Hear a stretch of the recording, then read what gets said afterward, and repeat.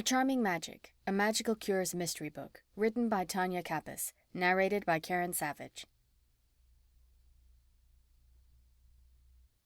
Chapter 1. "Today is the day," Chandra Shango shouted over to me when I walked out of the door of my homeopathic cure shop, A Charming Cure. The morning sun sprayed down, exposing the dewdrops on the drowsy daisies and moonflower petals that had already opened up to let the bit of vitamin D put more pep in the more than colorful flowers. "It is." I stopped and smiled, watching Chandra go down the row of flower boxes underneath the windows of her shop, a cleansing spirit spa, wiping off the dots of water on each and every single petal, adjusting her orange turban with each step she took. My charm bracelet jingled when I flung my bag over my shoulder and gripped a good luck mojo bag in my hand. The welcome sounds from my bracelet gave me peace to know that I was safe and sound, not to mention that I was well looked after by Mr. Prince Charming, my fairy godcat. Meow. Mr. Prince Charming stood next to me, slowly wagging his long white tail in the air. I looked up and down Main Street in Whispering Falls, Kentucky. The carriage lights lined the magical street, showcasing all the beautiful ornamental gates leading up to the coziest shops this side of the Mississippi, adding to how enchanting the town was. "Let's go," I said. Meow, meow. Mr. Prince Charming darted out from under my feet and through the wisteria vine, covering the path in front of my shop. The purple flowers overflowed and jumped out of the path of feet and other invading critters. "Thank you." I watched my footing, making sure I didn't step on any of the vines. "Well, well, aren't you just the best village president?" Petunia Shrubwood had bent down to pet Mr. Prince Charming while he did his signature figure eights around her ankles. He loved a good scratch, and ankles were his choice of pleasure. "I see you have a mojo bag," she pointed. I have yet to meet our new neighbor. I glanced over my right shoulder where Magical Moments, the new shop, was located. It wasn't just any new shop, it was a flower shop. I'm going to take over a few good luck charms and introduce myself. Petunia grabbed a stick off the ground before she stood up and tugged the crease out of her A-framed black skirt with bright yellow polka dots all over it. "No one has seen the new owner since they put these things up so fast." She put the stick in her messy updo, referring to how fast shops seemed to appear out of nowhere. Chirp, chirp. A couple of birds flew out of the back of her hair, allowing her to push the stick in even further. "The Marys are fast." I referred to the Order of Elders of the spiritualist community, Mary Lynn, Mary Ellen, and Mary Sue, affectionately known as the Marys. The Order of Elders was made up of past village presidents from other spiritual communities. They were in charge of all the villages, including new shops. As the Whispering Falls village president, my only duties consisted of making sure the rules were followed and peace was kept within the community. So far, so good. At least for the past 6 months. I guess it went up overnight. I looked over at the charming new shop. The front gate looked like long-stemmed flowers with blossoms on the top, perfect for a florist. "Overnight?" Petunia laughed. "I had late tea with Gerald at the Gathering Grove last night." She blushed. "I guess you could say early morning tea." She looked away, obviously remembering her time with her longtime boyfriend, Gerald Regula, who owned the Gathering Grove tea shop, which was almost directly across the street from the Magical Moments. "It was not there when I came home." I didn't ask what time she went home from her late-night tryst, and really didn't care, since my love life was dead. "Yes," I inhaled, trying to push the thought of Oscar Park out of my head. I had a lot of work to do today, and thinking about Oscar was not on that list. If it was, nothing would get done. The Marys work fast. I dangled the bag in the air. "I guess I'll see you later." "I'm going with you." She pulled a little bag out from under her cloak. "I have some good luck bugs to give her." "Bugs?" I asked. Bugs couldn't be a good fit for a florist, could they? "Yes, bugs," was all she said. She should know, since she was the owner of Glory Bee Pet Shop. "These bugs keep the bad bugs out." She beamed with pride. "At least, that was what they said." Her cheeks balled. We walked the little distance to the front of the flower shop. We both took a deep breath. The fresh-cut smell circled our heads and flew up into the air. I was sure I'd be able to get a whiff of the wonderful scents from my house, which was situated on the hill right behind the florist. Petunia Shrubwood's spiritual gift was the ability to talk to animals, while mine was the ability to create cures for all sorts of things. I couldn't wait to see what the new tenant's spiritual gift was. That was what made Whispering Falls so special. Every single shop owner had an unusual spiritual gift. Petunia's boyfriend Gerald was a tea leaf reader, hence the reason he owned the Gathering Grove. Chandra was a palm reader. Her customers loved her. They were regulars, coming back for more of Chandra's advice, even though they had no idea she was a palm reader. All they knew was that Chandra was magical. Yes, it should be interesting to see what talent this one has. Petunia's eyes narrowed as she bobbled her head back and forth, trying to get a look inside the gate. Petunia, yoo-hoo. Patience Karima could be heard but not seen. The only thing we saw was the berserk giant ostrich Patience had acquired as a pet, only I think it acquired her. The large feathery bird flew right past us, with Patience dangling in the air behind the squawking creature, eyes shut, mouth open, and hands tightly holding on to the leash. Help! Patience's voice trailed off as the bird darted out of sight. I guess this will have to wait. Petunia opened her cloak and put the bag of bugs back underneath it. She waved. I've already told her how to be an ostrich owner. Petunia shook her head before heading after Patience. The clouds parted, allowing the sunlight to beam down on Whispering Falls in full force. The carriage lights clicked off. It was almost time for the shops to open. I placed my hand on the gate of magical moments to open it. It was like one of those mood rings I had as a child. The iron stems turned green, and the blossoms turned into every color of the rainbow, creating a little garden right there on the gate. Well, isn't that cute? My spirit filled with joy. Instantly, I knew I was going to love the shop owner. They were going to fit in perfectly. Chapter 2. Rules, rules, rules. A thin pair of hands shot up in the air behind a bundle of the most beautiful bouquet of long-stemmed white roses, which everyone who knew anything about magic, or roses for that matter, knew was a sign of a new beginning. The snip of scissors clicked faster and faster. Several green stems flew up in the air. I ducked when one hurtled my way. Who can live with all these rules? You need a fresh start, and I stuck my neck out for you. The small, sweet voice came from the area where the stems flew up. A flash of light sailed into the air, illuminating the floating woman underneath it. Her silvered, tight curls and fox stole resting around her neck gave me a clue who she was before she had to turn around. Whispering Falls is a forgiving community. You will follow the rules. She crossed her arms just like her legs were. I cleared my throat. Though I was the village president, I didn't have the right to be eavesdropping. Welcome to Whispering Falls. Nervously, I tucked a strand of my black hair behind my ear and tugged on my long black dress. It drove me crazy when the side seams began to shift to the front of my body. I brought you a congratulations mojo bag to welcome you to the community. Mary Lynn, one of the Order of Elders and the hovering spiritualist, turned her head. She smiled and uncurled her arms and legs, letting the light bring her feet to the ground. Only I couldn't see her once she was firmly on the ground, since she was only 4 feet tall, but I could hear the click of her pointy black shoes as she got closer to the front of the store.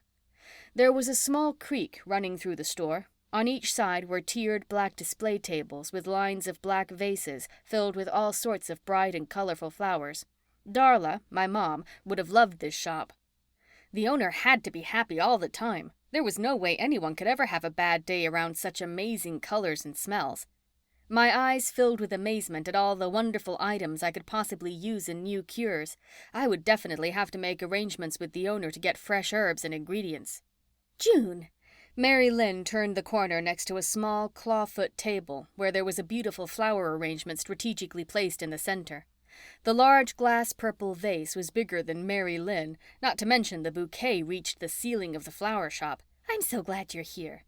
Ecstatic. A sarcastic voice was barely heard over the sound of the snipping scissors. It's my pleasure. I tilted my head to the side to see if I could get a look at the new shop owner. I held the mojo bag up while Mary Lynn wrapped her arms around my waist to give me a big hug. She pulled back and teetered on the edge of the small creek. I pulled her closer to me and off the edge of the water. How are you, dear? There was a concerned tone to her voice. The corners of her eyes dipped down on the sides. I'm doing okay. I smiled, trying not to cry. Mary Lynn was one of the elders who Oscar had denounced his spiritual gift to. She was there to help pick me up when I found out. I've come to realize Oscar will never be able to accept me as his girlfriend or remember the fact that he was truly in love with me in this life. So this Oscar doesn't have a girlfriend? The snipping stopped. The sound of heels clicked closer, and out from behind the flower arrangements on the other side of the creek. I swallowed hard when the dark-haired beauty walked up. Her olive skin went perfectly with her deep blue eyes and high cheekbones, making me a little envious. I'm June Heel, the owner of a charming cure. I pointed out the door. Just next door a little bit. A little bit? Her right brow rose as though she didn't believe me. I held out the mojo bag. This is for you. It's a mojo bag filled with good luck charms and smells. As you can see. The scissors were still in her hand, and she turned to snip a flower in the flower bed that lined the creek. I have plenty of smells to keep me happy and filled with luck. Who doesn't love a flower shop? A magical flower shop. June, this is my granddaughter, Arabella Paxton. Mary Lynn hopped her small body over the creek, barely clearing it. She put her hands on Arabella's arms. She's amazing with flowers. I'm a floral designer. Arabella's ice-blue eyes narrowed. A thin grin crossed her lips, causing her already high cheekbones to be even more defined. She flung the scissors around in the air. What was this about a girlfriend-free Oscar? I wondered what type of men were in this community, and I need a man. I'm also the village president. I took a deep breath. Suddenly I had all sorts of confidence. There was no way this woman was going to get her flower shears on my man. Okay, technically Oscar wasn't my man, but he was, and will be, one day. Do you have a copy of the rules of the community? I recalled her fussing about rules when I had walked in. June! Arabella threw her head back, her long, straight hair cascading down her back. Her mouth opened wide and a fit of laughter came out. Do you honestly think I didn't know you were standing here when my dear sweet grandmother was scolding me about the rules? She smiled. You underestimate me. Not only was she beautiful and smart, but she was also a smart aleck. Oh, Arabella, I was going to give it right back to her. I don't underestimate anyone moving into my community. I do, however, expect you to follow the rules. My intuition dug into my gut. Where did she come from? Why did she move here? You should follow your own rule of not trying to read other spiritualists. She reminded me of rule number 1, because I don't recall me giving you permission. Not only did I have the spiritual gift of knowing what potions to make for any type of ailment, but I also had a keen sense of intuition. But how did she know that? I'm sorry if you felt like I was reading you, but I was not. My shoulders rolled back so I could gain more confidence. I held out the bag across the creek. I did overhear you and Mary Lynn discussing the rules when I walked in. It's just a gentle reminder, that's all. Her long, lean fingers reached out and grabbed the bag. The bag fell and splashed into the water. Oops. She put her hand over her mouth. I guess I didn't have a good grip. Arabella. Mary Lynn gasped and reached into the water to get the bag. She held it up. The wet herbs inside the bag had stained the cheesecloth bag, and drips of black spattered on the floor. Oh, grandmother. Arabella grabbed the bag and disappeared to where she had come from. The clunk of the bag echoed when she tossed it in the trash. I'm so sorry. Mary Lynn apologized profusely. She's having a hard time moving here. And why exactly is she here? I asked. Grandmother. Arabella's voice had changed into a sweet voice. If I hadn't had my interaction with her, I would have been fooled by the innocent tone. If we are ever going to get the shop opened in 5 minutes, I'm going to need your help. I'm sorry. Mary Lynn wrung her hands as she shook her head. Quickly, she turned and rushed back to her granddaughter. Arabella's head popped up over the back display shelf. Her eyes caught mine. She glared a moment too long before the evil grin crossed her face. Be sure to tell Oscar to stop in for a free flower. She held up a red rose and twirled it in her fingers before she lifted it to her nose. Oh, and I'd be more than happy to give you my leftovers for your little cure shop, especially if I'm going to take your leftover. She winked and disappeared back behind the display table, not wasting a moment to start clipping away. Chapter 3. My leftover? I stomped my way out of the shop and through the gate, nearly knocking right into Petunia's shrubwood. Oscar Park is not a leftover. Over my dead body. Whoa! Petunia stepped out of the way, the bag of bugs dangling from her wrist. Patience and her ostrich did another flyby. First Patience, now you? She shook her head. I glared at her and stepped off the sidewalk into the street. I kept walking, my eyes set on my shop. Her leftovers over my dead body, I screamed over my shoulder. Arabella Paxton. I curled my nose when I said her name, my hands fisted at my side. I will just keep getting my herbs from KJ. Potions, bad potions, and things I could do to Arabella whirled around in my head. The wind whipped up along with my thoughts. Leaves blew up around my body before twirling up to the sky like a tornado. KJ was the Native American I got my ingredients and herbs from when I ran out. Beep, beep. The honking horn nearly made me jump out of my skin. You better get out of the way. The window rolled down and Oscar Park popped his head out. He held up a cup of coffee. You look like you need this. Relief settled in my soul, and the tension left my shoulders. I didn't need coffee. I needed him. Just looking at his bright white smile that led up to his twinkling blue eyes made anything wrong melt away and fade off. Park. My charm bracelet jingled as I pointed to a parking spot right in front of the shop. I had 10 minutes before I had to open a charming cure, and I couldn't think of any better way to spend it. I walked toward him. Yeah, you definitely look frazzled. Oscar looked at his watch before he got out of the car. And it's only 9 a.m. He laughed and held out the cup of coffee from Wicked Good. Yum. I could smell the delicious fresh Java he had brought from the shop a couple of doors down. Wicked Good was owned and operated by one of my dear friends, Raven Mortimer, who happened to name a homemade pastry after me, June's Gems. Don't think I forgot this, too. Oscar winked and retrieved a green and pink Wicked Good bag from the front seat of his car. You are a lifesaver. My mouth watered at the chocolatey treat inside the bag. Oh dear. The voice came from the sidewalk, causing Oscar and me to look over. I didn't realize this was so heavy. Arabella stood on the sidewalk next to the most amazing flower sculpture I had ever laid eyes on. Her leg was cocked to the side, and her hands were planted on her slim hips. Her long black hair flowed over her shoulder as she tilted her head as if she was confused. Her eyes slid over to us, catching Oscar's attention. When they made eye contact, she smiled. Her eyes narrowed and she pointed to him. You, her voice purred, you look like a big, strong man that can help me. Of course. Oscar wasted no time handing me his cup of coffee. No, I protested, while trying to juggle the cups and the bag. Oscar stopped. There was a puzzled look on his handsome face. I mean, no to holding all of this. I'll be right back, he said. He might be right back, but his heart might not be. I lowered my eyes and glared at her. She didn't take her eyes off him. As a matter of fact, I swore I saw her look him up and down with a wanting look only another woman would know. That's amazing. Oscar pointed to the design. Arabella had taken a body form and used hot pink flowers to make a flowing skirt. There were fabric butterflies strategically placed all over the bodice of the silhouette and in the flowery hair Arabella had created. It was beautiful, but I would never have told her that. Thank you. Arabella dragged her long fingernail down Oscar's muscular arm, sending my gut into a fit of rage. I knew exactly what she was trying to do. You must be Oscar. Oscar blushed. I rolled my eyes. I'm Arabella Paxton. She spoke loud enough for me to hear and held her hand out for him to take. Oscar did something I had never seen before. He took the tip of her fingers, like you would see in an old movie, bringing the back of her hand to his lips, and he kissed it. Nice to meet you. His country accent sent her into a fit of laughter. Aren't you a true Southern gentleman? Arabella pulled her hand away and held it to her chest. I cleared my throat, raising both my brows.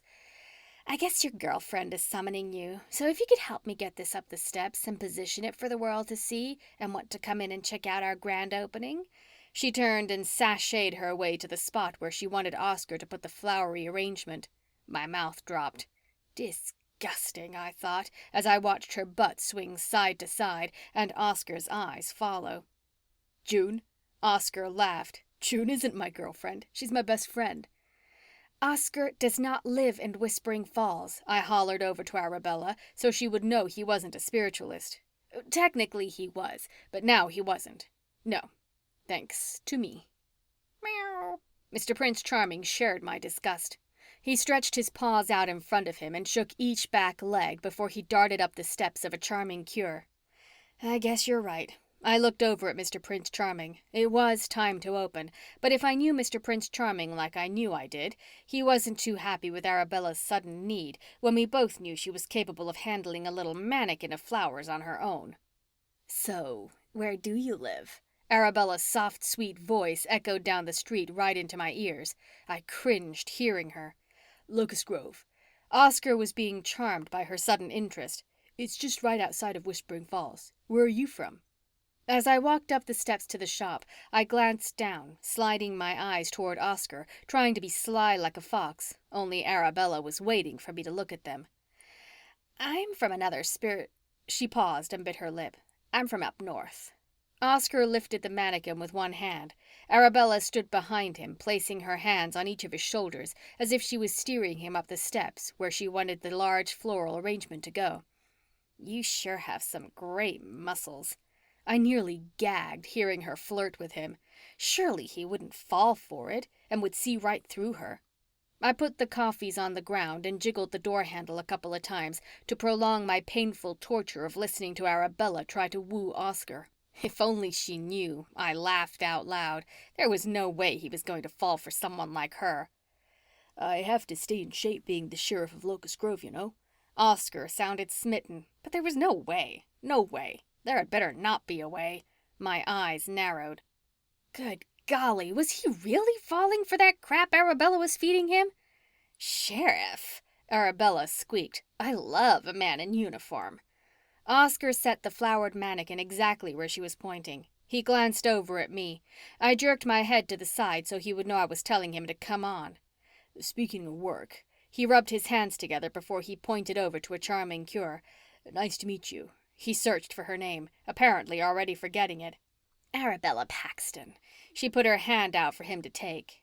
Again, he did that thing where he kissed her frickin' hand before he dropped it and skipped down the steps. She hollered after him, "Oscar, you're more than welcome to stop in any time." "Are you kidding me?" I asked under my breath when he trotted through the gate and up the steps of a charming cure. "What?" He picked up the coffees as I unlocked the door. "It took you a while to open the door," he observed. "Or were you being nosy?" "Me? Nosy?" I scoffed and felt for the light switch just inside the door. Mr. Prince Charming darted into the shop once the lights illuminated the space and jumped on the counter, his favorite spot. "Yes, nosy, you," Oscar joked and made his way back to set the coffees next to Mr. Prince Charming. "Interesting." Oscar picked something up off the counter next to Mr. Prince Charming's paws. "I see your crazy cat is still up to his old ways." He held something in the air for me to see. "One of these days someone is going to catch him for stealing, and he will be out of lives then." Oscar's voice was white noise. My eyes zeroed in on the shiny thing dangling between his finger and thumb.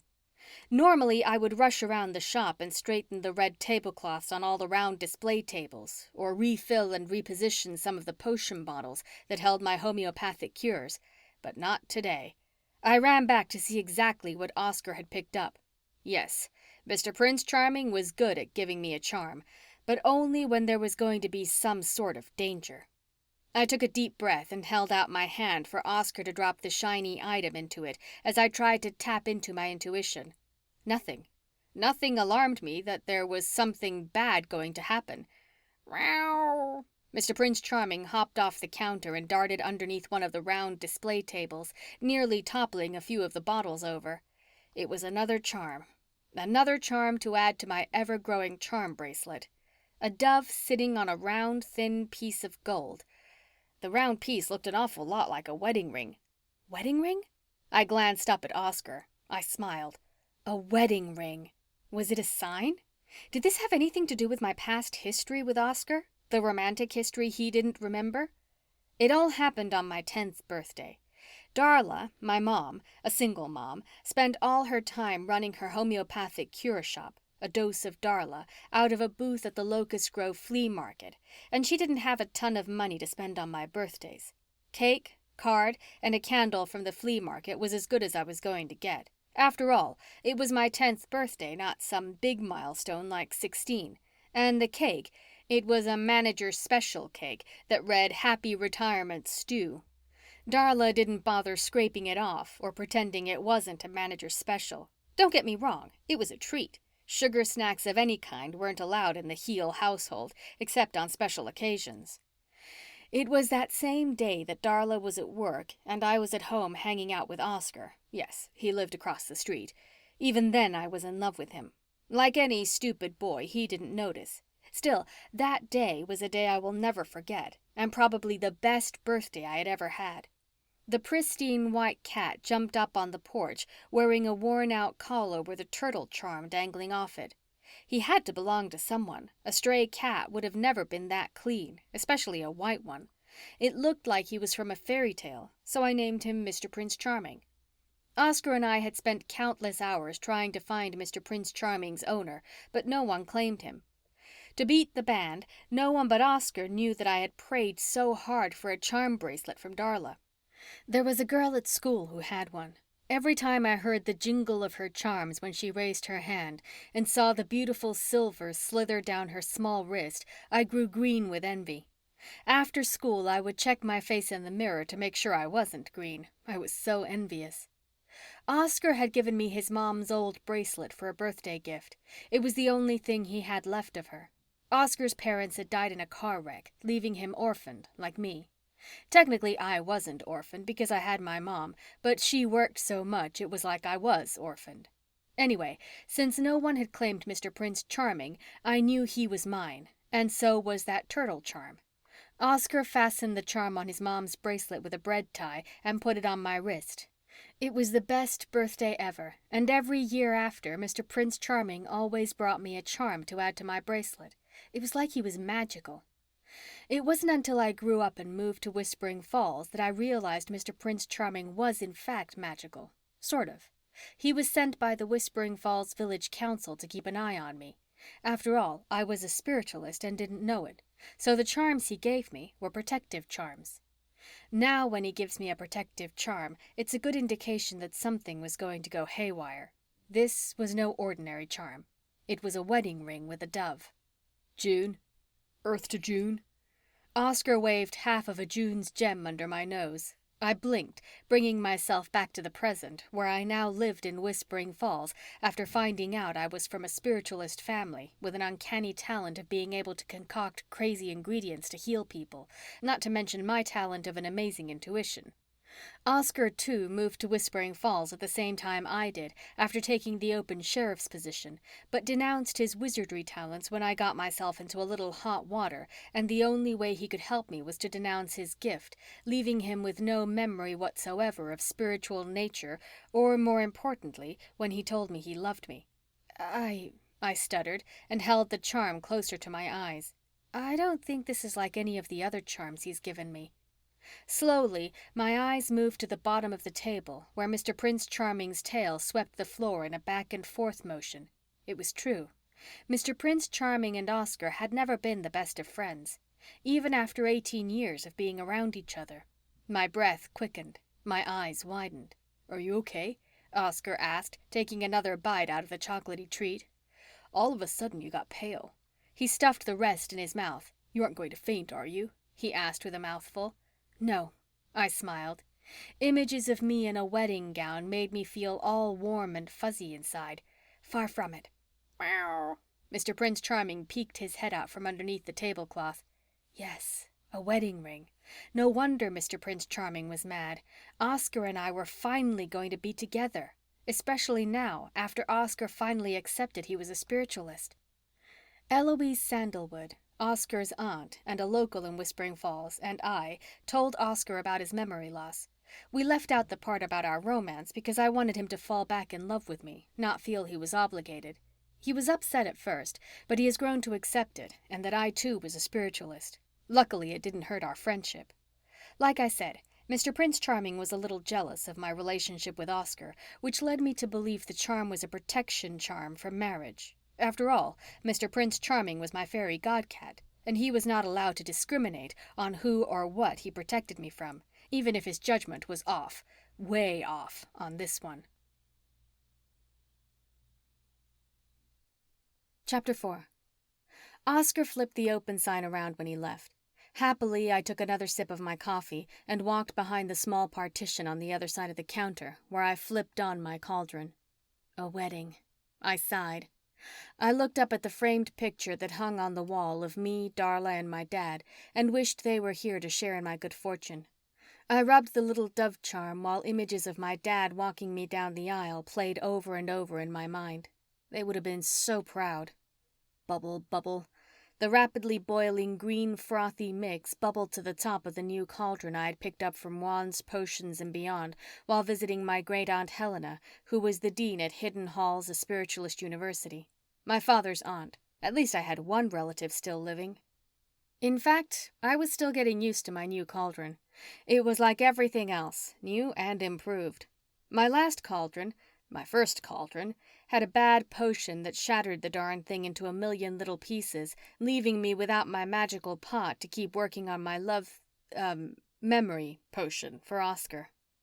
I reached over and rubbed my finger on the dove charm, making a mental note to take it to Bella's baubles so Isabella Van Loo, Bella for short, could put the charm on my bracelet.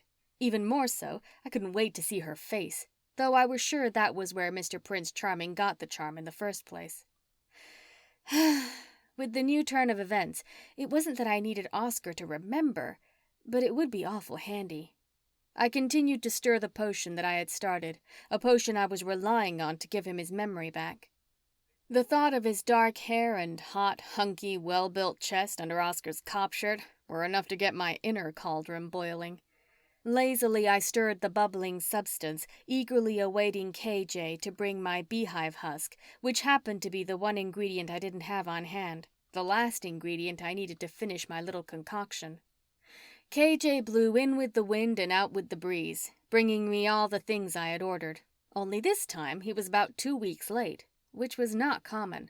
Once I put in an order, he was usually at a charming cure within a couple of days. If I had to pick one thing about being a homeopathic spiritualist that kinda stunk, I couldn't just drive to the Piggly Wiggly in Locust Grove, Kentucky. I had to put out a call into the night wind. Yes, I had to stand out in the night air, lick my pointer finger, and try to determine which way the wind was blowing. Once I'd figured that out, I had to shout out into the wind the things I needed. Things like beehive husk, bear claw, charred skeever hide, dwarven oil, glow dust, you know, the basics. Can you imagine me standing out in the midnight air in my bat pajamas, with my chin-length bob pulled back into the smallest ponytail you had ever seen, and my finger twitching around in the air? I was sure I looked like a fool licking my finger at least 20 times and putting it in the air. I definitely wasn't good at finding the wind, but somehow KJ always got my order. The door of the shop flew open, bringing in a couple of leaves rustling and dancing around before settling on the wood floor. The bell that hung over the door dinged back and forth several times before coming to a rest. Meow, meow. Mr. Prince Charming ran out from underneath the table, followed by some heavy footsteps. He jumped up on the countertop and took his rightful spot. "I see you are working hard back here." The strapping young Native American stood in the doorway of the shop with a bundle of sage, grassroot, and beehive husks neatly tied up in the crook of his arm. KJ! I took the ladle out of the cauldron and laid it down. I hurried around the counter to meet him. I put my arms around KJ, practically crushing the bundle. The crackling dried leaves crumbled between us as I pulled him closer when my eyes caught sight of Oscar standing next to his car with Arabella leaning up against his door in a very provocative pose. What the heck? He left a while ago. My eyes narrowed as I watched Arabella hand Oscar a piece of paper. My stomach knotted when Oscar looked at the paper and a big smile crossed his face. Arabella ran her whole hand down his arm before she said goodbye and jogged off toward her store. Her hair swung back and forth. Oscar watched her the whole way. KJ tried to pull away, but I grabbed him tighter. He patted me on the back. I could tell he thought I was crazy, but what homeopathic spiritualist wasn't, especially one that was getting railroaded by another spiritualist? "Good to see you too, June." KJ placed his hands on my shoulders and pushed off of me. He closed the door behind him and held the bundle out for me to take. "Beehive husk is hard to get this time of year. If you would have asked for Luna moth wings," he snapped his fingers, "I could have gotten it like that." KJ continued to tell me the story of how he had to put several calls into the wind in order to get the beehive husk. and I only wished I had heard him, but I wasn't paying a bit of attention to the feisty young man with long black hair and deep brown eyes. If only Arabella were as nice as KJ, I would have gotten some items from her. There was no way I was going to buy from her when she was bound and determined to get her thorns into my Oscar. The beehive husk was a must. I took a deep sigh and held the bundle close to my heart, thinking about the charm and Oscar. June? KJ waved his hand in front of me. Did you hear what I just said? I shook my head. My short black bob swung side to side. Yes? Yes you do, or yes you don't. KJ stared at me. He must have read my blank look. The Luna moth wing? Oh. I looked over my shoulder at the row of ingredients on the shelf behind the counter to see if my supply was low. It's the harvest time, and I'm picking some up. If you need some, tell me now. That way you won't look so silly standing in the dark with your pajamas on, trying to figure out how to get in touch with me. It's a very busy time of year, so I might be a few days late. An ornery smile crossed his tan face, exposing the most perfect set of white teeth I'd ever seen. A few days? I asked in a joking way. Yeah. I'm sure you're mad that I'm a couple of weeks late. He picked up a couple of different potion bottles sitting on one of the display tables in the middle of the room. He glanced up. There was a twinkle in his dark eyes. By the way, are those bats glow in the dark? If you must know. I whacked him with the bundle before I put it on the counter. They are. I love my bat PJs. And no. No what? He asked. His brows narrowed and a puzzled look settled on his face, defining his strong jawbone. No Luna moth wing. Even though I had a pinch left, I didn't see why I would need the unusual ingredient. After all, Luna moth wing was used in some sort of baby-making potions, and there would be none of that around here at this time. Those types of potions were never on my mind, so I really didn't know much about 'em. It was always good to have some on hand, and the small amount I did have was going to be plenty. KJ and I both turned to look as the bell dinged over the shop door. Good morning. Ophelia Biblio traipsed in, looking so fashionable in her pointy booty boots, skinny jeans, and purple flowy blouse. Her curly honey hair neatly spilled over her shoulders and cascaded down the front of her 5'5" frame. In a high-pitched voice she said, Have you been to the new florist yet? Divine, absolutely divine. She brushed her hands in the air, and that Arabella is so charming. So charming. A hint of sarcasm dripped out of my mouth. KJ and Ophelia looked at each other. KJ, Ophelia Biblio. There was an introduction to be made. KJ was a young man. Ophelia was a young woman. Both hot, both sweet. Only Ophelia was taken. Smitten, in fact, with Whispering Falls' newest police chief, Colton Lance. Who wouldn't fall for Colton's big brown puppy dog eyes and messy blonde hair that any woman would want to run their hands through? I probably should have helped KJ pop his chin back in place, but I figured I'd let him drool a little bit longer. Ophelia was definitely a beauty. If I was a guy, I'd probably fall for her too. Nice to meet you. Ophelia dripped with sexy. She held her hand out for KJ to take. He did the good gentleman thing and kissed the top of it, just like Oscar had done to Arabella. Only Oscar wasn't falling for Arabella's beauty like KJ was falling all over Ophelia. How's Colton? I decided to let KJ's heart off the hook. I think his heart stopped. All the blood looked like it had drained from his face. I touched his arm. Colton's the new sheriff in town, and he's Ophelia's boyfriend. Oh. KJ's brows lifted. It was nice to meet you. He nodded toward Ophelia and then turned to me. I was so glad to see the nice olive complexion had returned to his cheeks. If you need anything, June, I'll be looking for the glowing bats. He winked before a gush of wind blew the door wide open, rushing in to sweep him away. That's what I call service. Ophelia shut the door and dusted her hands off. Now what do you need that for? She pointed to the bundle KJ had brought. You never know when there's going to be a smudging ceremony. I went about my business straightening the bottles on the shelf and using the feather duster to dust around them. Ophelia was prying, trying to figure out what I had up my sleeve with the beehive husk, but I wasn't going to tell her I was secretly making a potion to slip to Oscar to help him with his memory loss. The issues between me and Oscar were just that, between me and Oscar. I picked up a jar that I figured KJ had left me. Inwardly, I groaned at the sight of a jar of spiders. I didn't order spiders, but there was a note attached. I shrugged it off and assumed it was a thank you note and placed the jar on the shelf with the other ingredients. I turned back toward Ophelia. How's Ever After?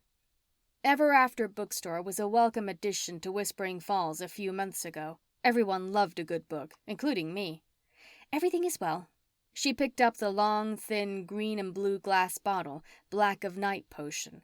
The cork popped when she took the lid off and sniffed the contents. Oh, I think I need this. It was unusual for a spiritualist to need a potion, or at least I thought it was. Really? I questioned her. She was probably returning the favor of buying something from the shop, since I was spending almost every single extra dime I had purchasing books from her store. I could never resist a good potion-making for dummies book, and Ever After had the best selection. You don't need a sleeping potion. I don't, but Colton does, she quipped. I'm not getting any sleep because he's snoring. This might do the trick. She pointed to the label. It says here that it helps with snoring. It does. In fact, I sold a lot of Black of Night to many wives. It seemed that every man had started to snore, keeping the wife up all night. Every household knows that when the woman didn't get the sleep she required, you'd better watch out. I walked behind the counter, and with my back to Ophelia, I dusted the ingredients shelf. Wonderful. She sidled up to the counter where Mr. Prince Charming was and raked her long nails along his back. His body curved like a wave. A word to the wise. Ophelia drew in a breath. The shop lights flickered. An uneasy feeling gathered at the top of my stomach and at the base of my throat. You should have taken some Luna moth wing. How did you know he asked me about that?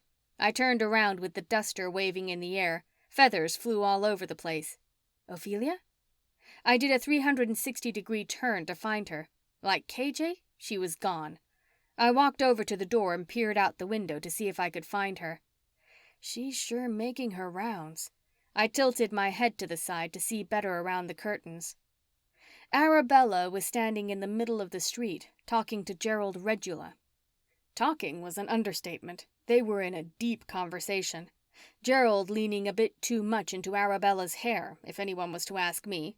But no one was, so I stepped back, ran my hands down the front of my shirt before I bent down to pat Mr. Prince Charming, who had made his way over to my ankles.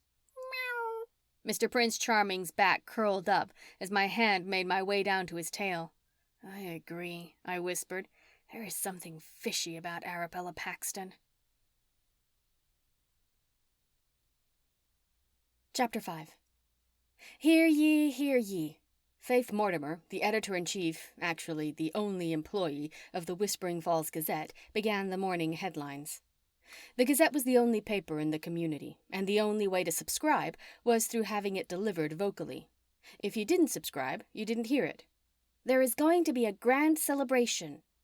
I picked up the charm and smiled, knowing exactly what grand celebration Faith was talking about. Everyone knew what had happened with Oscar and his memory. They felt awful for me, since I was grieving not only the fact that Oscar wasn't allowed to live in Whispering Falls, since the rule was that you had to be a spiritualist to live here, but the fact that he didn't recall our relationship.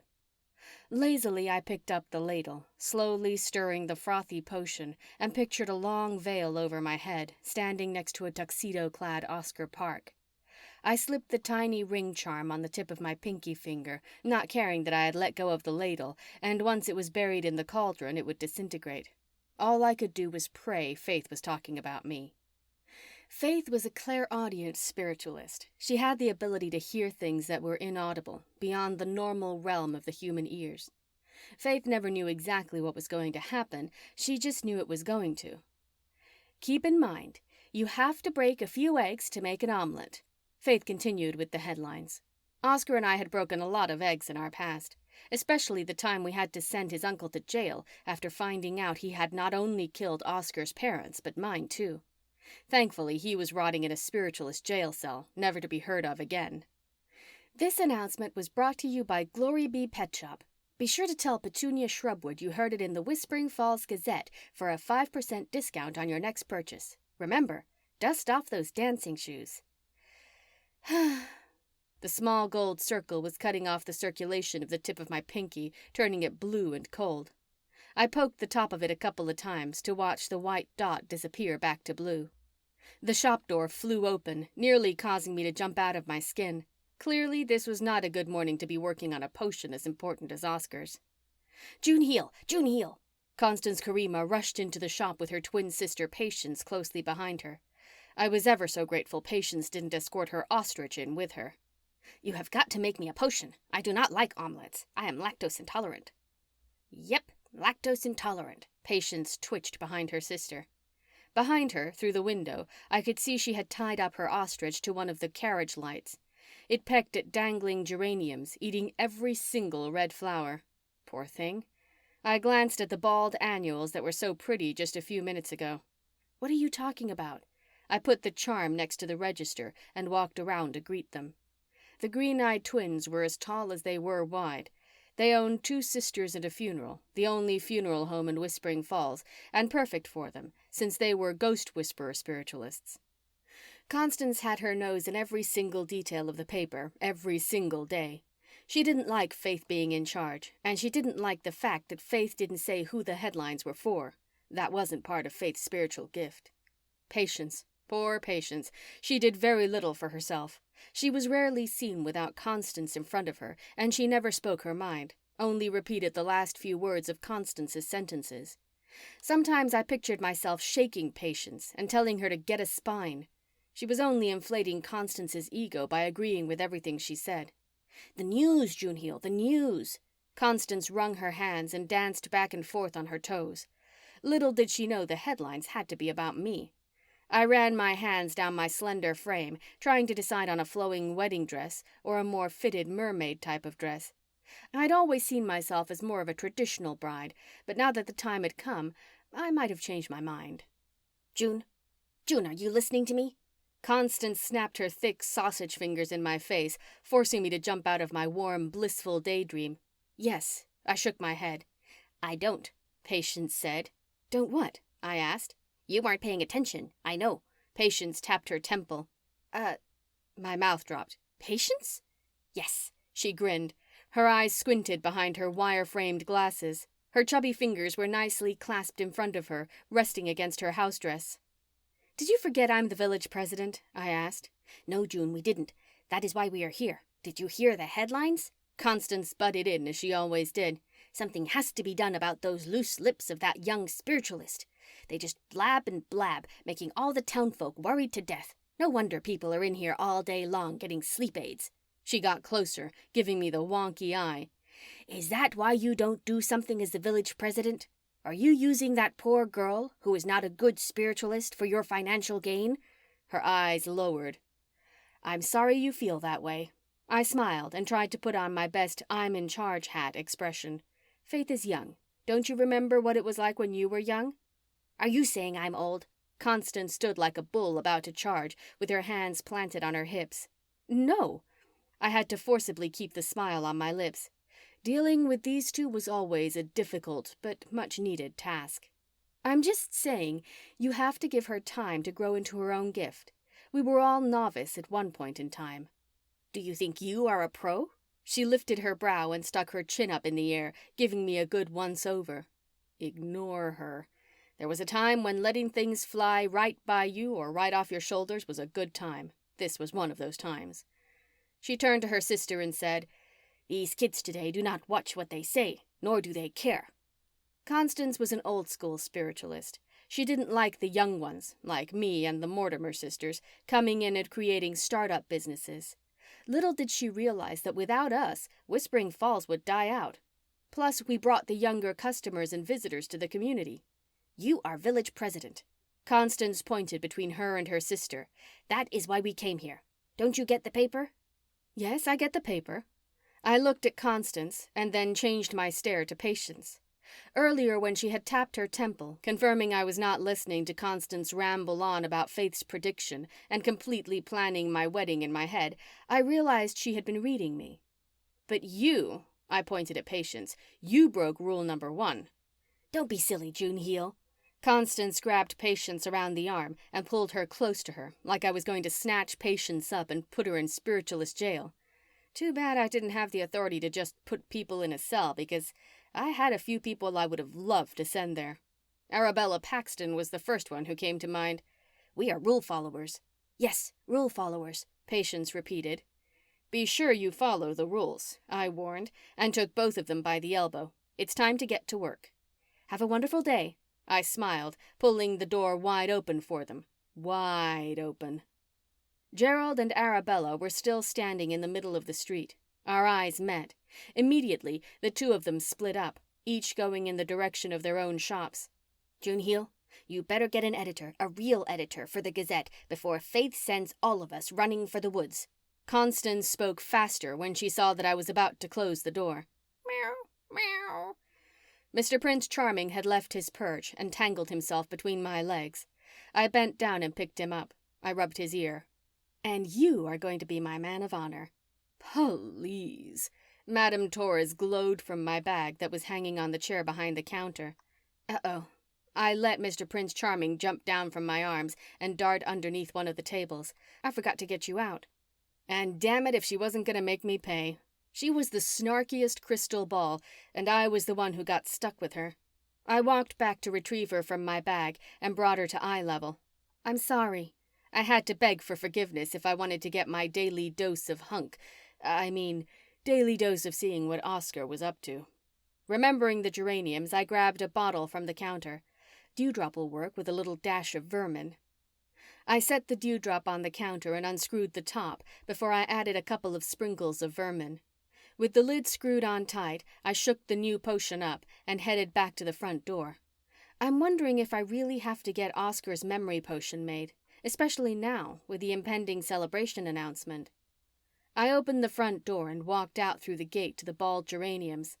A little distance between me and Madame Torres was exactly what I needed before she said something awfully negative about Oscar and how I had been trying to come up with that potion to get his memory back.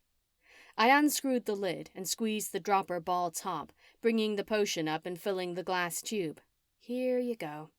Gently, I let a couple of drops fall into the hanging basket. Before too long, the geranium sprang back to life. There. I smiled and screwed the lid on before I headed back inside. I've done my good deed for the day. Before heading back into the shop, I stopped for a brief moment and looked over at Magical Moments. The line out the door made my stomach hurt. Secretly, I had wished Arabella would not have any business and be forced to close shop. That was a far-fetched idea. Who didn't love flowers? Madame Torres's displeasure was known when I walked back into the shop. I couldn't help but look back at her. Her pristine white face took up the entire glass ball. Her red lips looked like they were on fire. The purple eyeshadow matched the purple turban and big purple jewel that was front and center on the perch of her head. Her eyes narrowed. And you believe Faith Mortimer was talking about you and what's his name? Oscar Park. You know his name. I put the potion back on the shelf and walked back to the counter. Who else could it be? I sighed happily, knowing I was about to be Mrs. Oscar Park. My cell chirped from the depths of my bag. Madame Torres loved to rain on my parade. I didn't bother with her, though. I'd put an umbrella up to shield off her big fat drops. See? I turned my phone around to show her Oscar had just texted me and asked me to have dinner with him tonight. Tonight is going to be the night. One little problem. Madame Torres had the voice, the negative voice. I don't want to know. I quickly texted him back about dinner and how I couldn't wait. I own you. If I wanted to know your advice, I would ask. You can always show up to dinner a little late, Madame Torres warned me before she disappeared into the black abyss of the glass ball. I glared at her. What are you talking about? I shook my head, knowing she was gone for a little while. Ding ding. The shop door opened, our first customer of the day. I reached behind the counter to look at the cauldron to make sure it hadn't shut off. It was still rolling a slow boil. Good morning. I smiled and watched the woman head over to the table strictly for menopausal problems. I took a deep breath to clear my mind so I could read her vibe and let my intuition kick in to create exactly what she needed. My mind was all jumbled up with Oscar, the wedding, and grumpy Madame Torres. Yes, The woman appeared to be in her 50s. She had short blonde hair, styled so cute, with a little gel on top and sides, as it was cut right above her ears, where there was a fabulous pair of emerald teardrop earrings dangling down. "It is a Marvy day." "Marvy?" "Just Marvy," she said again, only this time I detected a hint of air in her voice, kind of like the way wealthy people spoke. "Let me know if I can help you with anything." I watched to see what she was picking up because my intuition wasn't picking up on anything, and that was the most important part of my job. Whenever a customer walked through the door, I tapped into their intuition. This little spiritual gift allowed me to know exactly what potion to make for them. No evil magic here, only good stuff. For instance, if a client came in for heartburn and they asked for a homeopathic heartburn medicine, I could tap into their soul and find out what was really bugging them. Maybe they were looking for love, and that was causing the heartburn. I'd throw in a little love potion to the mix, send them home with a bottle, and it would cure them right up. Next thing I knew, the customer was right back in a charming cure with no more heartburn and a sweetie on their arm. Cured. This woman was a different story. I grabbed my feather duster and dusted around the tables, trying to get closer to her. Maybe the distance was the problem. Sniff, sniff. I inched closer, trying to get a whiff of something, anything that would give me a sense of what she was dealing with or what I was up against. Nothing. My sniffer and intuition were coming up short, and I didn't like it. I sighed. "Are you okay?" The lady asked and walked closer to me. "You seem to be sniffing a lot. Do you have a cold?" I cleared my throat. "It seems you have some lovely homeopathic remedies for a cold. Have you tried any of them?" She picked up the cold remedy bath salt with a pinch of fly amanita, which was good for opening the swollen airways due to the inflammation of the common cold. "Allergies." I waved my hand in the air. "Of course I've tried all my cures." "Oh, you must be the owner of this lovely establishment." She grinned. Her eyes softened into a warm glow. She instantly made me miss Darla. I glanced over at the picture hanging on the wall. The framed photo of me standing between my parents was my only photo of us. It was a gentle reminder of their love for me, and it helped me get through the day. I confirmed with pride. Darla would be so proud of me taking over a dose of Darla and relocating to our hometown of Whispering Falls, where I have tapped into my spiritual gift that I'd gotten from my father's side of the family. Darla was not a spiritualist, far from it. She could catch something on fire and laugh, chalking it up to trial and error. "Are you looking for something specific?" "Yes." She tapped her long fingers together before she adjusted the cowl neck sweater, draping it a little more in the front. She smoothed the edges over her black leggings. Her slender legs ended in a pair of black flats. "I need something for a baby." "Oh, I love babies." Images of a cute little bouncing baby boy who had big blue eyes like his dad, Oscar, of course, and the black hair to match. Obviously, the baby would have black hair since Oscar and I have black hair. "Yes, well." The woman wasn't very entertained with my joy. "Do you have a little Luna moth wing?" Luna? Okay, now she had my attention. How did she know about spiritualist ingredients?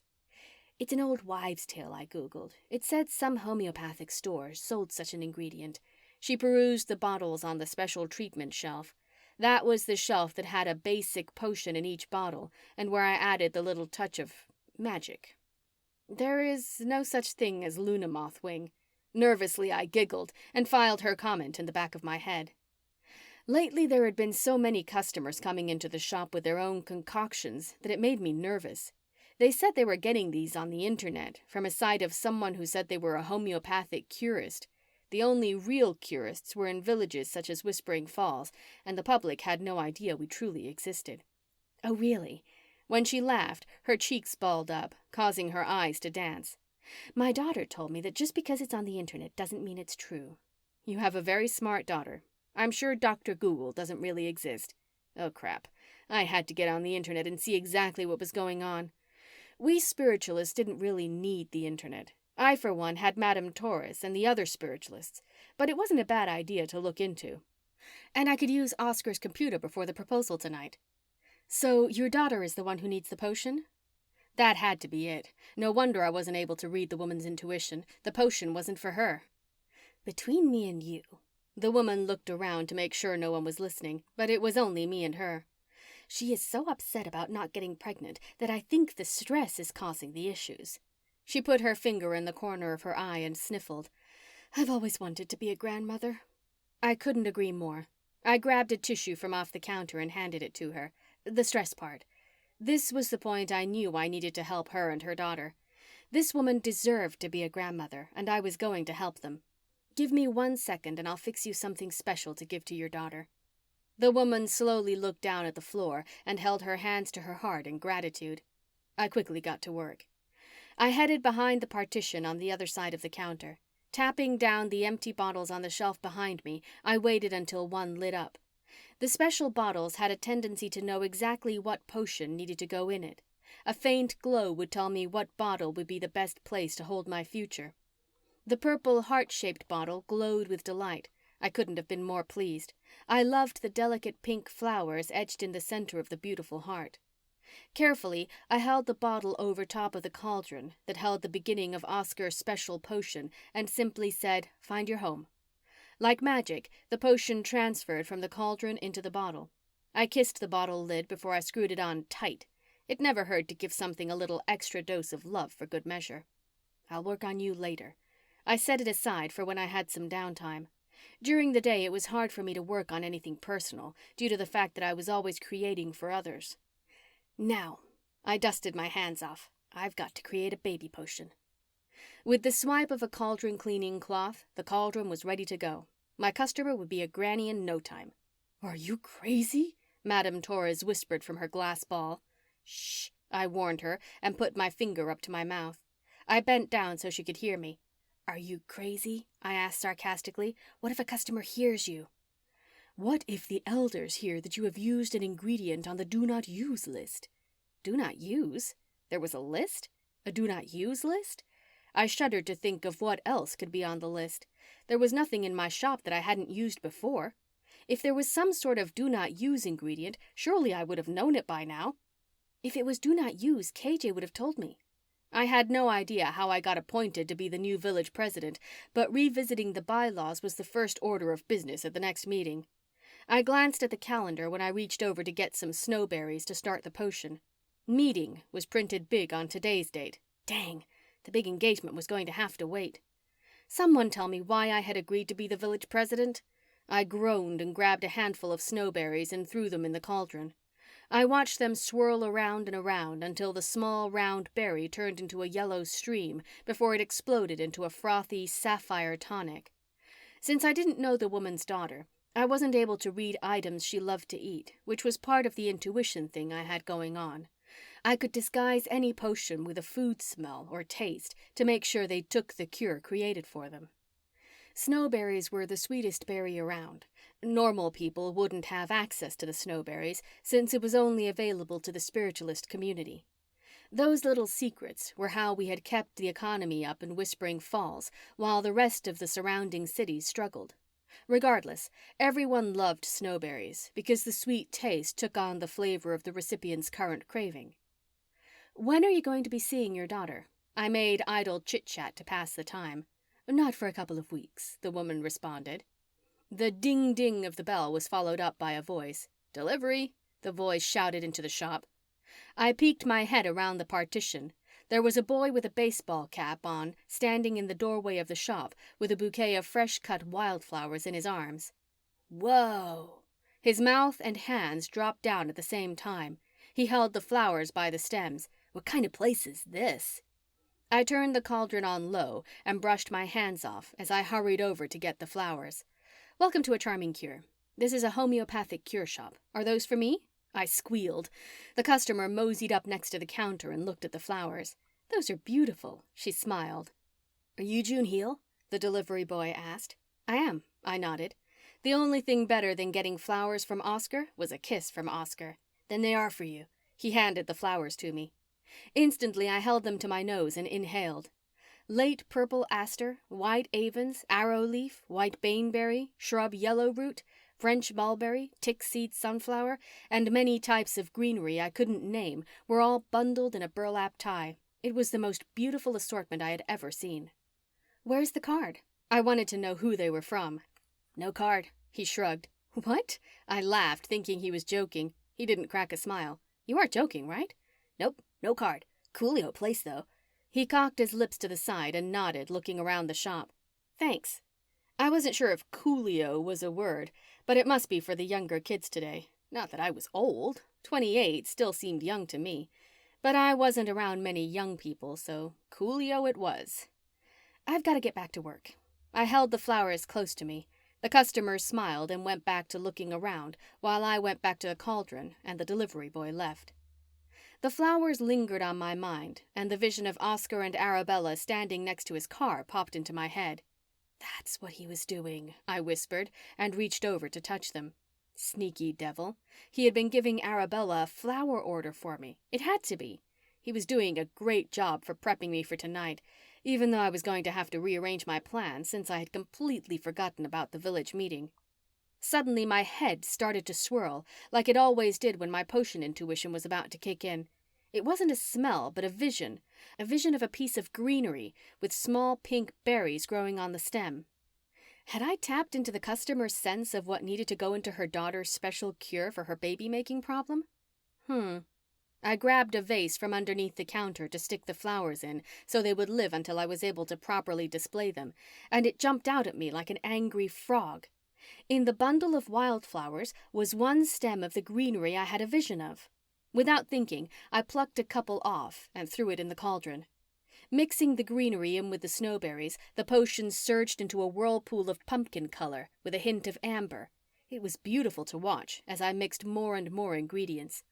And for the final touch, I grinned and turned around to get a pinch of bleeding crown root and a tad bit of lunamoth wing. With the last toss, I said, "Let's get it on." Okay, so I didn't have a good cure chant for baby making, but a little Marvin Gaye seemed to work for a lot of people and the cure because it rolled into a steaming, pulsating elixir that looked good enough to lick the sides of the cauldron. "I'm almost done," I called out to the woman. "Take your time, because this is our last hope." There was a little bit of relief in her voice, but not much. "You are our last hope." It wasn't like I was a doctor, and I certainly wasn't God, but it was great that I could put some hope into people's lives. Before I even touched a bottle to see which one was for the cure, a bottle was already glowing when I turned around. I smiled. I had known the crystal hourglass bottle with the gold molding around the base, with the delicate gold flowers etched in the glass, was going to hold a special potion. What was more special than a baby? Perfect. The word left my lips in a whisper. "Are you sure you want to do this cure?" Madame Torres appeared. Her lashes were heavy with black mascara. Black liner rimmed her lids.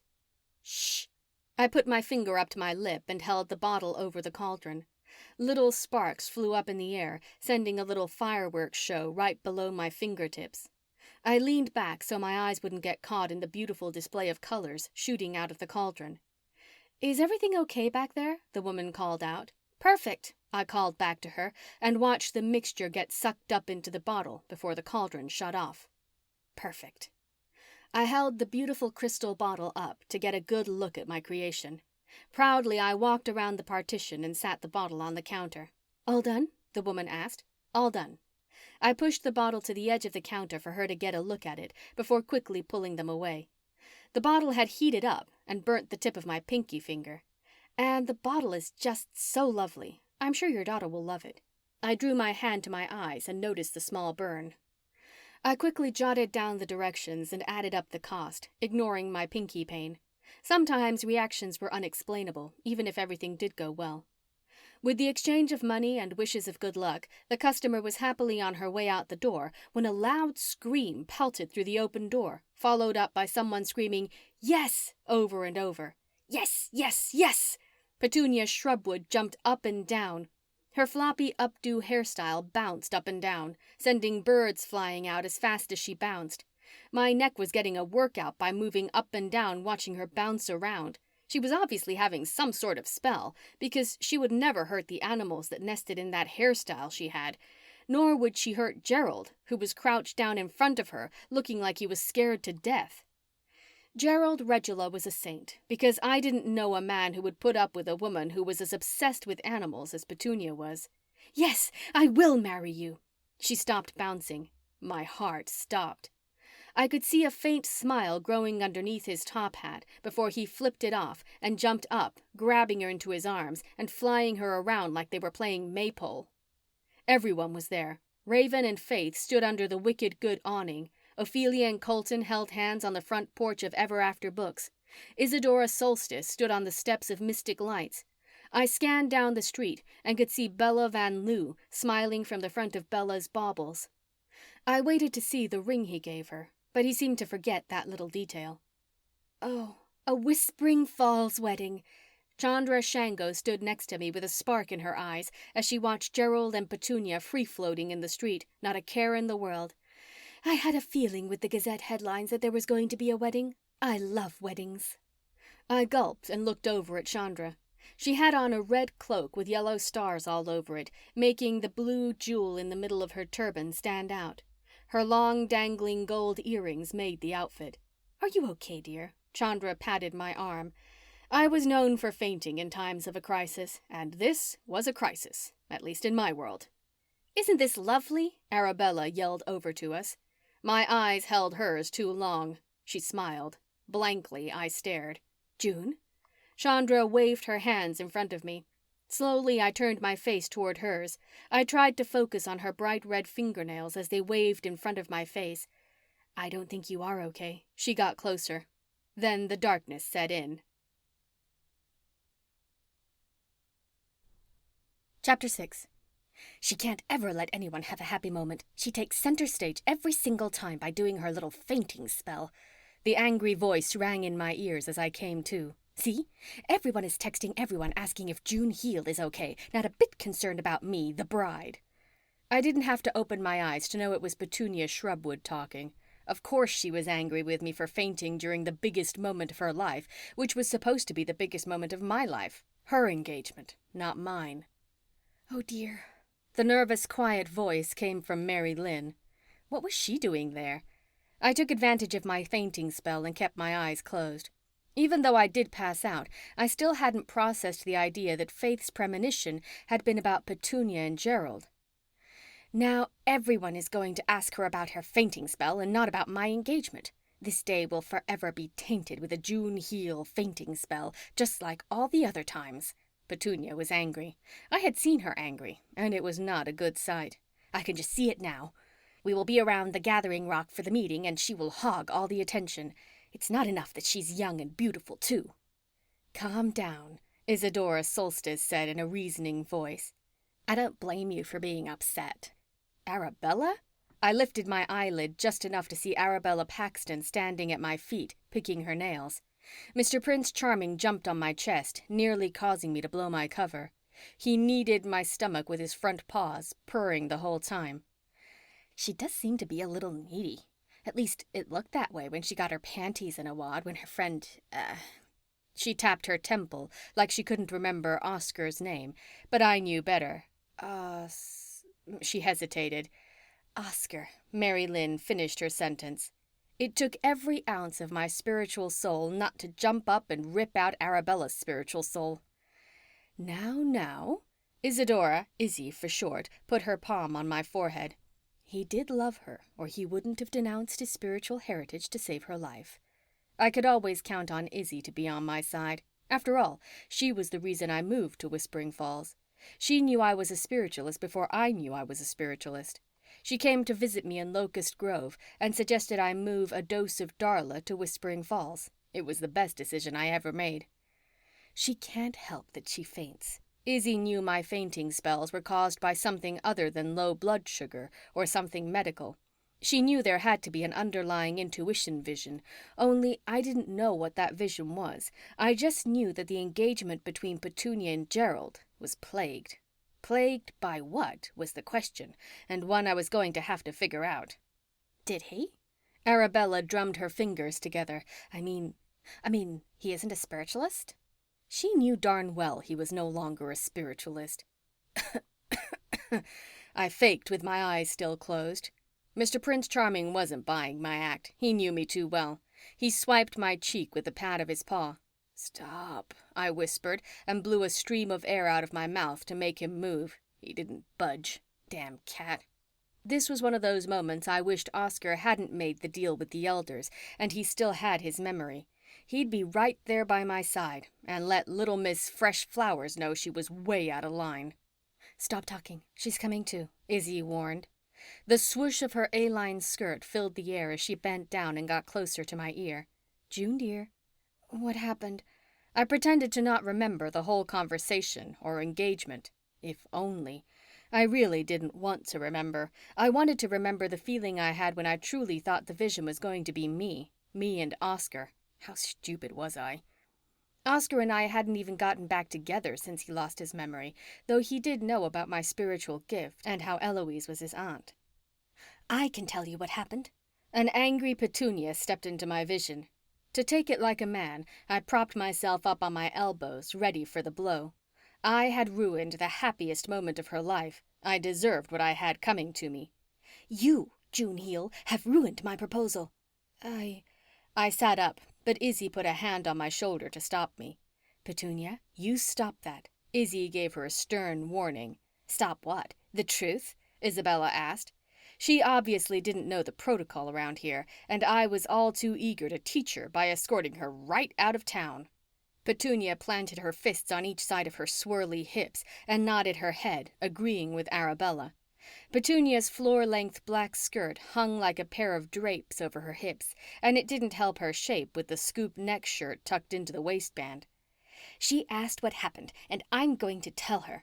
She shook her fist at me before she pointed to Arabella. "Well, she's going to tell her. You can't stand to see someone in love now that you have lost Oscar, and you don't want her to be happy." There was an evil twinkle in Arabella's gorgeous eyes. She made evil look beautiful. "Me?"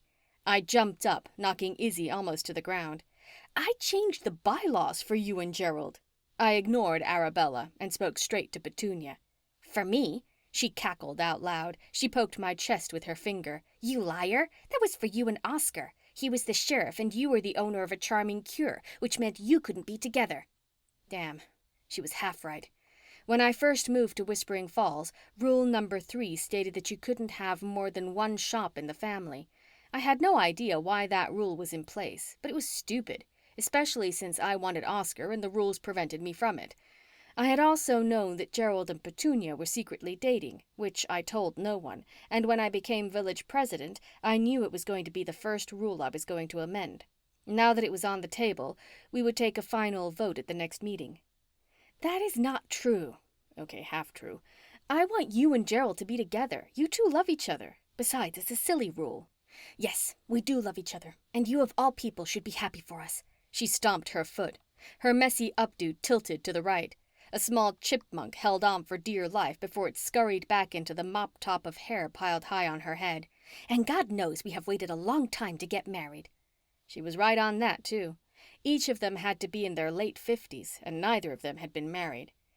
"You took the presidency away from me, and now my engagement." For a minute, I thought she was going to hit me. "What else do you want? My pet shop? My bees? My life?" Arabella nodded right alongside of Petunia, giving Petunia the courage she needed to slam me. Oh no, I was in big trouble. She was never going to let me live down the whole village president situation. It wasn't like I'd campaigned to be in charge. It wasn't like I moved to Whispering Falls and craved to be the leader. I wanted to open my homeopathic cure shop and live happily ever after with Oscar by my side. So far, it's been far from happily ever after. Petunia had always wanted to be in charge when Izzy stepped down, and that was how it might work in a normal election. Whispering Falls was far from normal, and so was the way a new president took office. I was appointed and didn't have a real choice in the matter. "I'm beyond happy for you. Thrilled, in fact. I want to give you a bridal shower." Bridal shower? Where had that come from? I had no idea, but by the look on her face, it was brilliant. I continued to feed on her expressions, with cake, tea, presents for the happy couple, and lots of decorations. "What?" Arabella's mouth dropped. By the look on her face, she knew I had just played a trump card. I had never even thrown a birthday party, or any type of party. I didn't even know where to begin to throw a bridal shower. I would make a stop to ever after. I was sure there were manuals on bridal showers. "Do you mean it?" Petunia's face softened, and so did her shoulders. Her brown eyes held a tear in the corner. She blinked. The tear rolled down her cheek and dripped onto the floor. I nodded. "You are happy for me." "I am." My insides ached as I confirmed how happy I was that she had gotten engaged, and I wasn't. The thought of going through bridal shower manuals made me sick to my stomach, but I put on a happy smile. It wasn't that I wasn't happy for them. I would be really, really happy for them if I was engaged too, but I wasn't. Not yet. It could happen, but my intuition didn't alert me that something great was going to happen. It alerted me that something bad, something very bad, was going to happen. "I'll supply all the flowers for your shower." Arabella curled up on her toes and jabbed her finger in the air. Her voice escalated. "And I'll do the wedding, too." "That settles it." Petunia clasped her hands to her mouth. I noticed she didn't have a ring on her left hand yet, reminding me of the dove and ring charm Mr. Prince Charming had given me. What did that charm mean? Faith's words rang in my head from this morning's headlines. You have to break a few eggs to make an omelet. Faith's second part of her prediction popped into my head. What did that mean? More importantly, what did that mean in terms of a celebration? Yes, I would keep the bride and the flower girl close to my side and make sure nothing went wrong, especially with the flower girl. "Then we must get planning." She curled her hand around my elbow and the other hand around Arabella's. She drew us close to her. I looked over at Izzy. Izzy pushed her long blonde wavy hair from around her face. She winked one of her big hazel eyes at me. She understood the position I was in and how carefully I had to play my cards. As the village president before me, I had seen Izzy get into some very compromising positions. With complete care and caution, I had seen her get out of those positions unscathed, happy, and keeping Whispering Falls running without a hitch. Yes. I patted Petunia's hand, ignoring Mr. Prince Charming's figure eights and Arabella's stares. Let's get started. But first, I pulled the charm bracelet out of my pocket and the new charm from Mr. Prince Charming. Can we stop by Bella's Baubles? I need to drop off my bracelet. Chapter 7. I wondered when you were going to get down here. Bella Van Loo was hunched over the glass jewelry case with an eye loop tucked into a squinted eye. Her long blonde hair cascaded over her shoulder, landing in a pool of strands on top of the glass. Her cheeks balled up when she smiled, exposing the gap between her two front teeth. She stood straight, all 5'2" of her. "We must get that charm on your bracelet." "You're telling me." I rolled my eyes and shut the door behind me. Normally, Bella's Baubles was packed, and today I was thankful it wasn't. Everyone loved to come in and looked at the unique gemstone she sold there, plus the advice she gave every customer who walked in. She was the town astrologer. She knew exactly what piece of jewelry was perfect for anyone who stepped foot in her shop. I needed her advice today. She stood up and took the loop out of her eye. It was attached to a long gold chain. The glass magnifier was encased in a frame of a swan, the glass being the body. "I can only imagine how you felt about the big proposal news." "It's fine." I didn't know why I even tried to cover up the fact that I was hurt. Bella knew everything about me. She knew everything about Oscar. Not that she read our stars, but I had told her. She was the first person I had confided in when I moved to Whispering Falls. June. The mothering, reasoning voice of Bella was about to give me a pity lecture. "I saw you faint. At that moment, I knew you were upset. Even when I heard the headlines, I knew you were going to think it was you who was celebrating. Your time will come." I held in the outward cry and sobs I would later do in my pillow. I bit my lip to forget the heart pain and focused on the pain in my mouth of my teeth gnawing down. "Your time is not now." She picked up a beautiful ruby and rubbed it with the cleaning cloth. "So, do you want me to explain the charm?" The charm. I had forgotten to take it out of my pocket. I pulled it out and laid the charm and my bracelet on the glass case. Yes, this made me think the headline was about me. As much as I wanted to drop it, I just couldn't let it go. "It's only natural, since Oscar has embraced your spiritual heritage." Bella put the ruby gently on the cloth and moved around the counter. "He has a lot more questions, but the last time we talked," I took a deep breath, "he asked more questions. He laughed when he realized I had sabotaged his date with Annie, and he didn't care." I smiled like a teenager. "He even said that he knew there was something special between us. He said it was in his bones." "See? Give it time. She rubbed her jeweled fingers up and down the side of my arm in a comforting way. Only it wasn't all that comforting. It really kind of hurt when the rings would catch my skin, pinching it. Let your relationship grow into something special. You two will be like your parents. Oh, lovely. Just lovely. Arabella stood at the open shop door. She ran her hands down the ornamental door that made Bella's baubles fun to step into. Bella had the door specially made, with sparkly gemstones inset into the wood grain. It was amazing, but even more fascinating when the sun directly hit it. The first time I visited Whispering Falls, your shop door caught my eye. Arabella stepped into the shop. She slid her long finger along the glass counters, eyeing the jewelry. She stopped where I was standing, near the engagement rings. You must be Arabella Paxton. Bella put her hand out. I'm Bella Von Loo. It's my pleasure to finally meet you, since I've heard so many great things about your fancy floral designs. I must stop in and take a look for myself. Oh, June, have you been telling stories about me? Arabella's ice-blue eyes twinkled like the aquamarine stone glistening right underneath her hand in the glass counter. I'd never do such a thing. I laughed, trying to give my best I don't give a shit about you impression. Oh, no.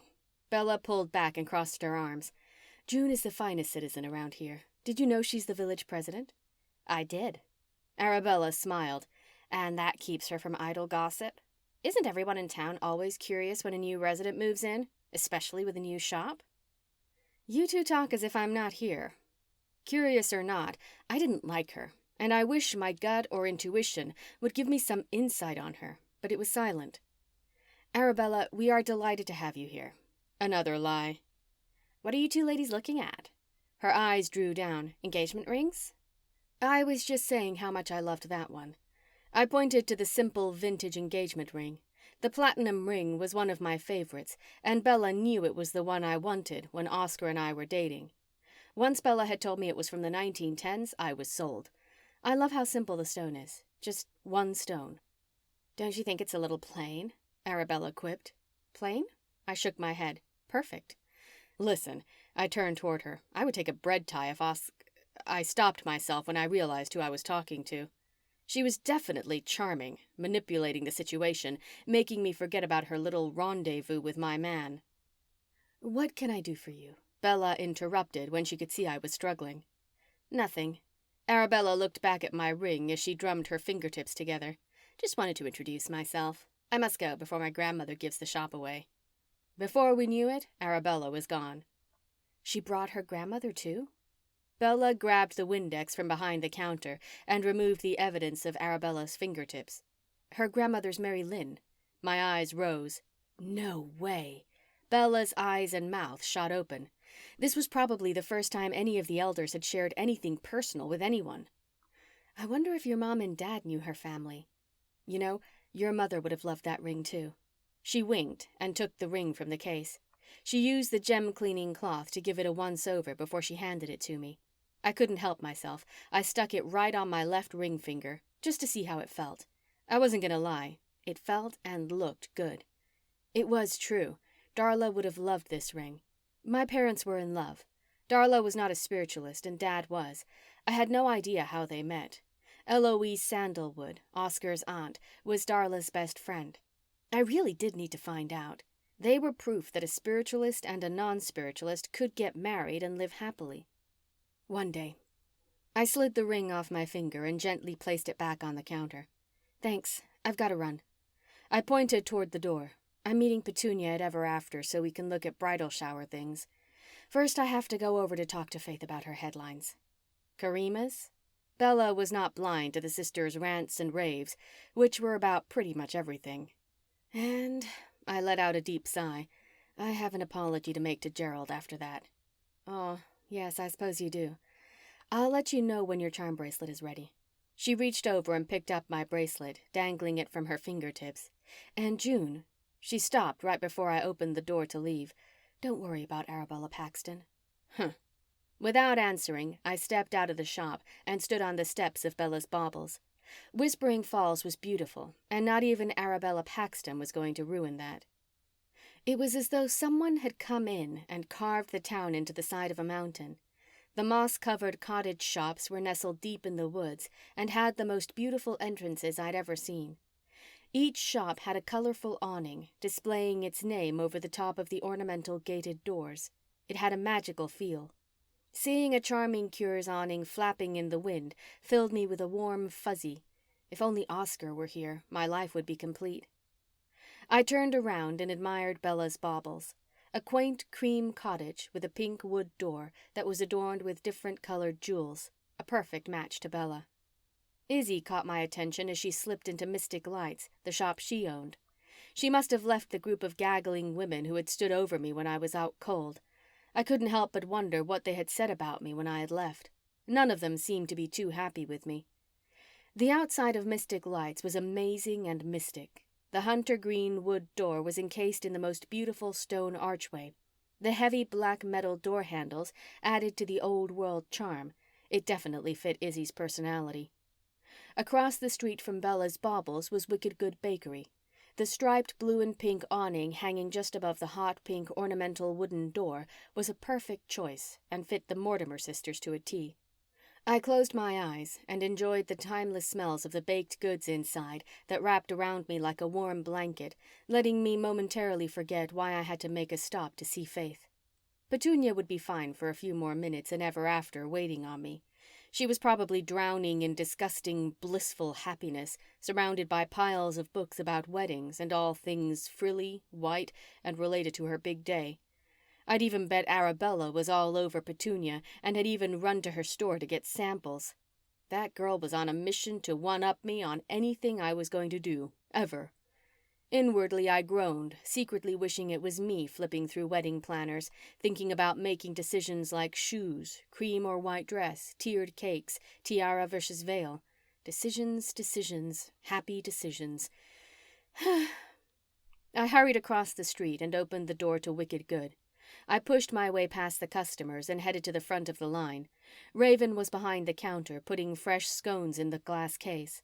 Faith was sweeping up the floor around the cafe tables. The inside of Wicked Good made me feel like a little girl again. The lime green walls looked amazing against the jars of candy that lined them.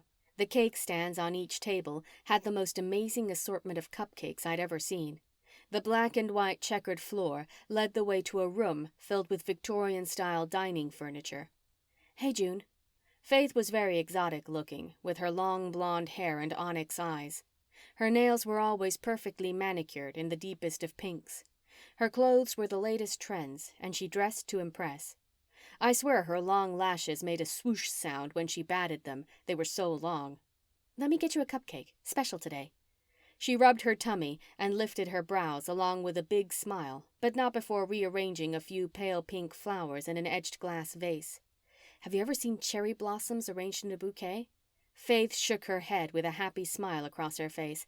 "That Arabella is awesome at her job." "Awesome." I rolled my eyes and looked at the cupcakes. Sure, I could use a cupcake. How could I resist?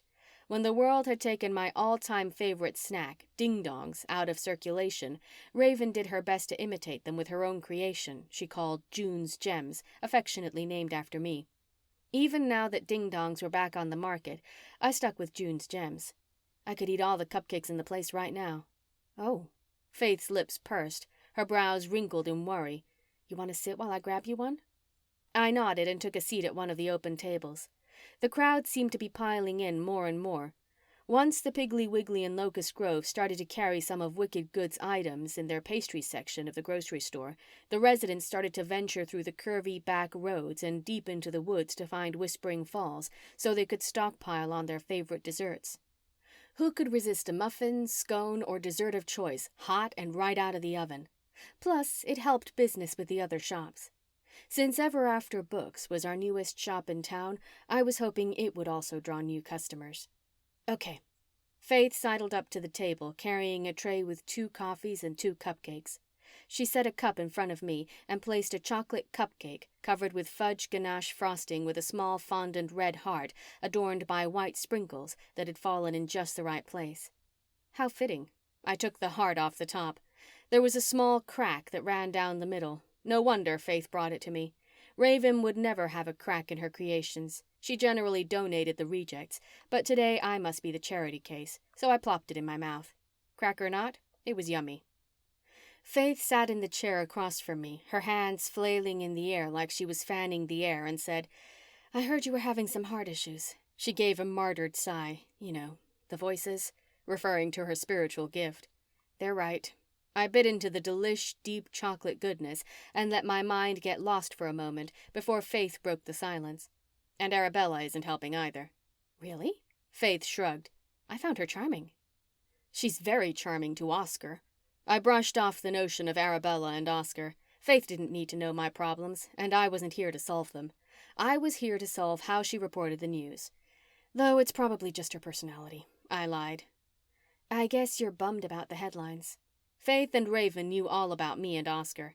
Since they moved to Whispering Falls, they had been my closest allies. We were all the same age and had met at Hidden Hall's, a spiritualist university. Faith and I were in the same intuition class that Eloise taught. Our relationship was a little rocky, but once we got to know each other, we had become fast friends. Bummed isn't the word for it. An instant lump in my throat told me I was about to cry. Faith reached over the table. Please don't be upset. From what I understand, Oscar's coming around to the whole witch thing. We laughed. It was true. Oscar didn't get the word spiritual. He said from what I had described, it was all witchy-like. To us, witchy was a negative term and implied evil. Whispering Falls and its residents were none of those things. We only brought good and happiness to everyone, not evil or bad. He is, and we are moving forward, slowly. I eyed Faith's cupcake that she hadn't even touched. She pushed it toward me. I took it without even thinking about the calorie intake I would later regret. Thanks. I knew you were going to need another one. She winked. But your time is coming. How do we not know that the headlines didn't mean 2 celebrations? Does it? My spirit felt a little tug of possibilities. I don't know. Faith shrugged. I just read it as I get it. The chance of it is there. What can I do to help you? Do you know what you meant by breaking a few eggs to make an omelet? I was trying to come up with a way to talk to her about the way she reports what she heard, but the one line still bugged me. I don't know what that meant. Like I said, I say it as it comes to me. Part of the job. In fact, she planted her elbows on the table and leaned forward. I almost didn't report that because I knew it would send the Karima sisters into flames. But I did what I'm supposed to do. She got up. I've got to get back to work before Raven fires me. Hey, I grabbed her hand, stopping her before she got away. I'm going to have a bridal shower for Petunia. Do you think y'all could do the treats for the party? Good for you. That's nice to do. She squeezed my hand. Here comes Raven. I'm sure she'd love to. What's up? Raven rubbed her hands off on her apron with the big Wicked Good logo printed on the front of it. Her coal-black hair was pulled into a low side ponytail dangling over her right shoulder. I was here to get the scoop on the headlines. I finished off my second cupcake. Delish. I rubbed the chocolate from the corners of my mouth. I rubbed my empty wrist. It was rare that I didn't wear my bracelet, and without it, not only did I feel naked, but unprotected. Yeah, about those. She pointed to the cupcakes. I knew you'd be here. I pounded my forehead with the palm of my hand. This was not good. Raven was an alluromancy spiritualist. She found answers and messages baked in dough. I'm sorry. She reached over like Faith had done and grabbed my hands. She rubbed them. Not one bit comforting me. It made me feel worse. Go on, I encouraged her. I know there's a message. Good or bad, throw it on me. There wasn't much more I was going to be able to take. I'm not sure what the real message is, but every time I made one of those damn hearts, it would crack right down the middle. I saw the crack, but thought it was a reject cupcake. I groaned and tried to rub out the ache pulsating through my chest. How do you know it was about me? You aren't going to put me in jail, are you? Raven referred to rule number 1. Spiritualists cannot read other spiritualists. Are you kidding? I drew back with my hands planted on my chest. My life, Oscar, my future is relying on your message. I don't know about all of that, but I do know that it doesn't involve Oscar. Her voice trailed off. What do you mean? There wasn't any other guy I was interested in, ever. Clearly, it was about you and your shop, but someone who is heavily involved with Petunia. Raven peered over my shoulder. Faith was behind the counter, waving her over.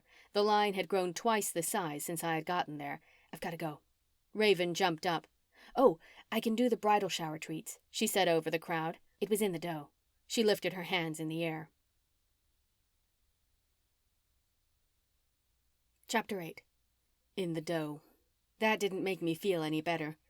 Granted, I didn't know a ton about Petunia, but I did know a few things. And one of those things was Arabella Paxton. She was new, and she'd already proved to dislike me, not to mention she was trying to get her hooks in Petunia and Gerald's wedding. June. Gerald tipped his hat when I walked past the gathering grove on my way back to a charming cure. He was outside serving tea to the customers sitting at the wrought iron tables underneath the store's awning. "Petunia said to tell you that she was going to meet you after work. There was a line of customers outside of Glorybee, and she was sure someone was going to adopt Clyde." "Oh, darn," I quipped. "I was really hoping to get some items crossed off your wedding list." "About that." Gerald rubbed his hands over his mustache and twirled the end on one side. "You have been an awful good sport about all of this." "Oh." I brushed it off, even though my heart was breaking like the little heart on the cupcakes I had just gulped down in my time of sorrow. Suddenly, my stomach felt sick. "I'm super happy for you and the village. A strong power couple."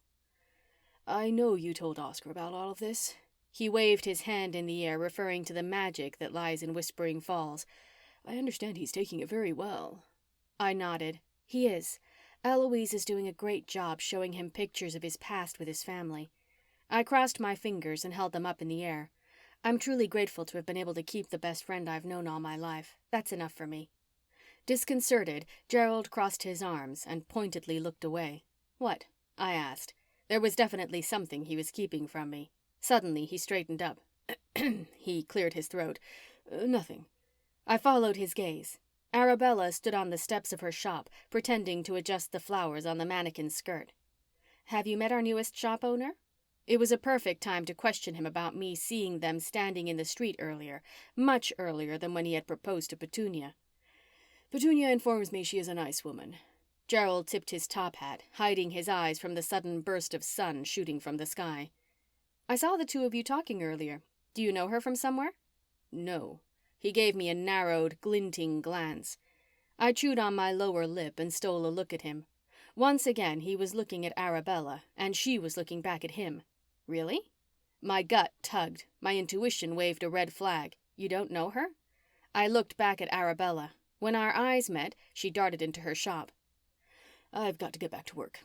Gerald patted the top of his top hat before he tilted his head and dismissed himself and my question. Great. Unfamiliar sounds seeped into my soul.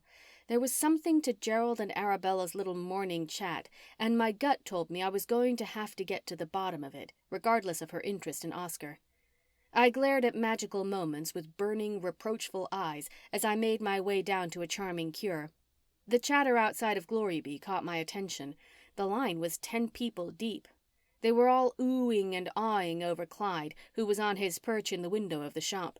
Petunia was happily grooming him. He knew he was on display. His chest was puffed out, and one of his legs stretched to the side as his tail feathers spread apart. Petunia's face was bright with pride. Clyde was a big macaw bird that gave his opinion whether you wanted to hear it or not. Petunia was able to talk to animals, which made her the perfect owner of Glorybee Pet Shop. She was a natural with animals, and when Mr. Prince Charming wasn't around, I knew he was hanging out with Petunia. Clyde, he was a different story. No matter how much Petunia complained about the old bird, she loved him to the core. I highly doubted she was going to let someone adopt him. She was all talk, just like she was all talk when she refused to admit she and Gerald were a couple. "Hi, everyone." I walked to the front of Glorybee and tapped on the window before I headed over to a charming cure. Petunia waved and Clyde nodded his head up and down. "Thank you," Petunia mouthed and pointed to a beautiful bouquet of yellow orchids. She put her hands to her chest. "I love them." I smiled, not knowing what she was talking about. I bet her new best friend Arabella had given them to her. I might be a little biased, but a charming cure was the prettiest shop in Whispering Falls. I reached over and plucked a couple of stray vines away from the top 2 front windows. The rest of the outside was covered in the most beautiful wisteria vine. The purple and white flowers grew up and around the front door. "Give me a minute to open back up," I told a customer who was waiting for the shop to open. This morning, after my fainting spell, Izzy was good enough to close a charming cure so I could get back on my feet. And since Petunia wasn't able to meet up, there was no reason I couldn't open for the rest of the day. It was still early, and there were a lot of customers. Quickly, I rushed through the shop, turning on all the little table lights, illuminating the inside. I flipped on my cauldron before I walked back to the door and turned the sign to open. "Come on in." I held the door open for the woman. She stepped inside. "Can I help you with anything?" "Just looking around." She smiled and went round the tables, picking up the bottles. "Let me know if you need anything." I inhaled when she walked by. There wasn't anything setting off my intuition of a cure she needed. More than half of the time, the customers who walked through the door really didn't need a real cure. They were there for curiosity of what a cure shop was all about. This was a perfect time to work on my Oscar potion. I walked back to the shelf where I kept all the ingredients I use for my special cures. Tapping each one, I read their names out loud, trying to tap into my intuition. Belladonna, Ferrum Phos, Sepia, Natrum Myrrh, Valerian Root. My finger warmed when I touched the Eye of Sabercat, which was my intuition telling me to pick that ingredient. "You've never failed me yet," I said, referring to my spiritual gift of intuition. Gingerly, I picked up the container with the eyes and carefully unscrewed the lid. Rarely did my intuition tell me to use the Eye of Sabercat, and it freaked me out every time I opened the jar, because all the eyes looked at me. "Okay," I sighed and opened the jar. All the eyes shifted right and left when the light entered. "Which one of you is going to bring Oscar back to me?" I took the tongs and haphazardly grabbed one, not looking into the eye. I dropped it into the cauldron. After that, I grabbed a few extra ingredients for good measure.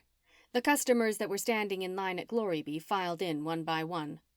"Welcome," I said, poking my head out from behind the partition. "I'll be with you in a minute." The bell over the door dinged a few more times. Quickly, I stirred the potion.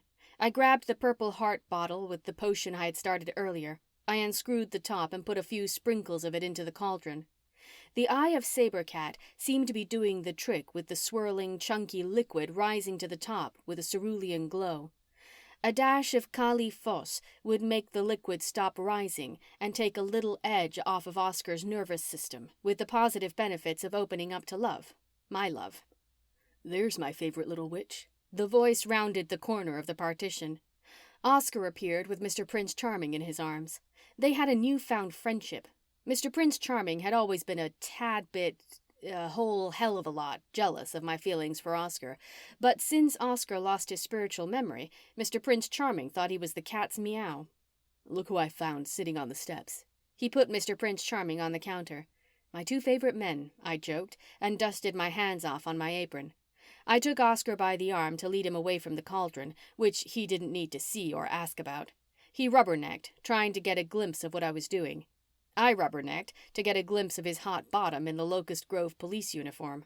"I'm not a witch," I whispered, dragging him around the counter. "And you don't work here, so you have to stay on that side of the line." My foot dragged on the floor to make an invisible line. "Oh, I think you're a witch," he winked. "Maybe we should call you Samantha from Bewitched. Did she have a cat?" "I don't know." I rubbed Mr. Prince Charming's ears. "Stop calling me a witch. What are you doing here?" Not that I minded. 2 times in one day, and I was not complaining. Plus, it wasn't even lunchtime either. My toes curled. There was no way he was passing through Whispering Falls for work. He had to have come here to see me. "I came to see Arabella." There was a smile in his voice, something that wasn't sitting well with my heart. He stood with his hands clasped in front of him. That damn uniform made him look mighty fine. For a second, I thought I would shove the unfinished potion down his throat and scream, "Fall in love with me." "You did?" I played stupid. He leaned in and bumped me in a playful way. He looked at me for a long moment, as though he was trying to find the right words or assess what I was thinking. He'd blush if he knew what I was thinking. "You aren't a tad bit jealous, are you, June Heel?" His lips were so close, I had to force myself not to cling to them like a magnet. I didn't move. It was like I was hypnotized. He lifted a hand and rubbed it down my cheek. "Oh, June." He threw his head back. His blue eyes danced with amusement. "Meow, meow." Mr. Prince Charming jumped off the counter and darted around my ankles, causing me to step back. He wasn't happy with the closeness, but I was. I pushed him aside with my foot. He wasn't pleased. He jumped back up on the counter, threw his leg in the air, and started to clean himself. "Stop it." I shooed him off and glared at him. The whole cat grooming thing was nasty, and I didn't want it on the counter of the store, and he knew it. Meow. Mr. Prince Charming showed his teeth and ran out the cat door. That was interesting. Oscar had moved away, taking his smell with him. I sniffed a little harder, trying to soak it all in before he left. You drove all this way to see someone you don't know? I had to get back on topic. Arabella wanted some information about security. I told her I could install a system for her. She said that sounded great, and we could talk about it over lunch at the Gathering Grove. He looked at his wristwatch. I'll get to see you for dinner. His brows rose. I snapped my fingers. Oh, I forgot I have a meeting tonight, so I won't be able to make it for dinner. Oh. He gave me a smile that didn't quite make it to his eyes. That's fine. I guess a witch has got to do what a witch has got to do, he joked. Not funny. I held up a finger for him to hold on while I went behind the counter and grabbed a mojo bag filled with dream sprinkles. I slipped it into the pocket of my jeans so he didn't see. I'm actually hungry, so I can go to lunch with you. You have a shop full of customers. He made a good point. Pretty. Arabella's work? He poked at the flowers. Oh, I forgot to thank you for them. I hooked my arm into Oscar's. My whole being seemed to be filled with joy when I was with him. You are welcome. His gaze sent chills over my body, but I didn't send any flowers. Really? My entire romantic idea of him dropping to one knee had just flown out the window. June has a secret admirer, Oscar teased. I bit my lip. There were no secrets around Whispering Falls. Now I had to find out who sent me wildflowers. Pretty ones, too. Come join us if you can, and I'm taking a rain check for dinner. Oscar walked out. The bell of the door dinged. My breath caught. My stomach dropped. Can I get this in a bigger size? A customer pushed a bottle in my face. Hold on one sec. I pushed it out of my way and walked over to the window. I parted the curtains to get a better view of the street. Arabella had already hooked her arm on Oscar's elbow. The image of her tall, thin body and swinging long hair next to my hunky, dark-haired Oscar in his uniform brought tears to my eyes. I'm sorry, I'm in a hurry. The customer stood next to me, holding the bottle in the air. Are you going to help me or not? Chapter 9. With a hop and a skip, I mixed up a few remaining potions for the other customers in the store. Nothing that required a lot of time, which was exactly what I needed. I had to get over to the Gathering Grove tea shop to see what Arabella had up her magical little sleeve. Plus, I wanted to ask her about the flowers. If Oscar hadn't sent them, who had? I grabbed a protection mojo bag to give Oscar. He was in definite need of protection against Arabella and her good-smelling flowers. Off and running again? Chandra stood outside of a cleansing spirit spa with Petunia, Clyde perched on her shoulder. She had Petunia's hand firmly grasped in hers, getting a good look at the ring Gerald had given Petunia. There was no time for chit-chat or gawking of the ring. I pulled the shop door closer to me and jiggled the handle after I locked the door. You have been on the run all morning, and it's just afternoon. Petunia had clearly noticed my comings and goings of the morning. Don't get sucked into their conversation, I repeated to myself. It was so easy and not out of the norm to drop everything to find time for idle chit-chat in Whispering Falls. I was just telling Chandra how lovely the orchids were that you had sent over, Petunia said, totally sucking me in. I skipped down the front step and out of the gate toward them. I'm not sure what you're talking about. The beautiful orchid arrangement. Her lips twitched into a nervous smile. Her brows frowned. She reached up and stroked Clyde. The diamond caught my eye. It was the same diamond I had picked out for Oscar to give me when he proposed. My mouth dropped. Arabella. You know, I pointed to them this morning while I was grooming Clyde, she said in dazed exasperation. About that, I didn't send you any flowers. I put my hand out to touch her arm for a little comfort. Oddly, she slinked away. As a matter of fact, someone sent me flowers, too. But the card stated they were from you, Juneheel. A sudden thin chill hung in her words. The tension could have been cut with Clyde's talons. Well, they weren't. I'll see what the mix-up is when I talk to Arabella. I pointed over to the Gathering Grove, where she and Oscar were at one of those cafe tables on the sidewalk. We did notice the two of them having lunch. Chandra used her chubby fingers to push her turban a little further up on her forehead, as if she wasn't getting a good enough look with her gawking stare. Business. They are discussing security and stuff. I smiled, trying to hide my intuition that told me I should be fearful. The best way to not be fearful would be to ignore the gut feeling, because I wasn't sure if it was my emotions guiding the fear, or if it was something I really did need to listen to. Not that she doesn't flirt with every guy she sees, I muttered. Now you're talking. Chandra smacked her hands and rubbed them together so fast I was sure there would be smoke coming from them soon. I knew there was something with you today. What? Nothing. I put my hand in the air. I swear. Lied again. We'll see. Petunia added fuel to the fire when I walked away. Arabella was leaving as I walked up. All yours for now, she winked, tossing her long hair behind her. Hello, you two. Gerald rushed over with his pad of paper and pen in hand. He curled the edge of his mustache with one hand and lowered his eyes. Might I get you a spot of noon tea, June? That'd be great. Oscar?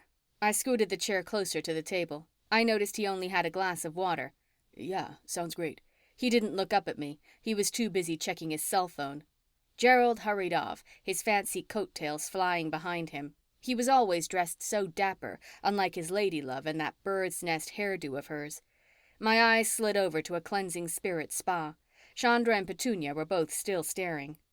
Before Oscar and I could start a conversation, Gerald was back, with a tray filled with a teapot and a teacup with a saucer. The old smooth white Dalton teacup looked awfully familiar. Silently, Oscar and I watched Gerald begin his magic journey of pouring tea.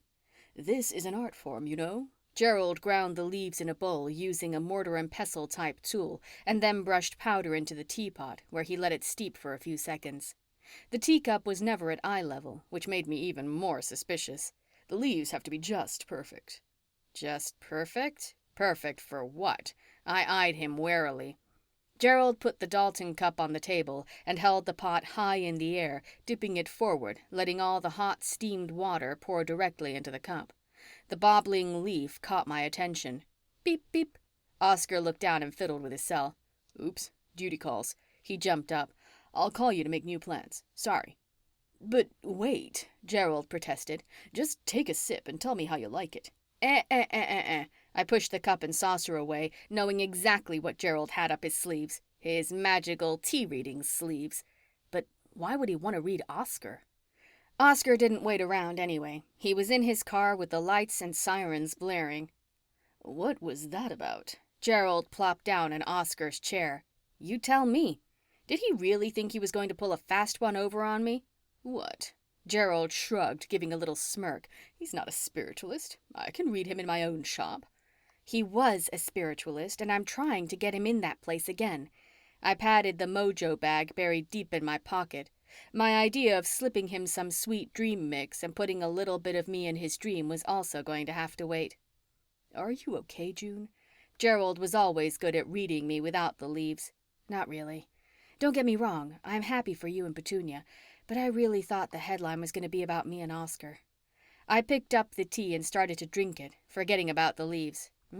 This is really good. I tossed back the rest of it and set the cup on the table. Gerald looked down at the cup. His mouth dropped. Sheer fright settled in his little beady eyes. Gerald? Are you okay? Suddenly the question seemed to fit him more than me. Slowly he shook his head. He held his finger in the air. It trembled. He pulled it back and balled his hand into a tight fist.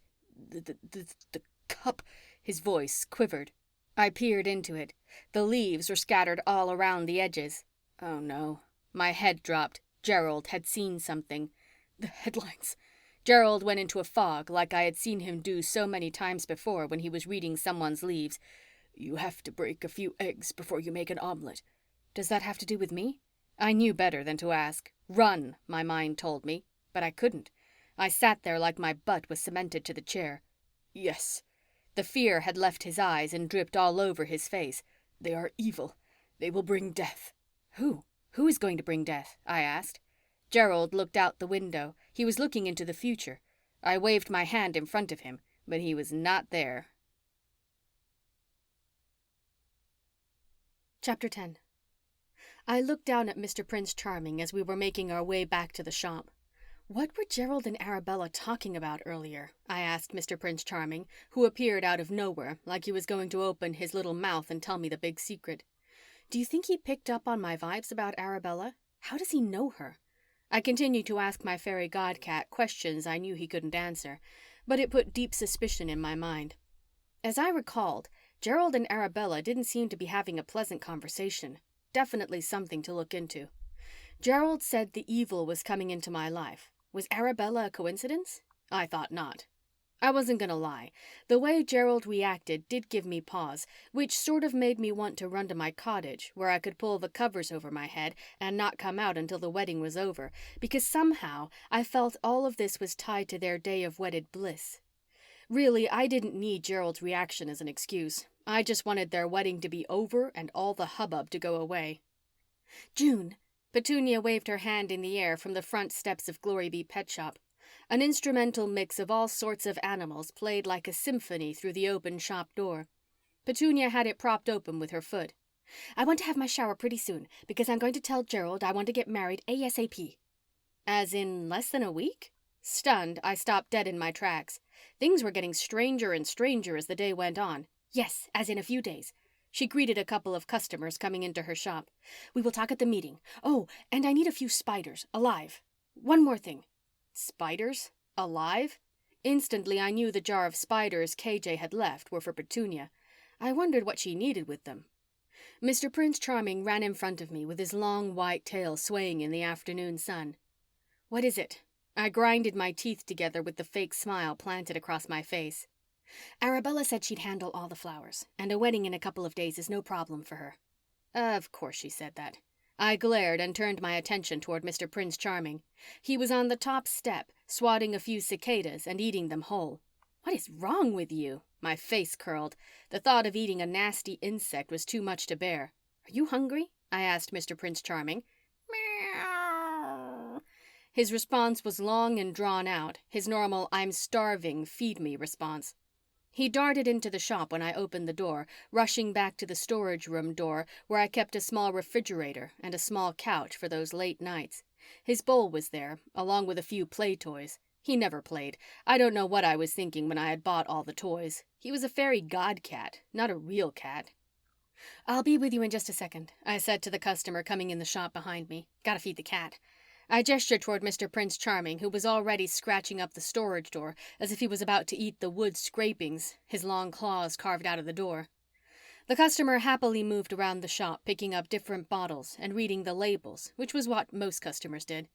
There wasn't a vibe, nor did my intuition tell me the customer needed a special potion. All was good in a charming cure, with the exception of a starving Mr. Prince Charming. What is your problem? I asked the ornery cat. This was very unusual behavior from him. He darted to the small refrigerator where I made extra food for him. Since I was a homeopathic spiritualist, I made his food and portioned it out according to what he was supposed to have. He wasn't supposed to be eating in the afternoon. He must be going through a growth spurt, I joked. No one really knew Mr. Prince Charming's age. The only thing I knew for sure was that he came when I was 10, which meant I had had him for 18 years, and he hadn't aged a day. I put a little extra scoop in his bowl, and before I could put the container away, he had eaten all of it and wanted more. No, my eyes narrowed. You can't possibly be hungry. Did Mr. Prince Charming have something wrong with him? I worried there was an underlying medical condition. Even though I had never taken him to the veterinarian before, maybe I should. Or I could take him to Petunia. I bet she would be able to tell me what was wrong. Looks like we need to call Richard Simmons. Madame Torres lit up. A picture of the workout icon appeared in her glass ball. I grabbed her and shoved her underneath the counter, away from the customer's ears. She did have a way with words, a way that grated on anyone's nerves. Wow! Mr. Prince Charming shrieked and ran out of the storage room before I could grab him up and rush him over to Petunia. I will catch you, I screamed after him. The customer looked up with wide eyes and watched Mr. Prince Charming. Is there something I can help you with? I kindly asked the customer one more time so as not to alarm her of the strange cat behavior. Mr. Prince Charming knew good and well if she wasn't there, I'd have run out after him to nail down exactly why he was eating so much. The customer shook her head and went on about her business as I looked out the window at Mr. Prince Charming darting into town, making note of his erratic movements. I grabbed my phone out of my back pocket and quickly dialed Oscar. If anyone knew what to do with a cat that had something wrong, he would. Hey, June. That deep, dripping with hunky voice answered the phone, causing my knees to buckle and my heart to skip a beat or two. "I'm sorry to bother you. Truly, I wasn't. But Mr. Prince Charming seems to be acting funny." "Well, he is a funny, different cat." He laughed, probably trying to throw me off of what he had said, because normally I would die at the fact he would call Mr. Prince Charming a funny or strange cat. No, I mean funny as in sick. "Is he throwing up hairballs? Or eating grass?" He spouted out the normal signs of a sick animal. "No, he's eating all the time." There were a million different diseases that went through my head, and each one scared me to death. "Well, that's what cats do. Eat mice, eat bunnies." "No," I whispered into the phone. "He doesn't eat any of those things." The thought of Mr. Prince Charming bringing home a dead mouse or cute little bunny was something I didn't want to picture, nor see. "He's scratching the door and leaving marks." I glanced back at the door where Mr. Prince Charming had gone nuts, ripping it to shreds, and noticed the scratches made a perfect circle, like a wedding ring. "Oh my God," I gasped and dropped the phone. Mr. Prince Charming wasn't hungry. He was trying to tell me something. I grabbed my phone off the ground, my bag with Madame Torres in it, and the jar of spiders. "I'll call you back," I told Oscar before I ushered the customer out the door, then closed and locked it. I had a fairy godcat to find. The only place I knew to look first would be the pet store. He loved to go over there and visit with his other animal friends. I had never seen anything like Gloryby Pet Shop. Petunia had every single kind of animal and rodent living under the same roof in harmony, throwing the food chain right out the window. Mr. Prince Charming had a fond affection for one of the squirrels. Gloryby was at the far end of Main Street, a couple of doors down from a charming cure and next to a cleansing spirit spa. I glanced in the spa, and Chandra was hunkered over some woman's hand, rubbing lotion all over it, and her mouth was running a mile a minute. Little did the woman realize Chandra was a palm reader, and being a manicurist was her cover. Women from all over loved to come get their nails done by Chandra. She would tell them things that were going to happen in their future or give them unsolicited advice, with them never knowing she was reading their palm. Once some of the advice came true for them, they would come back for more. That was the best part of Whispering Falls. All the visitors felt the magic, only they couldn't put their fingers on it, making them come back over and over again. The instant smell of animals hit me when I pushed the heavy electric blue wood door open to the pet shop. It had a wavy yellow metal detailing that resembled the branches of a tree. There wasn't anything normal about Gloryby. I wasn't sure, but I swear I saw a hedgehog run and then roll across the grassy floor over to the real-life tree that stood in the corner of the room. A bird skimmed the top of my head and landed on a branch next to a gray squirrel. Petunia Shrubwood was standing near the full-grown maple. Her hand was flailing in the air, going down the line of people looking at her ring. My ring. The squirrel jumped from the lower branch and onto Petunia's shoulder. He, too, was getting a good look at the shiner. "Petunia Regula," she said her new name, pride dripping all over her face. There wasn't any hesitation in her voice. "Petunia Regula." She glanced over at me and waved. I held the jar in the air and waved it around so it would make her rush over, and I didn't have to fight the crowd or continue to hear all the details of her new happiness that secretly made me nauseous. "Thank you so much, June." Petunia grabbed the jar and held it up to the light. The spider stayed at the top of the cheesecloth lid, desperately trying to get out. The lady who had gotten her daughter the fancy fertility potion was in the back of Gloryby, looking at the firefly kits. She smiled and drummed her fingers in the air while mouthing hello. My soul grinned. I could picture her daughter and grandchild playing in a backyard full of fireflies, especially ones that never died. The firefly kits Petunia sells were special. Fireflies were the teenagers that have passed, like most of the animals in Gloryby. When a spiritual soul passed on to the afterlife, some could come back in the form of animals, and the fireflies were always teenagers. It was a perfect fit for them. Teenagers sleep all day, like fireflies, and fireflies are up all night, just like teenagers. And the afterlife animal stayed alive, making good on the earth and with the people they love. Little did the woman know that if she did purchase the kit, she would be blessed with fireflies all year round. There really was nothing more beautiful than a starry black night with the light of the tiny creatures, and any child would love that. The warm glow of being able to help someone made me feel good inside. "Do you know her?" Petunia asked. "She's a customer." I turned my attention to my happy friend. Even though I was a little envious, I was happy for her. "You said you wanted spiders. I brought you spiders." "Thank you." She kissed the jar before she hugged it to her chest. Best present ever. She grabbed me and hugged me. Did you see my ring? She thrust her left hand up to my face. Yes, earlier. I smiled and looked again. I took a step back so her hand wasn't blurred and it could come into focus. I know you did, but I still can't believe it, Petunia gushed. You won't believe the flowers Arabella suggested. Not only is she beautiful, she's smart. Beautiful and smart. Meh. I barely took a glance at the ring before I started with my questions. Have you seen Mr. Prince Charming? Is that silly cat missing again? She asked.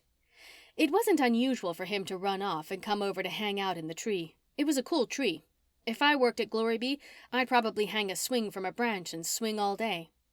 He's been doing some strange things, like eating a lot. Petunia's eyes grew big. What exactly do you mean? She took me by the elbow and walked me to the back of the store, out of the way of the customers. I need every detail. So he hasn't been here and, you know? I waved my hand around her head. She knew I was asking if she had somehow used her spiritual gift to talk to him. No, he hasn't. She shook her head. A few dried leaves fell out and tumbled to the ground. She looked down. Oh dear. For the first time since the big proposal, Petunia didn't have a happy bride-to-be smile planted across her face. What? I asked, and watched her pick up the crispy brown leaves. This is not good, Juneheel. She pushed her hands in her hair, making more dried leaves, brown berries, that I was sure were supposed to be a color, and some brittle sticks fall out of the other side. Things are dying. Dying? She held the jar up to the light. Sure enough, the spiders in the jar were no longer crawling all over the cheesecloth lid. They were lying dead at the bottom.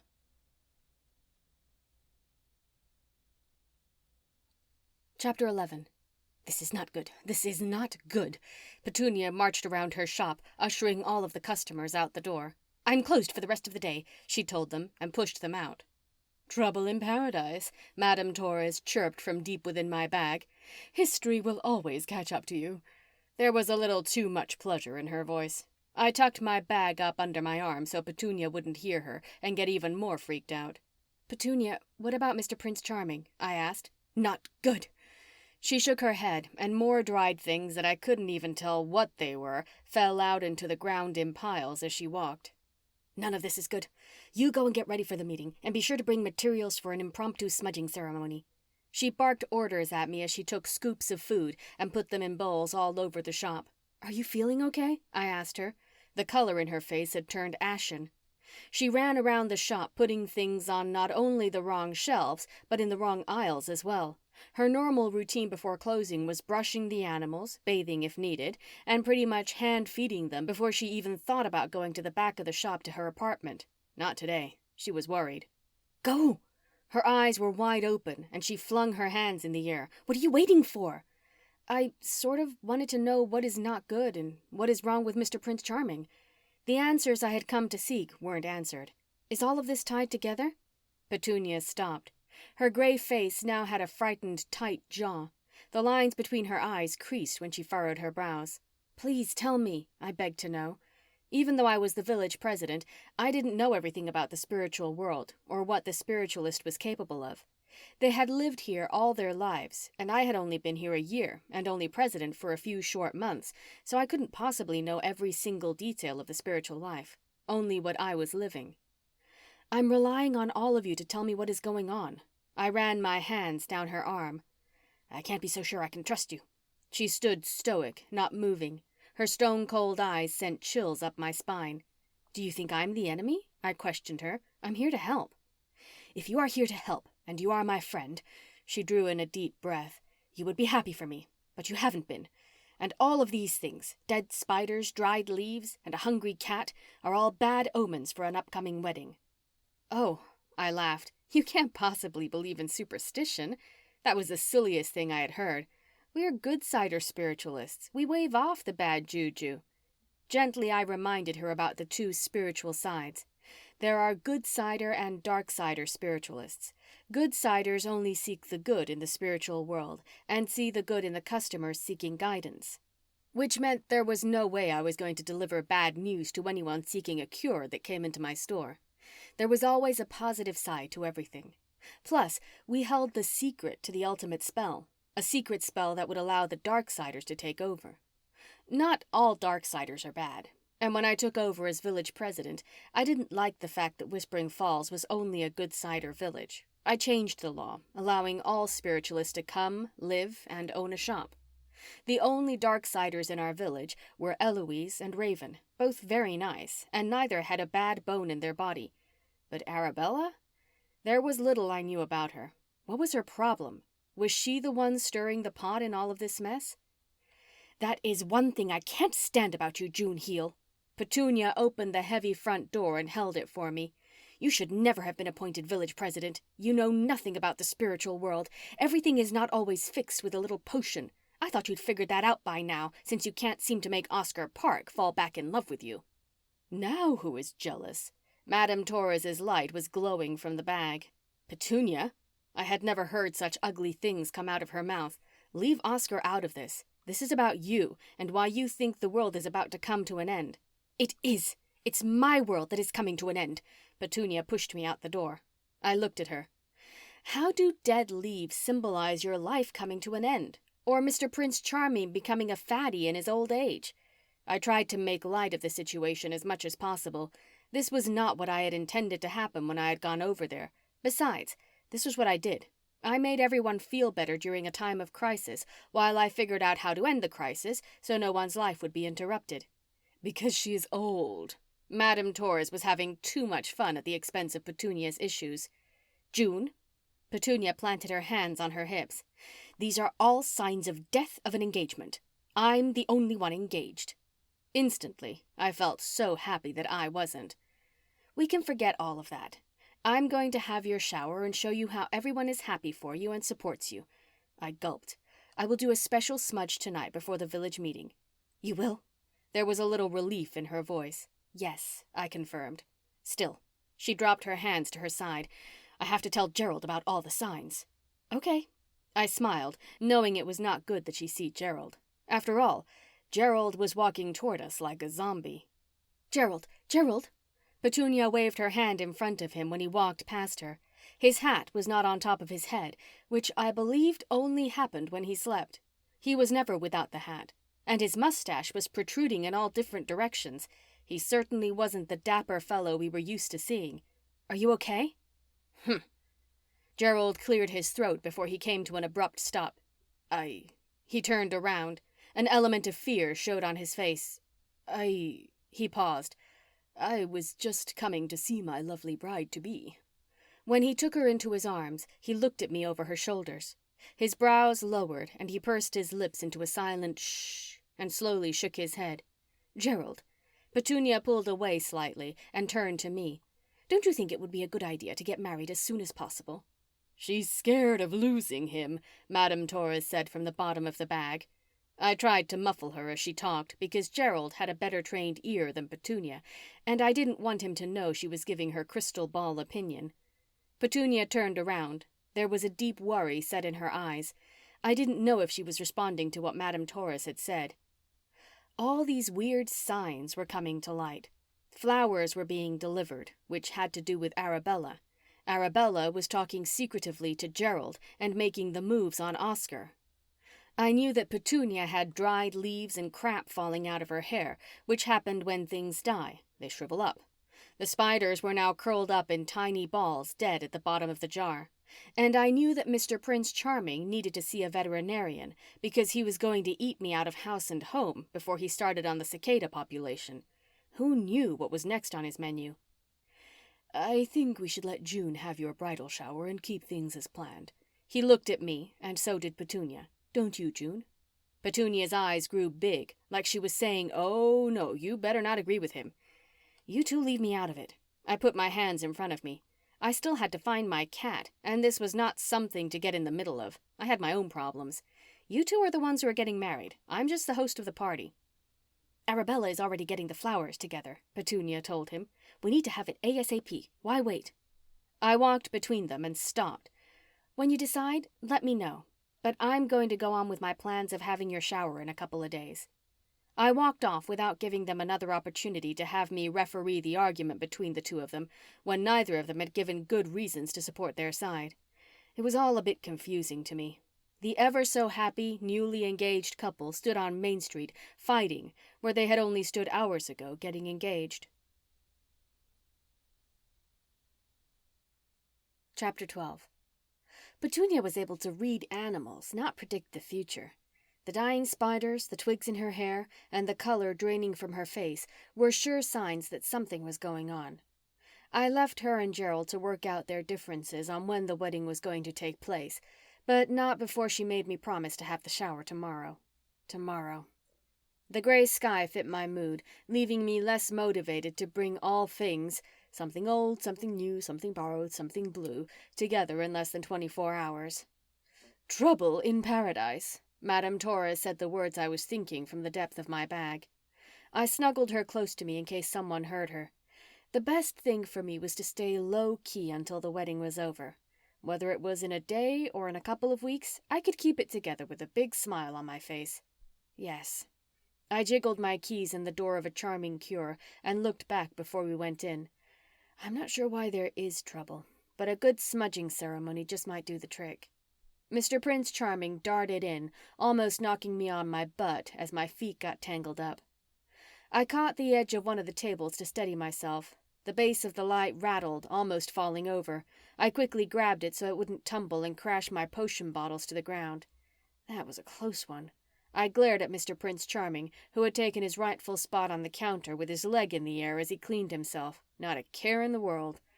There were times when he was a plain old cat, and then there were times when he seemed to really get what was going on in the spiritual world. Today he seemed like the old stray cat that wandered into my life many moons ago. He didn't seem to notice the disapproving look I gave him for his odd behavior, or he didn't care. Thanks for almost killing me, I quipped in his direction when I walked behind the counter to get ready for the smudging ceremony. Meow. Mr. Prince Charming did his roundabout moves and finally settled in a ball next to the cash register. A light rap at the door caught my attention.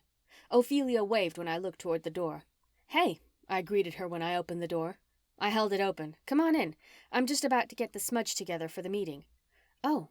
Ophelia stepped inside and brushed her honey-colored curls behind her shoulder before she unbuttoned her red full-length coat. It's chilly out there. I glanced out. The gray sky had taken over the entire village and hung low, almost low enough to touch. The chill air rushed in after Ophelia, zipping to my bones. I shivered. Get in. I rushed her inside and shut the door behind her. Did you say you were going to be doing a smudging ceremony? She asked, and placed her coat on the doorknob before she followed me back to the shop. There are some strange things going on around here, and a cleansing smudge isn't going to hurt. The shelf of ingredients was nice and full from KJ's visit. There were so many options to choose from. The dry salt was the first ingredient that touched my intuition when I looked at it. I know, she gasped, like the weather. She droned on about how she and Colton were eating a muffin from Wicked Good on Colton's break. They watched the gray sky roll in like a tidal wave. Plus, I saw the little spat between the lovebirds. I turned towards Ophelia. Her face was clouded with uneasiness. You too? I could see it. She had worry written all over her. Ophelia shifted. She bit her lip on the corner. Oh, come on, I assured her, and turned back to my ingredient shelf. I pulled down the dry salt bottle and sat it next to the cauldron. Dry salt was used to drive away negative energy, and the way Ophelia and Petunia were acting, there was negative energy in those dark clouds. I was going to brush those away. Nothing is going on. We're just having some sort of change in the weather pattern. I gulped, trying to believe in what I was saying. You know, all that talk about the ozone layers depleting and all that stuff. I waved my hand in the air before grabbing a couple stalks of sage. It just seems a little odd. She wrapped her fingers on the counter, don't you think? I think everyone is creating all this bad energy. I reached back on the shelf and grabbed some Argentum nitricum, good for fear and nervousness. It will be a good little additive for the smudge. Oh, the sweetgrass caught my eye. It was a wonderful herb to encourage kindness. Colton is ready for anything. He even called back to the village in Ohio to see if they were having the same weather. Ophelia and Colton came from a village in Ohio. Speaking of Colton, I had to change the subject. Did you tell him about the sleeping aid? The lavender stalks would be another great ingredient for the village. I plucked a few stalks from the lavender bundle and tied it to the sage before I sprinkled some dry salt and Argentum's nitricum on it. No, Ophelia stressed. I thought I would just slip it into his chamomile tea tonight. I laughed. She was a sneaky one. Then my gut tangled with my intuition. There was a sudden fear and the game of what if. What if something bad happened and we needed our sheriff? Slowly, I eased back to the ingredients so I wouldn't alarm Ophelia and grabbed a couple stalks of juniper to add to the bundle. Juniper was a great herb to use because it will help us to help ourselves, and with everyone going a little cuckoo, it wasn't going to hurt to cover all the bases. Let me know how it works. We don't want him to be flat out cold. We want him to just sleep deeply enough not to snore. I picked up dry salt and added a few more dashes just for precaution. Are you ready? I asked, and grabbed my box of matches that were stored under the counter, along with my feather from Clyde, Petunia's bird. It was a long, full, thick tail feather that was perfect to sweep the smudge smoke into the crowd so they could receive the full effect of the powers of the ceremony. I am. She grabbed her coat and swung it around her shoulders. She quickly buttoned it up. You probably need to grab your coat. Good thinking. I went to the back of the shop and grabbed it before we left. On our way around the shop and up the hill, I decided to use the time to ask her about Arabella. Have you gone by Magical Moments? That was my way of getting some gossip from her. I did. Ophelia was tight-lipped. And? This was proving to be harder than I thought. Ophelia Biblio was fairly new to the community, and I wasn't sure how much she did gossip. But what young girl didn't? I needed someone on my side, and it might as well be her. She has some great style. There was a spark in her eye. So, young women like style, and Arabella had plenty of that. She has some great ideas for Petunia's shower. There was no sense in trying to dig for more dirt on Arabella. She might not be all evil, but she wasn't pulling the wool over my eyes. Someone sent those flowers, and it wasn't me. Like what? Haphazardly I asked, bringing the bundle closer to my body as the night air whipped around. She said she has some really cool edible flowers that will float in a punch bowl that she's making, and Ophelia went on and on about Arabella and her great ideas. Her voice drifted as my eyes caught sight of the gathering rock. The dusk light was much darker than normal. It looked like someone had started a fire in the middle of the gathering space. The gathering rock was where we held all of our village meetings. It was a safe and sacred place for all spiritualists to gather. The focal point was a big rock that stood at the front of the gathering space, which was a wide open space for us to have chairs, benches, or stand if we wanted to. Most meetings weren't attended by all, but tonight there seemed to be a crowd. Their voices immediately dampened to a hushed whisper when they saw me and Ophelia walk up. Good evening. I looked everyone in the eye as I approached and smiled. There was a desolate feeling lingering around the space, making it difficult for my head to clear for the ceremony. Everyone was feeling the heavy blanket that had covered Whispering Falls. The council, which included Izzy, Gerald, Petunia, and Chandra, was already seated at the front of the gathering rock. I was particularly interested in Gerald and Petunia. Petunia had her back to Gerald, who was begging her to look at him. Leaves were falling out of her hair by the second. Good evening. I laid the bundle on the table and grabbed the gavel so I could hit it on the rock and bring the meeting to order. You are going to talk about the unfortunate weather we are having, right? Izzy asked. In other words, she was telling me to make sure I was positive and didn't alarm anyone. Of course I am. I turned and banged the gavel on the rock. The crowd took a seat, even the ones who normally stood. The entire meeting took a seat on the ground or found a vacant chair. The monthly meeting of the Whispering Falls community is now coming to order, I shouted, and banged the rock several times. The echo of the gavel bit the silence of the air. I hit it another time for good measure, or stalling for time. Good evening. I laid the gavel back on the table. As you can see, we are having some sort of weather pattern coming through the valley and settling in a bit. I turned and picked up the smudge and feather. Weather pattern? Someone from the crowd asked in a sarcastic tone. I swallowed, trying to ignore them, but who was I trying to kid? I was amongst a group of spiritualists who knew something wasn't right. Try as I might, it was still my duty to keep everyone calm and at peace so we could continue to have a solid village. I'd like to start the meeting off by doing a little cleansing smudge. I chose to ignore the heckler and light the bundle. Slowly, I walked up and down the space, swerving in and out of the spiritualists with the smoldering herbs, while fanning the smoke with the feather. I chanted a few words of encouragement, nothing special. Just something that came to my mind as I walked around, smelling the fumes and trying to cleanse the earth. Arabella sat in the back corner on the ground with her eyes closed. I turned the bundle to where I had put the sweetgrass. If anyone needed to be kinder and have a better attitude, it was her. Arabella glanced up at me. Her eyes were barely visible through all the smoke I had swept over her and around her. There was enough smoke around her to look like she was smoking a pipe. "I never," she gasped and stood up, "I never have seen someone screw up a smudging ceremony." There was an audible gasp over the crowd. Everyone's mouth was open and all their eyes were on Arabella Paxton, though we could only see the whites of her socks as she stomped back down the hill. With a little check in the scorebox for me, I smiled and made my way back up to the front of the gathering rock to start the meeting. "First, I would like to congratulate Petunia Shrubwood and Gerald Regula on their engagement." I clapped my hands together, encouraging the other spiritualists to do the same. "And I would like to invite you all to an open engagement party tomorrow on Main Street."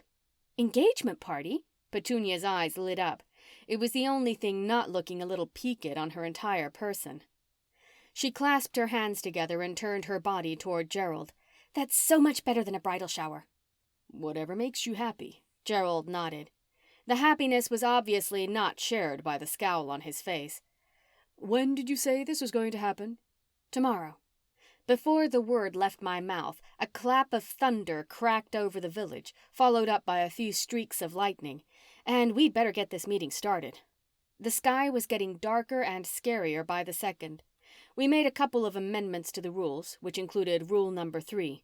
That was the rule that allowed only one shop owner per couple or household. Whichever way you looked at it, it was dumb. "All in favor say yay." I smacked the gavel. The crowd roared. Just for legality's sake and to cover all the bases, I asked, "All not in favor say nay." There was silence. "This meeting is now adjourned." I banged the gavel several times. It didn't take long for the crowd to scatter. With the sounds in the sky, I was about to scat myself. That was before Petunia and Gerald started arguing. Again. "This is ridiculous." Petunia stomped out from behind her chair. "We have been waiting years for this." "Exactly." Gerald threw his hands in the air. "That is what I am saying. What is the hurry? Why don't we make sure we do this right?" "Right?" Petunia questioned him. She looked at me. "I'm Switzerland," I joked and put my hands in the air. There was no way I was going to get into the middle of the argument. I pretended to get all my items gathered up and not pay any attention, but I was all ears. And, Petunia stumbled for the right words. "What do you mean by the right time? It is right. Right now." "But you have had no time to plan the wedding that you deserve." Gerald was trying to pull all the cards he could, which made my gut wonder why he was doing this. To my understanding, I had thought men didn't really care too much about the planning of the wedding, that most of that was girly details and they just showed up for pictures and the I-dos. In this case, there was something not right with Gerald working so hard on getting Petunia to delay the big event. "What do we need?" Petunia shook her head. She looked Gerald over with a critical eye. "All of our friends are here. We have a great florist who will do whatever it is we want. The law is now on our side and we have houses to live in. You are the delay." She poked him in the chest. Even in the glooming nighttime gray, my ring glistened with each jab she made. A clump of Petunia's hair fell to the ground. Gerald watched with sheer fright on his face. He looked at Petunia and then over to me. Petunia looked down. Her mouth opened and then she snapped it closed. Gerald seemed to struggle for the words. "I'm sorry, dear. We can do whatever you want." "Hello, you two." Out of nowhere, Arabella appeared out of the dark shadows. Suddenly, a moonbeam darted out of the black sky like a spotlight on her. My eyes widened. A smile curled up on the corner of her mouth. Gerald shifted between his feet. He was a little too fidgety for me. I watched out of the corner of my eye. "Tell him, Arabella. Tell him that it's not too much to have my flowers for a wedding, say, tomorrow." Petunia didn't even notice the glances and glares Arabella and Gerald were giving each other, but I sure did. "Tomorrow?" Arabella's perfectly manicured brows rose. She shot Gerald a look. She crossed her arms in front of her. "Why don't we sleep on this? I'm sure you will feel better in the morning. Isn't that right, Madam President?" She beamed at me. The moonbeam darkened. A clap of thunder rose. I say we see what the weather does. I shrugged. I wouldn't mind seeing what Oscar would be doing. There was a little glint in her eye, and I darn well knew why. I'm out of here. There was no need for me to stay around and listen to her badger me. I had better things to do, like call Oscar and get in touch with KJ. Toodles. Arabella drummed her fingers in the air with a big smile planted on her face. Did she not feel the tension around us? The evil? Was it because she put it there? The question of her being a dark-sider nagged at me. I figured she was a good-sider since her grandmother was Mary Lynn. Toodles, I bit back, narrowing my eyes. Petunia and Gerald didn't even seem to notice. They were halfway down the hill, heading for home, so they didn't even see Arabella taunt me. Brush it off, Madame Torres quipped when I flung my bag over my shoulder. Brushing it off was easier said than done. I cursed Arabella the entire way home, but quickly forgot about her when I got on my comfy glow-in-the-dark bat pajamas and eased into bed. Meow, meow. Mr. Prince Charming jumped up on the bed and batted at my bracelet. I almost forgot. I peeled the covers back and planted my feet on the ground. I had limited time when I could put the call out into the night wind for KJ, and I had to have some answers. I grabbed my coat, slipped on my shoes, and with Mr. Prince Charming closely behind me, we headed outside. The brisk air wasn't a refreshing nip on my nose. It was a bleak bit that stole my breath every time I sucked in air. I licked my finger and stuck my arm way high above my head, trying to figure out which way the wind was blowing. A few tries, and I felt a shift when I pointed northwest of the village. KJ, if you can hear me, please come visit me now. This is of the utmost importance to Whispering Falls. The nagging thought of the spiders he had left bothered me, and I needed some answers. Before I turned around to walk back to the house, a blast of air, followed up by a flurry of heat, swept my hair away from my face, leaving me with a warm wisp of air. KJ stood before me. Hey, June. His black eyes pierced through the night. His teeth were much whiter in the dark. He laughed and pointed at my legs, where you could see the bottoms of my pajamas. Yep, glow in the dark. Cool. Right. I looked down. Listen, about those spiders. Spiders? An inquisitive look crossed his face. Yeah, the jar of spiders you left for me. I didn't leave any spiders. Did you order spiders? He looked up as if he was trying to recall my last order. No, but you left a note, I reminded him. He shook his head. His long dark hair swung from side to side. Nope, I didn't leave you any spiders. But there was a note. Panic made my heart race. I never leave notes either. He crossed his arms over his massive chest. The serious look on his face told me he was not joking around. Okay, thanks. That's all I wanted. Shaken, I slowly walked back to my house. When Mr. Prince Charming and I got back on the porch, I turned around to tell KJ goodbye, but he was already gone. What is going on? I asked Mr. Prince Charming. The flowers, the spiders, things dying? I shook my head, hoping I was going to get some sleep tonight. Chapter 13. All night long I twisted and turned. I wasn't sure what disturbed me most.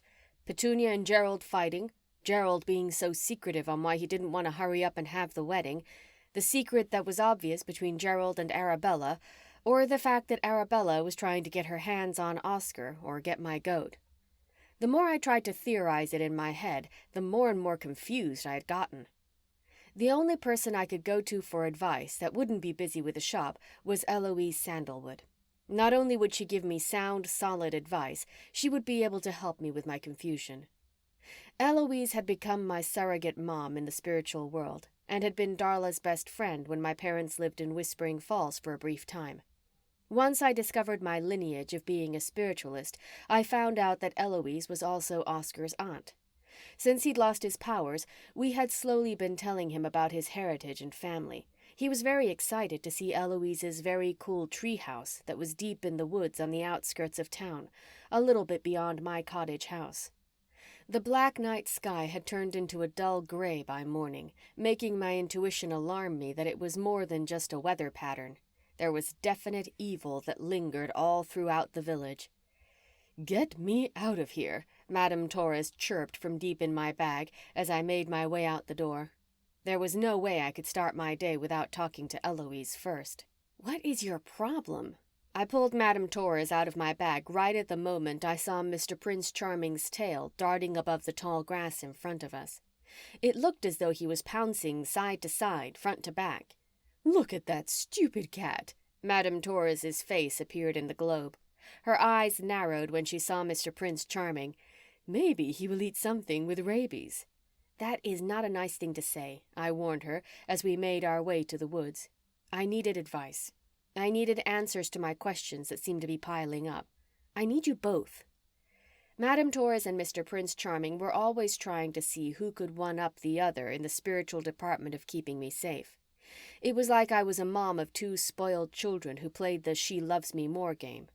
"Mr. Prince Charming," I yelled over his way. His tail stopped, and he darted off the other way.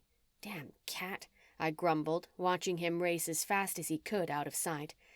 Thank goodness Madame Torres didn't have legs to run from me. She was good enough at disappearing for days in her glass globe when she got mad at me. "I need you to find out what is going on with Gerald.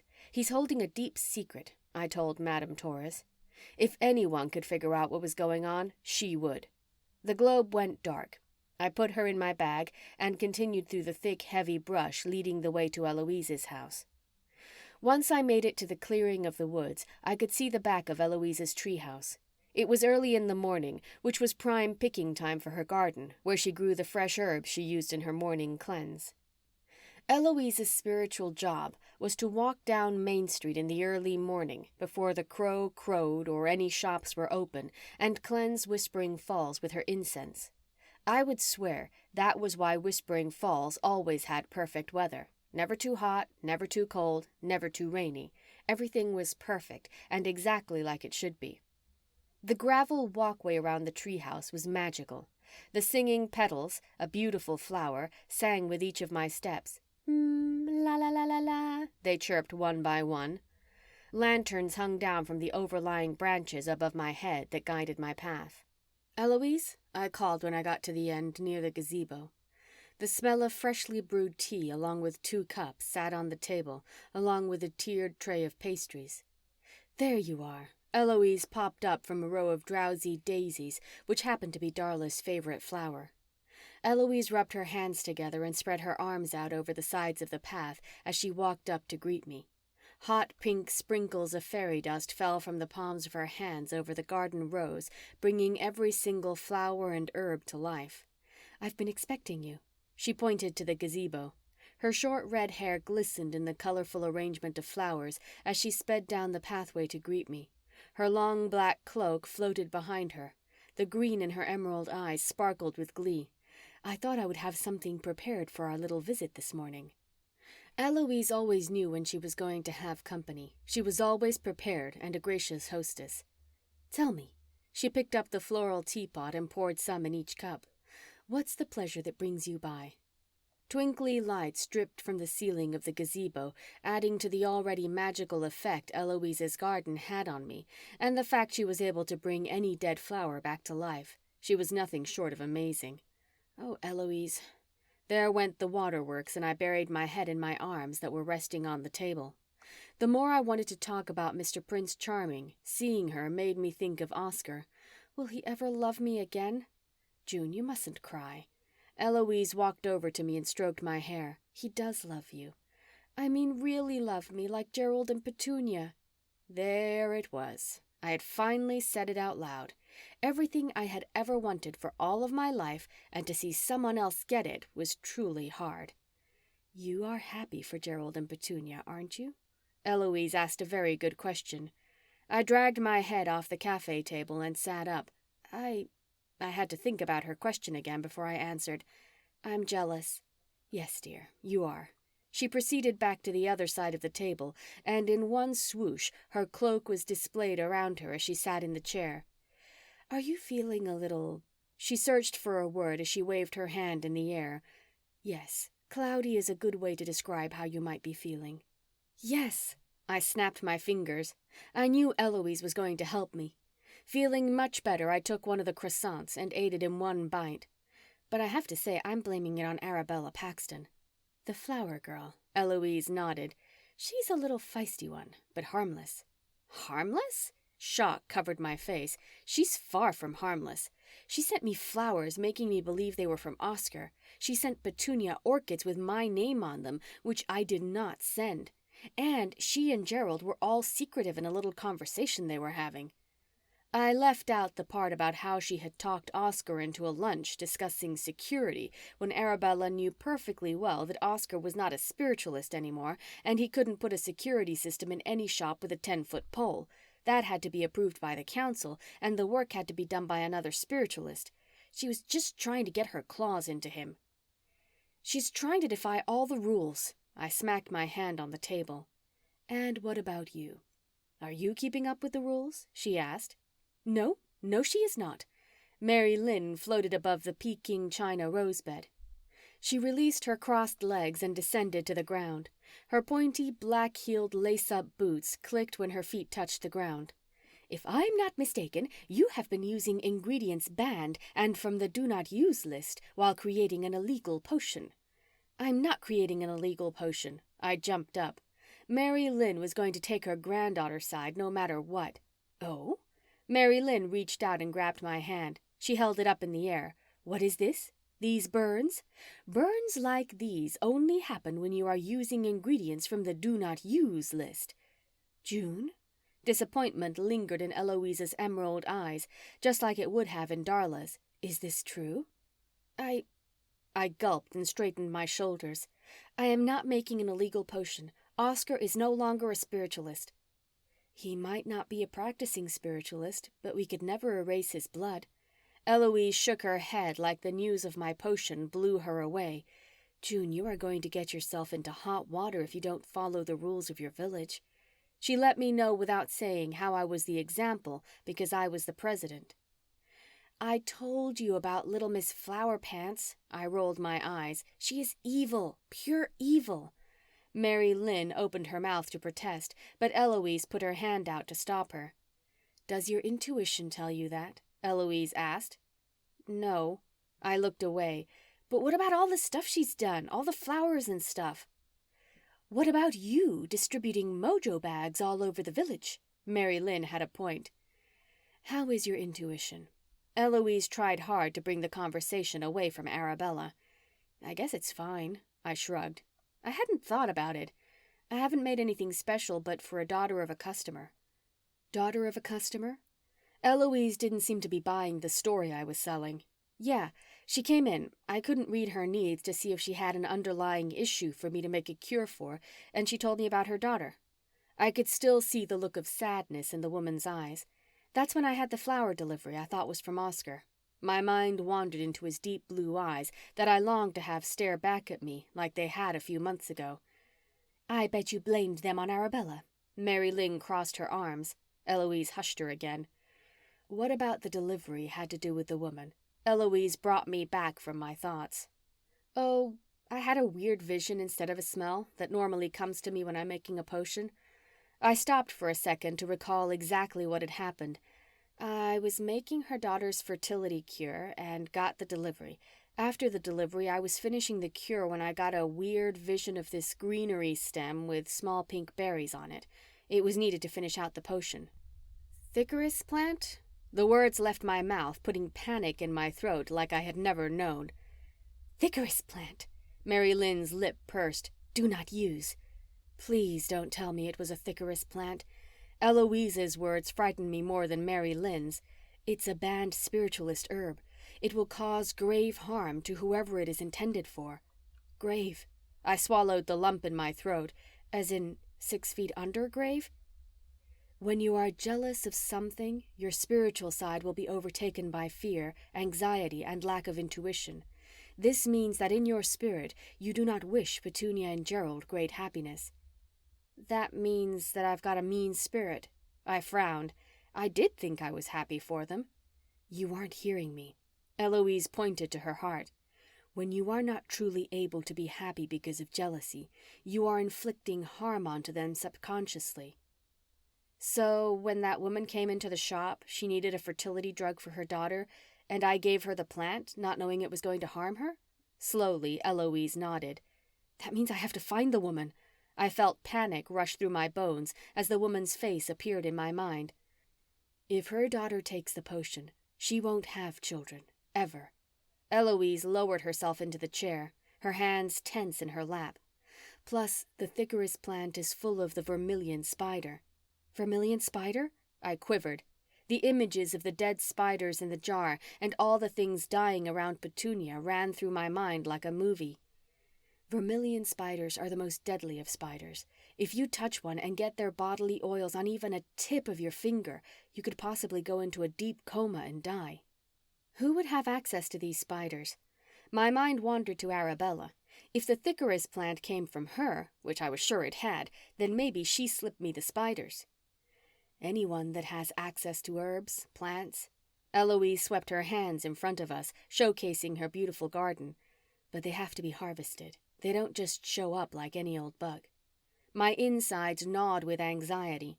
I wanted so badly to blame everything on Arabella, if only for the fact that she was hitting on Oscar, but I knew as the village president that I had to clear that from my thought process and give her a fair shake.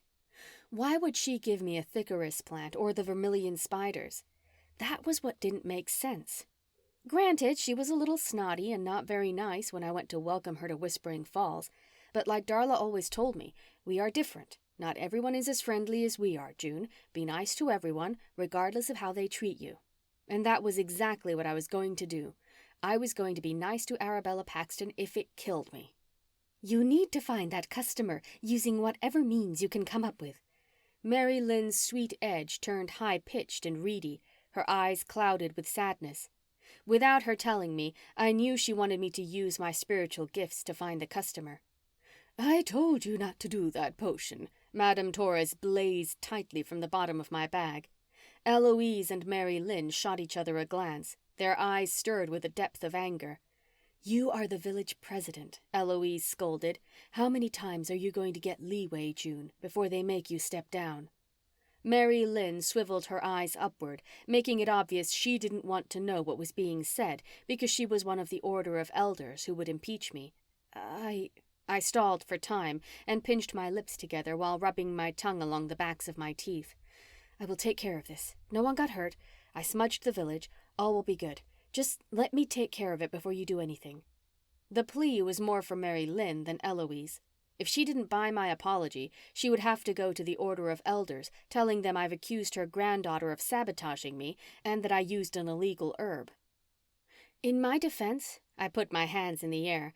I did use my intuition to get the Thickeris plant. My mind snapped shut, and so did my mouth. If my intuition was told to use the plant, it was solely because I was reading the client. The short, blonde-haired woman who was styled so cute, not to mention the fabulous pair of emerald teardrop earrings she wore, popped into my head. She did know a lot about herbs, and she did ask about Luna moth wing. Plus, she knew exactly what she was there for. Infertility. If she wanted to help her daughter and the Thickeris plant hit my intuition, I've got to go. I jumped up and grabbed my bag, strapping it over my shoulder. The woman didn't want to help anyone with having a baby. She wanted to prevent someone. But who? Mr. Prince Charming was waiting by the gate, ready to go. June, you'd better take care of this before something really bad happens, Eloise warned. You can see the weather pattern is feeling some sort of effect, and I can't help but wonder if it has to do with this illegal potion. I waved my hands in the air. I didn't have time to sit here and discuss my punishment. I had to get back to Whispering Falls and figure out how to find that customer, not to mention plan an engagement shower. There were at least a few spurts of sun dotting through the gray sky, which sent a little hope that all was not lost and I was going to be able to get back the potion. The faster I walked, the more things didn't make sense in my head. Who was the woman? Why did she want to harm someone in such an evil way? Did this have anything to do with the weather pattern like Eloise thought? If so, was the customer a spiritualist? More importantly, why did my intuition clue me in on the evil she had deep inside of her? What about Arabella?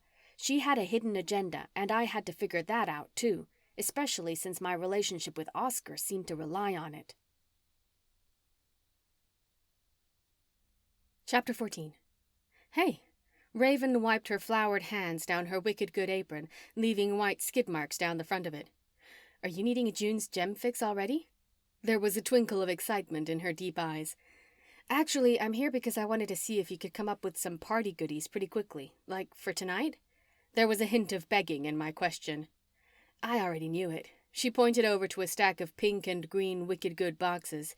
It was written in the dough that I was going to get a big request this morning. I just didn't know it was for the party. She winked and went over to retrieve them. You can just leave them here because, I bit my lip, I was wondering if we could do it in your little cafe party room after hours? I'd love to. She smiled and brushed her long black hair over her shoulder. What's up? Faith came around the corner with the cleaning rag and bucket in her hands. She was good at cleaning the cafe tables as soon as a customer got up. I'm planning Gerald and Petunia's engagement party. I rubbed my hands together. The clock on the wall read 9 o'clock, which meant a charming cure was supposed to be open. Faith, do you mind working at the shop for me today so I can get all of this together? Sure. She put the bucket down. I gave her the keys. Thanks. She smiled and headed to the door. I love getting extra cash. Great. I'll be by later to check on you. There are plenty of potions ready to go, I assured her. If you need something make-up, just holler for me. She made the aye, Captain signal and headed out the door. I wrapped up my business with Raven and made my way over to the gathering grove. It was time I asked Gerald about his little intense conversation with Arabella. The morning rush breakfast crowd stood in line for Gerald's amazing tea. I wiggled my way in the door and darted in and out of the line before I made my way to the front. All of Gerald's employees were busy bees, but he wasn't in the front. I was sure he was in the back, steeping a teacup to read someone's leaves. The door to the back room swung in a little when I pushed it to go through. When I stepped in, I heard voices. I stopped and did what I wasn't supposed to do, but what any curious spiritualist would. I listened. You know you can't go through with this.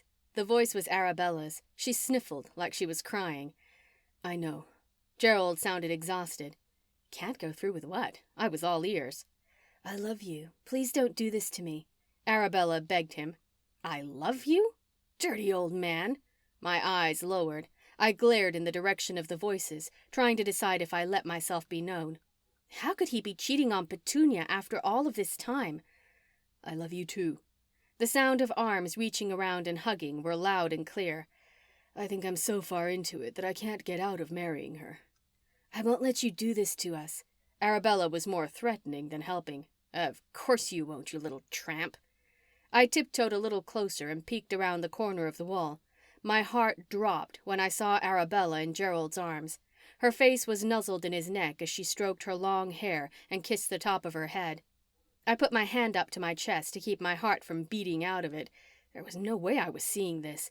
I blinked several times in an attempt to make the scene go away. You can't marry her, Arabella was crying. Shh, Gerald soothed her. I couldn't take it anymore.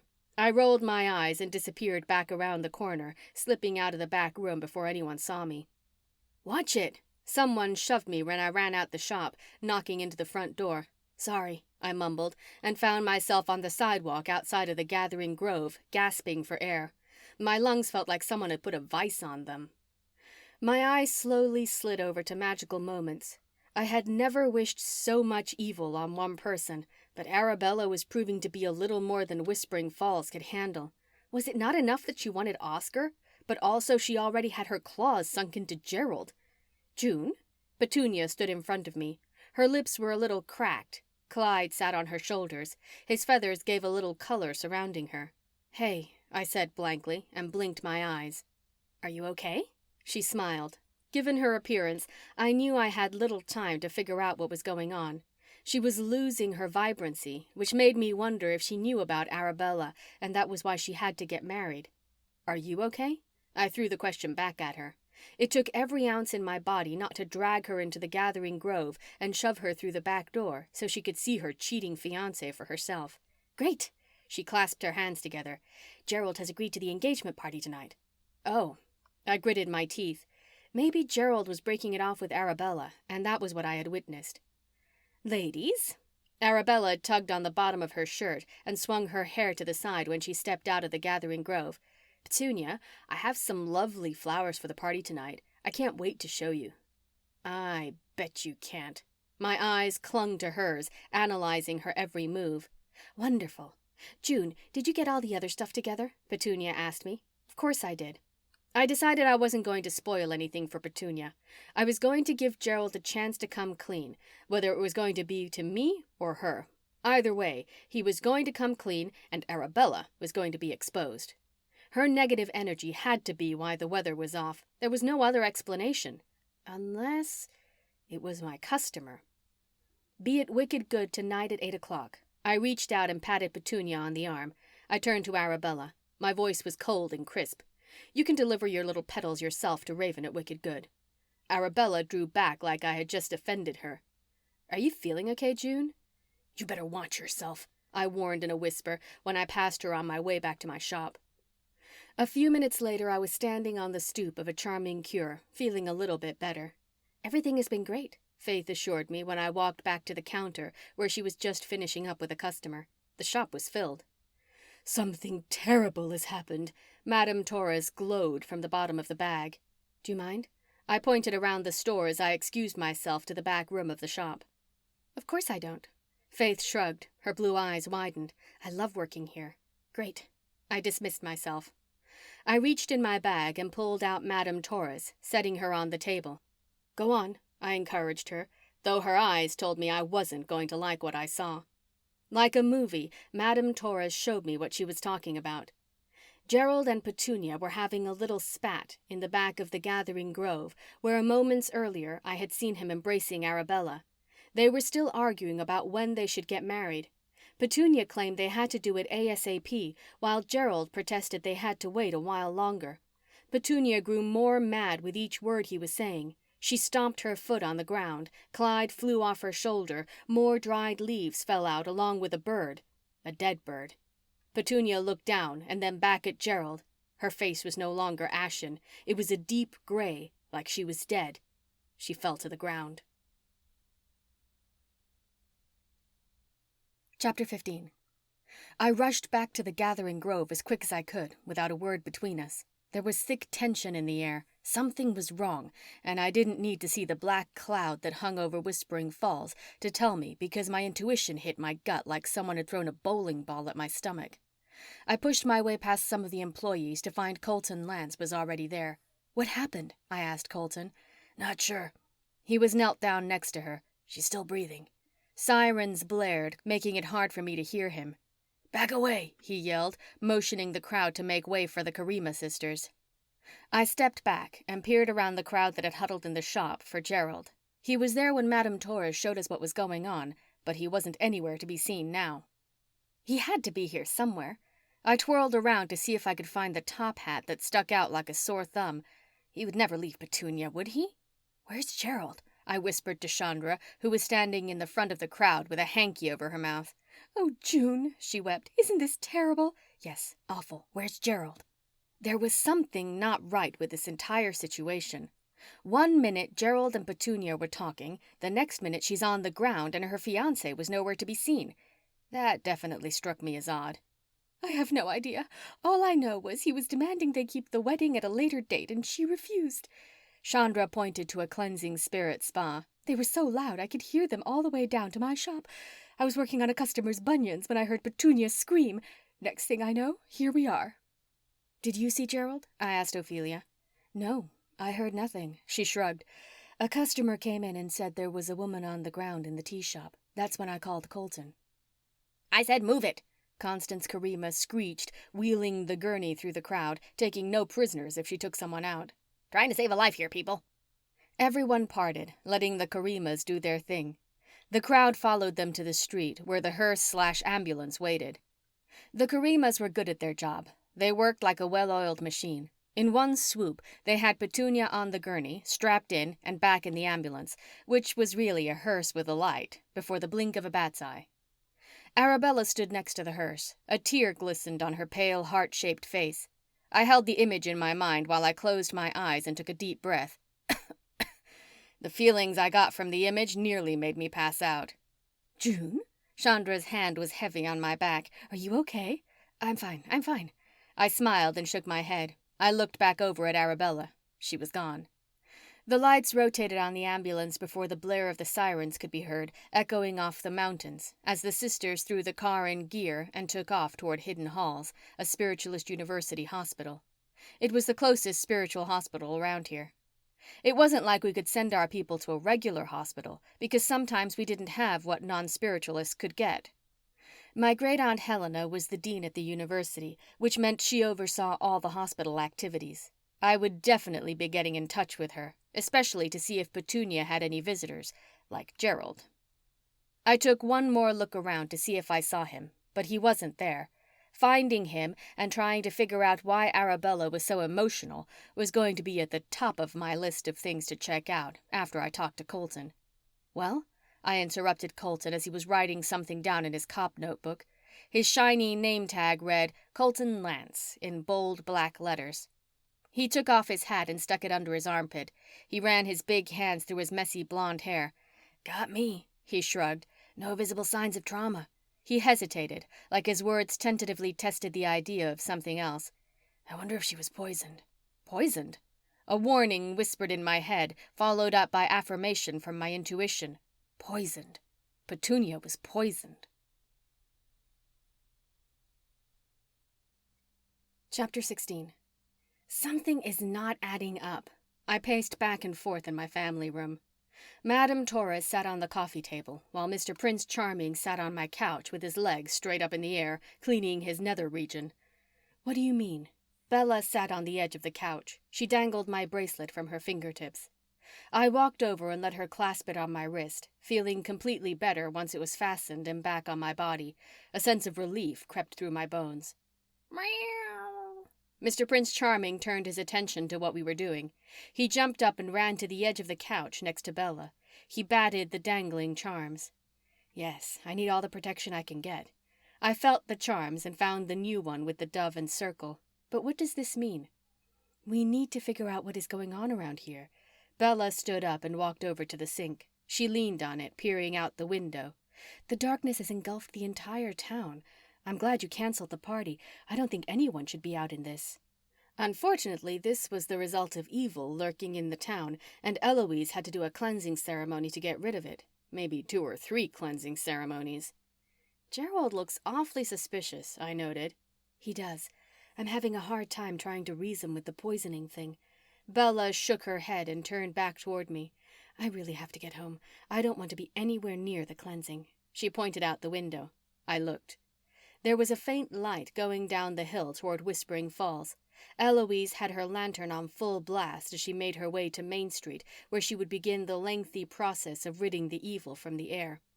We said our goodbyes and she disappeared into the dark night. I have the answers you shall seek. A hazy purple glowed from Madame Torres.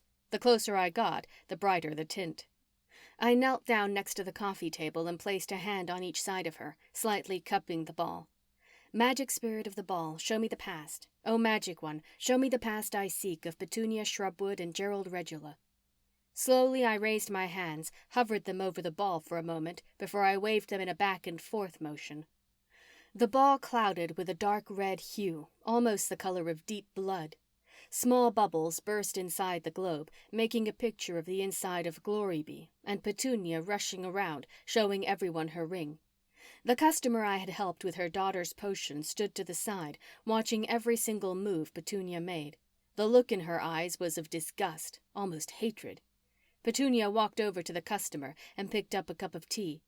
He owns the Gathering Grove. You should go and grab a cup of tea. It's the best in the South. Petunia took a sip and put the tea back. My customer walked over and looked at the tea. She glanced around before putting something in Petunia's cup. In a blink, Madame Torres shut off. Shit. I bit my lip. There's only one thing to do. I reached over to a curled-up Mr. Prince Charming, nestled on the couch pillows. We have to go break into Glorybee to see if we can find something. Though it was a long shot, because I was sure Colton had combed the place after he locked Glorybee's door with a sign reading, "Closed until further notice." Carefully, I picked up Madame Torres and placed her back in my bag. I stood up, and like he knew what I was doing, Mr. Prince Charming got up and stretched. Meow, meow. He rubbed the side of his head on my wrist, directly on the dangling charms. If this was any other cat, I would believe it was looking for a good place to scratch. Not Mr. Prince Charming. He was warning me not to take off the bracelet. Don't worry. This type of caution from him meant there was imminent danger in my future and to watch my back. You are going to be right by my side. I stood up, put my coat on, and threw the bag over my shoulder. Let's go. I took a deep breath, along with a deep gulp, before opening the door and disappearing into the abyss of darkness. Chapter 17. The chill hung over me like a thick blanket, sending goosebumps all over my body. It was the first time I could recall Whispering Falls' weather being so cold. I guess that was what evil did, bring misery to everyone in its path. Still, the question hung around me. Why would anyone hurt Petunia? If it was my customer, who was she? Where did she come from? Could it be any colder? I flipped up the collar on my red coat to protect my face from the whipping wind that tore into me like I'd pissed it off. Even Mr. Prince Charming looked cold, and he had enough fur on him to make 2 sweaters. He shot out ahead of me, making it difficult for me to see. In the distance, I could see the slow swing of light, to and fro, taking comfort in knowing that I was headed in the right direction, not to mention I wouldn't be alone in the village. Eloise's incense filled the evil night air. I made my way to the back of Gloryby, where Petunia used the back door to get into her apartment situated behind the shop. Mr. Prince Charming waited for me just inside the frame. You have to make sure the animals stay calm while I snoop around. It was very clear why he had to come with me. He had spent so much time there, the animals knew him better than me. Plus, I couldn't risk them going nuts while I intruded on their territory, sending them into a flurry of frenzy, which could be heard outside of the pet store. Many times something would go wrong, and I could hear the displeasure of Clyde while I was in a charming cure. I pulled out a pen from deep within my bag and unscrewed the barrel to get the small, thin plastic ink tube out. This was a trick I had learned from Oscar when we were kids. He could break into anywhere, any lock, by voraciously rubbing the plastic between the palms of his hands to heat up the ink, then breaking the plastic in half, letting the hot ink ooze into the hole of the lock. This allowed the lock to heat up enough that anything you stuck in there would easily open it. And it still worked like a charm. I ran my hand up the dark wall before I shut the door behind me.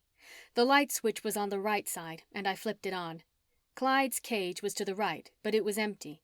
The small kitchenette was as clean as a whistle, which surprised me, since she was always surrounded by animals.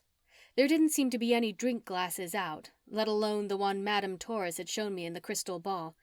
That was the one I was on a mission to get. The first place to look would be the counter in the shop. Madame Torres was good about leading me to exactly where I needed to go, even if I was a few hours too late to save Petunia. I took my cell phone out of my bag so I could use the flashlight feature.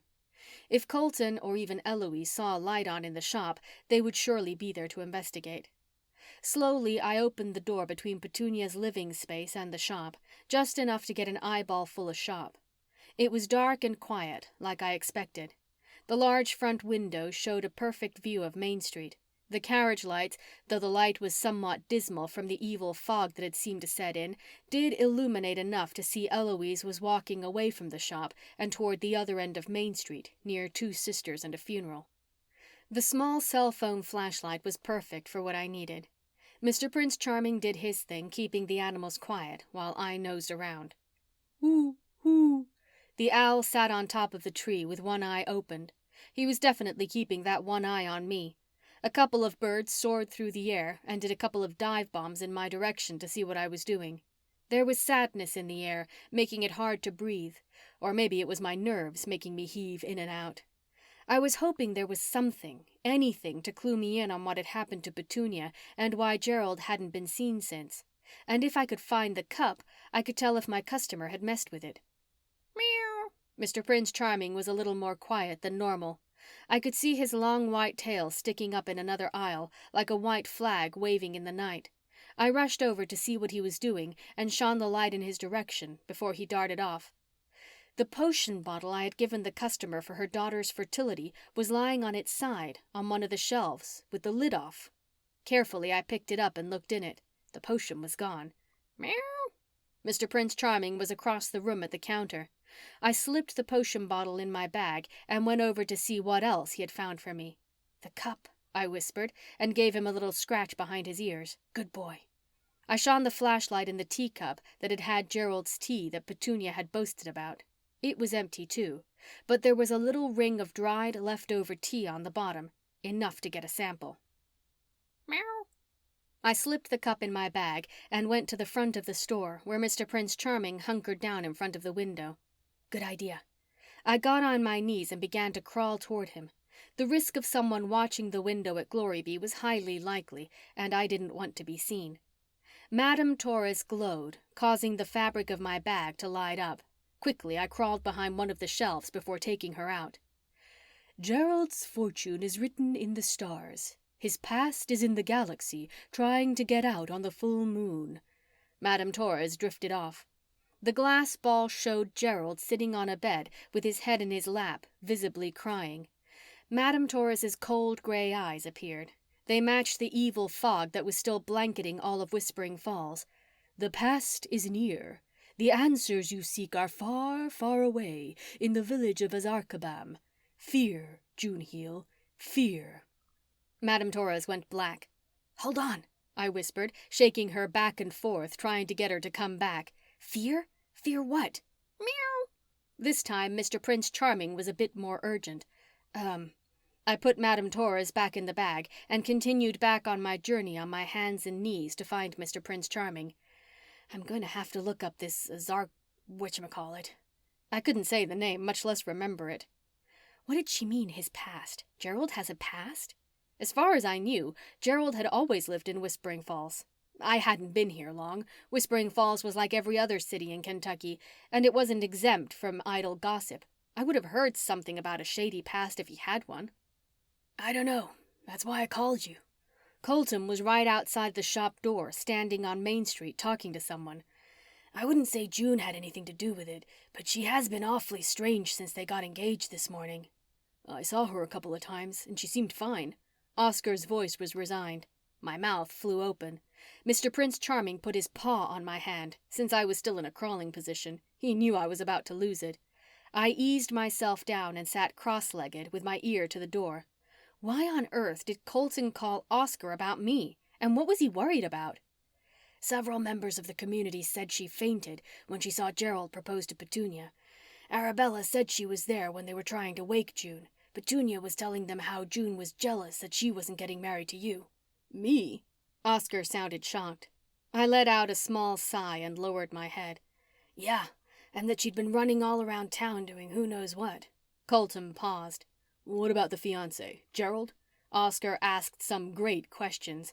That should be the number one suspect on everyone's mind, not me. He checks out fine. He went to be with Petunia at the hospital. Colton thought he knew everything, but he didn't have a Madame Torres. Gerald was far from the hospital, and I was going to find out why. And the ring. Petunia's ring? Yeah. Supposedly it was the ring June had picked out to get for her own engagement. Colton told Oscar all the truth about me, but it wasn't like I would ever do anything to hurt Petunia. Who's telling you all this? Oscar was on to his detective work. Arabella Paxton? Arabella. My eyes lowered. Arabella was framing me. But why? And what did she have to do with Gerald? In that instant, I knew I had to go to Azarkabam to seek the answers before I could ever come back to Whispering Falls. Chapter 18. How on earth did I become a suspect? I stomped back up the hill. Mr. Prince Charming, making strides next to me, had to bear the brunt of my rant. They can't possibly think I had anything to do with it. Mr. Prince Charming let me know his displeasure. Okay, fine. I glanced back to make sure no one had seen me slip out of the back of Gloryby and followed me. Petunia was on my list to see next. Well, really, I wanted to see my great-aunt Helena. They had a terrific forensic lab run by the best spiritual wizards. They would be able to figure out if the customer had accidentally put my potion in Petunia's cup or if there was an intention behind it. Maybe she didn't use the potion at all. Maybe my customer had nothing to do with this and the potion got spilled by one of the animals living in the pet shop. How did Arabella play into all of this? I had a sneaky suspicion she had a key role in Gerald skipping town. There were a lot of maybes, and I had to get to the bottom of it. The more time away from Whispering Falls, the more time Arabella could hatch her evil plan to get Oscar, or worse, do more harm to Whispering Falls. The crackling of leaves made me move a little quicker. Mr. Prince Charming's tale made it much easier for me to see, even though the fog had gotten thicker the closer we got to the wooded area behind my cottage. Hidden Halls, a spiritualist university hospital, wasn't the easiest of places to get to on foot. But that was how everyone but the teletransporters got there. Oftentimes, I wished I had a really cool spiritual gift like teletransporting, and this was one of those times. We have to hurry. A creeping uneasiness tugged at the bottom of my heart. Without looking back, Mr. Prince Charming and I hurried to the wheat field beyond the wooded area. Like always, the wheat parted, giving us a little path that would lead us to the wooden sign that had several long wooden arms, each with a finger pointing in a different direction. Eye of Newt Crystal Ball School, Tickle Palm School, Intuition School. I read down the arms until I saw exactly what I needed. There it is, hospital. I reached up and tapped the finger pointing to the hospital. Like magic, a pathway appeared across the wheat field. My eyes followed as the path gained momentum and ended at a Hidden Halls, a spiritualist university hospital sign. Mr. Prince Charming darted ahead. I wasn't too far behind. If my intuition was right, and I was pretty sure it was, Oscar was trying to get in touch with me to question me about Petunia. Ugh, I groaned. Colton was such a pansy that he had to put Oscar up to questioning me when it wasn't even Oscar's jurisdiction. Even if they did try to pin Petunia's poisoning on me, if that was what she had, then by rule number 5, I couldn't be arrested until all the facts were in. The only thing I couldn't do was what I was doing now. Leave. Yep. The rule states that I can't be arrested and I can't leave until it's solved. That could be years in the spiritual world.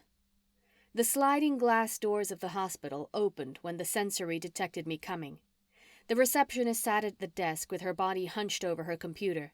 Her tight curls sat on her head like a Brillo pad, and her small red-framed glasses made her eyes magnify, slightly scaring me a bit. State your business. She was serious. Petunia Shrubwood, I stated my business. Mr. Prince Charming sat down next to my feet. Dang. She smacked her desk. This computer candy game is killing me. Did you say She lifted her head away from her computer screen. She eyed me over the top of the red frames. Yes. There was a little tension between her question and my answer. Something told me she was on alert for anyone who was trying to get in to see Petunia. Name? She grabbed a folder from the front drawer of her desk. June Heel. I rubbed my wrist where my charm bracelet dangled. Please let Petunia be okay. She flipped the folder open and slid her finger down the first piece of paper in it. June, she repeated as her eyes descended down the paper. She tapped it. June Heel. She looked back up at me. June Heel, she confirmed. She stood up and looked over the counter to my feet. You must be Mr. Prince Charming. Meow, meow. I wondered what the little paper said about me and my fairy godcat, but didn't care when she sent me into the elevator behind her. It wasn't a regular hospital elevator. I stepped in. The stainless steel box didn't have any buttons in it to push, nor did it have an escape hatch on top, which was the first thing I looked for in case I had to make a quick exit. Again. Another reason I wished to have a cool teletransporting gift. No such luck. I took my bag off my shoulder and stuck it on the other one. Madame Torres was lit up. She had some news. I hoped it was something I could use and not the cryptic stuff she handed me last time. The elevator shot down instead of up and zigzagged right and then left, leaving me a little dizzy. I held on to my bag. The doors opened and I stepped out into a dark room. The only thing I could see was Madame Torres. I took her out and put her up to my face. Holding her with one hand, I waved my other hand over her. Magic spirit of the ball, show me Gerald, past and all. The past of Gerald is what you seek. Beware of Gypsy, for she is not meek. Madame Torres glowed with a picture of Gerald, still sitting with his head buried in his hands. A gypsy in a black veil appeared. Coins dangled from the hood on the veil covering her forehead. Madame Torres zeroed in on the gypsy's eyes. The liner was thick, black and heavy, just like her black eyes. Madame Torres went black. I waved my hand again in hopes she'd give me something more, but she didn't. All of this dark magic was draining her, and me too. I wondered when you would be coming here. The voice came from the purple smoke filling the space. Hello, Aunt Helena. Finally, someone who could help me. The purple smoke gave way to lights, exposing Aunt Helena. She swung around in her pointy red boots, sending her cape behind her. The cape snapped. Petunia appeared in a hospital bed behind her. It was not the usual bed you see in the hospital with the hard mattress, steel sides, and million little buttons for the TV, nurse, up and down. Petunia floated on a fluff of cotton clouds. At least, that was what they reminded me of. There were no tubes. She was enclosed in glass. I dug down into my bag and pulled out the potion, along with the teacup. I held it out for her to take. Here is what I collected from Glory Be Pet Shop. Do you want to tell me about the ingredients you have been using? The lines around her eyes creased. Displeasure hung around her mouth. I guess you saw Mary Lynn. I hung my head. There was nothing worse than getting scolded by my aunt, much less than the dean of the biggest university in the spiritual world. Yes, I told her I would speak with you. Then this happened. She drew her hands from under her cloak and swept one arm across, exposing her long, thin hands and long red nails as she gestured toward Petunia. That is not my fault. Let's hope not. She slid her arm my way and held her palm upward. Carefully, I put the potion bottle and teacup in her hand. She curled them into a ball before slipping them into the pocket of her cloak. Now, she clasped her hands in front of her. Tell me about this situation.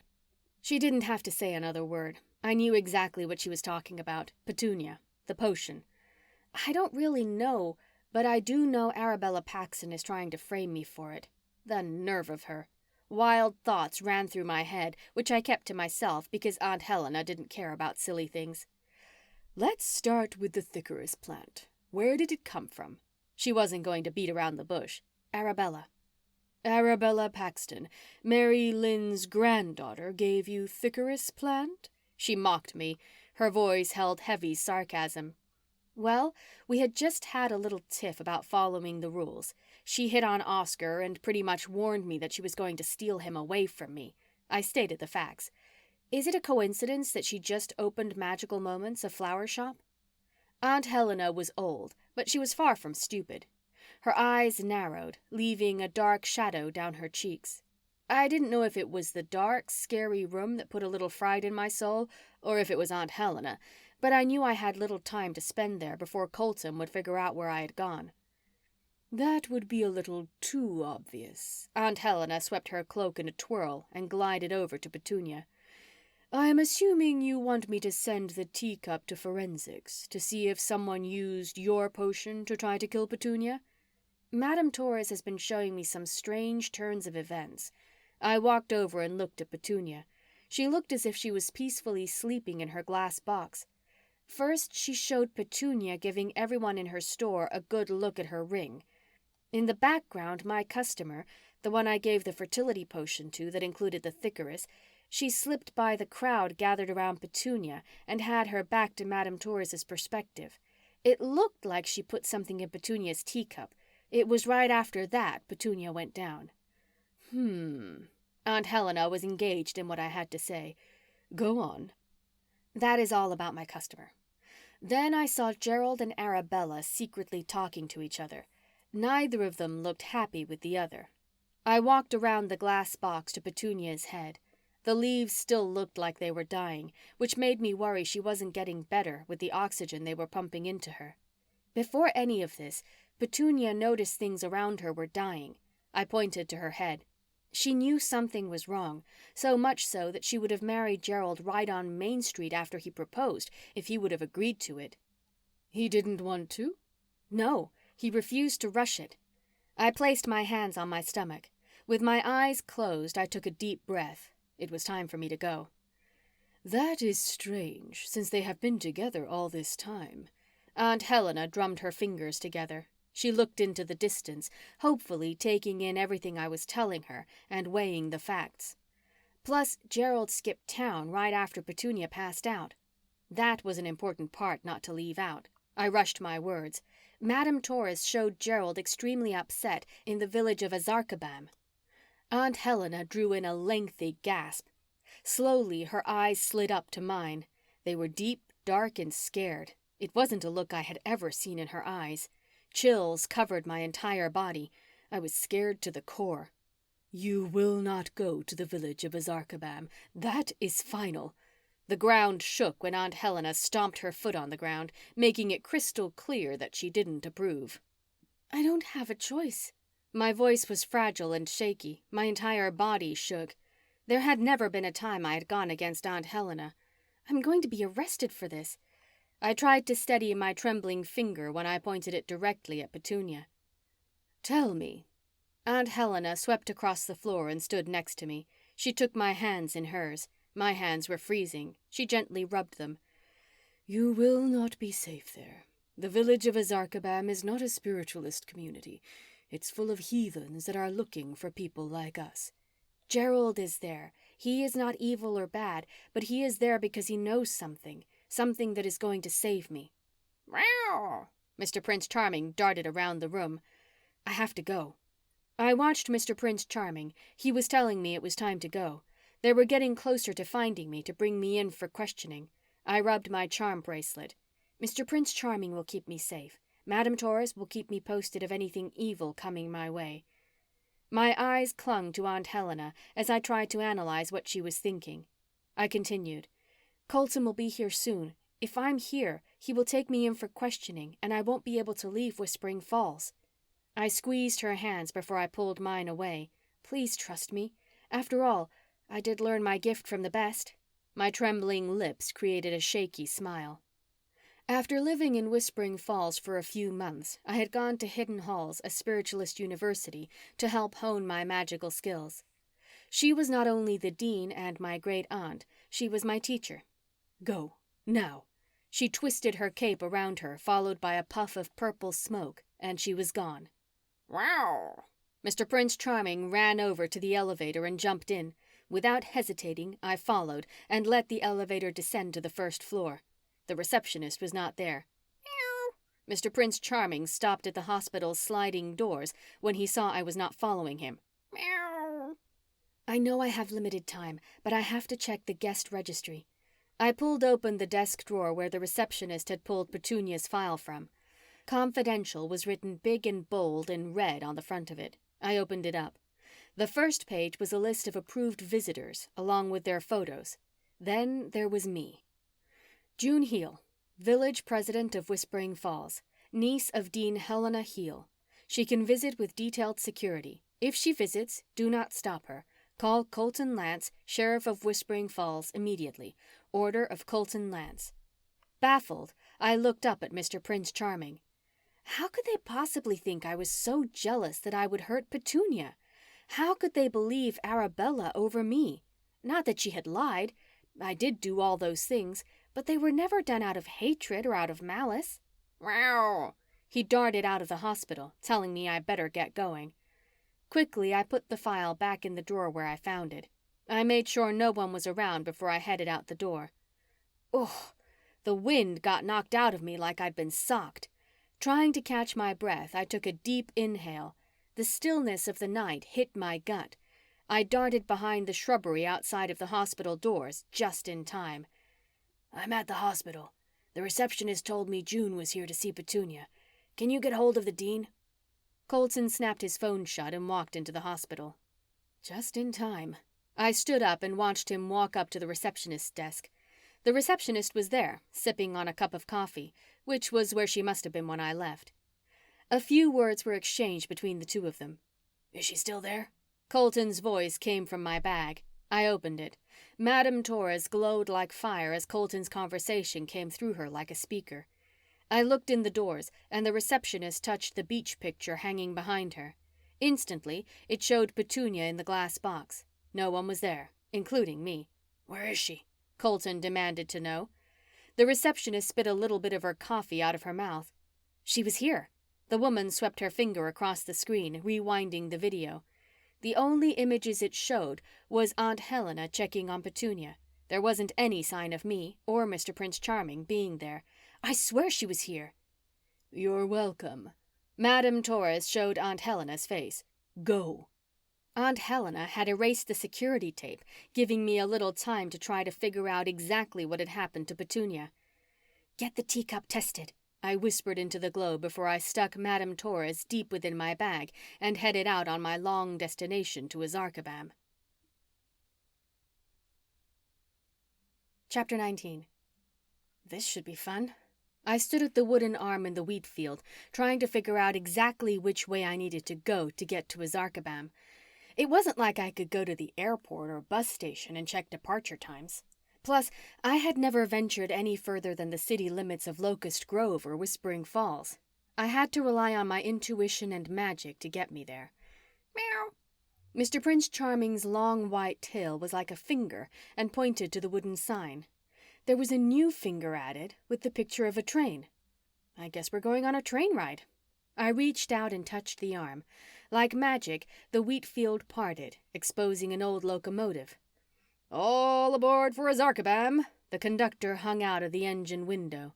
"Woo, woo," the train whistle screamed. Steam blew from underneath the big hunk of metal. I guess he means us. Looking around, I shrugged, because there was no one there but us. There was only one passenger car attached to the engine. The big, heavy doors slid open and some stairs lit up, giving Mr. Prince Charming a way to get on. Mr. Prince Charming wasted no time and darted up the steps. I looked back toward the wooden sign and the direction of Whispering Falls. There was a tug at my heart. I couldn't imagine leaving Oscar Park behind, but I knew if we were ever going to have a chance at a future, I was going to have to do this. The train didn't wait until we were seated before the metal wheels began to turn, causing the shrill noise of hot metal on hot metal. The door slammed shut right as Mr. Prince Charming and I took a seat on one of the two red velvet benches. Mr. Prince Charming curled up and closed his eyes. I wanted to do the same thing, but I was afraid to close my eyes in fear of not knowing what was going to happen. There were red velvet window shades down both sides of the passenger car. Mini tassels hung in a V formation on the edge of each of them. If I wasn't so sure I was in the present day, I'd have thought I'd traveled back to the 1800s. I held tight as the train creaked back and forth. Mr. Prince Charming wasn't disturbed one bit. His head bobbled back and forth, but his eyes were shut tight. Maybe I should have woken him up to watch me as I slept, but I didn't. I figured he needed his sleep to keep me safe from harm. I pulled on one of the shades, making it zip up and flap against the glass window. I peered outside. Everything was zooming by, but in the distance I could see a large castle on a hill. The ground was covered with thick snow, something I was not used to. Whispering Falls' climate was strange and comfortable all year round, even though Kentucky had every single season. When customers commented on how the weather was, we responded by saying we were having an unseasonably strange weather pattern moving through the valley. Not Azarkabam. It looked like it was cold, very cold. I wasn't dressed for it. Looking at the snow sent a deep chill through my bones. Thoughts of Oscar filled my head. Oscar the spiritualist would have loved this little adventure. He would be trying his hardest to clear my name. I shoved images of him out of my head. There was no time to daydream. The more time wasted, the more time I had to spend looking for Gerald and getting back to Whispering Falls to derail anything Arabella had planned for my hunk of a man. I pulled the shade back down. The tassels swayed with every turn of the train wheels. Suddenly it stopped. Everything stopped. The noise of the wheels, the tassels hitting the glass, the creak of the metal. Mr. Prince Charming jumped up. His eyes caught mine. We were both silent. He eased himself off the bench and sat by the door. I lifted the edge of the shade. It was pitch black. "Come on." There was a tap on the window. "Get out." The voice was gruff, not to mention scary. "I said get out." The door flew open and the stairs appeared. There were no lights to light my way like there were last time. "I said get out of my house." The gruff voice was screaming and beating the window. Mr. Prince Charming took off down the steps, and I wasn't too far behind. He darted behind an old barrel alight with fire. The smoke flew up in the air, along with the flames. Men in dark cloaks, mustaches, top hats, and dark-lined eyes stood around it, warming their hands, as bellows of laughter shook their bodies. "Well, well," one of them turned and eyed me. "What do we have here?" I looked back at the passenger train car. There wasn't a trace of it. only a wooden shack and a man beating on the window with a cane, screaming. "You must be new in town." The man grinned, exposing holes where teeth should have been. I looked down. I didn't fit in with the jeans and t-shirt I had put on to go to work in. I grabbed my bag and held it close to me, trying to keep warm from the falling snow. "We can scoot over and give you a little warmth." Their laughter filled the air around me. I had never been so scared in my life. Out of the corner of my eye, I saw Mr. Prince Charming dart into an old wooden building. "Thief!" A couple of men stood around another barrel, their guns strapped on their hips. They screamed at another man as they took his head and pushed it deep into the barrel full of water. Holding him under, they continued to scream, "Thief!" The men were dressed in brown pants, brown vests, and striped button-down shirts. They all wore a top hat. Their eyes were lined as if they all wore makeup, and each one had a mustache. The women wore long black cloaks and veils to cover their heavily black-lined eyes. Some had jewels dangling around their foreheads, like the tassels on the train shades, and some had none. I definitely stood out like a sore thumb. I wasn't sure if it was night or day. All I knew was that it was dark, and I wouldn't be safe unless I slipped out of sight into the dark shadows alongside the old buildings. I inched my way to where I had seen Mr. Prince Charming go, taking in all the sights along the street. There didn't seem to be any order in the village, as everyone sort of rushed around. There was an eerie suspicion in my gut that someone other than the drifters around the fire barrel knew I was there. I glanced around, but the shadow was pitch black. I couldn't even see my hand before me. I continued in the darkness with my eyes on the small glowing lights. They were in the direction where Mr. Prince Charming had run off to. It was obviously where Gerald was, and Mr. Prince Charming was getting me there. A wind blasted past me, catching the nape of my neck, nipping me with a bite of cold. It was enough to get me moving and moving fast. The doors of the old building swung inward when I pushed my way past the drunkards gathered on the floor at the opening. The foul air of sour whiskey and cigarettes filled my lungs. Bar? I looked around. The old saloon was filled with men clanking their pewter goblets and drinking to anything they could possibly wrap their drunk minds around. Mr. Prince Charming stood at the top of the old wooden steps that were clear across the room. Our eyes met. "Geez, couldn't make this any easier, could you?" I groaned, trying to stay along the wall, sight unseen. This didn't seem like the place I wanted to be if someone saw me. There wasn't anyone around here who looked like me, and I surely didn't want my head stuffed down into a deep bucket full of water like the guy I saw in the street. I was here for one reason only, to find and question Gerald. Evidently I was in the right place because Mr. Prince Charming had led me here. I hurried up the steps, figuring the drunken men below couldn't follow me because their vision had to have been blurred with the way they were carrying on. There was a hallway branching to the right and left once I got to the top of the steps. I saw the tip of Mr. Prince Charming's tail turn the corner down the left hall. I followed him into the open door and around the corner. The room looked like the same room Madame Torres had shown me, only it was trashed. The small bed was overturned, the little wooden desk was in pieces on the floor with what looked like the remains of the chair that had matched it. I hope Gerald escaped this. I looked around. There were voices coming from down the hall. I disappeared behind the door. "Did he really think he was going to get away with it?" the woman cackled. "We will see about that, Gerald Regula." The voice was familiar. I peeked my head around the door when I heard the footsteps pass. They were dressed in head-to-toe black and veiled like the other women I had seen in the streets. This must have just happened. I stepped out from behind the door and took a good long look around the room. Mr. Prince Charming ducked his head from the overturned bed. I wonder what they were talking about. I rubbed my hand around my wrist, feeling all my protective charms. They had obviously taken Gerald against his own will. At least, that was what the room looked like. But where did they take him? I tiptoed across the room and looked out the tiny window. Barrels of fire could be seen all over the dark city. The only thing lit up was the castle-looking building way up on the hill. I don't think I can do this right now. Suddenly, my eyes felt very heavy. I slid down the wall and landed on my butt. Mr. Prince Charming sat straight as an arrow with his face to the door. "Do you think you could keep watch while I was going to say rest my eyes, but I did more than that." Chapter 20. The sound of claps, tambourines, hoots, and hollers, along with a lot of foot stomping, woke me up. "Oh."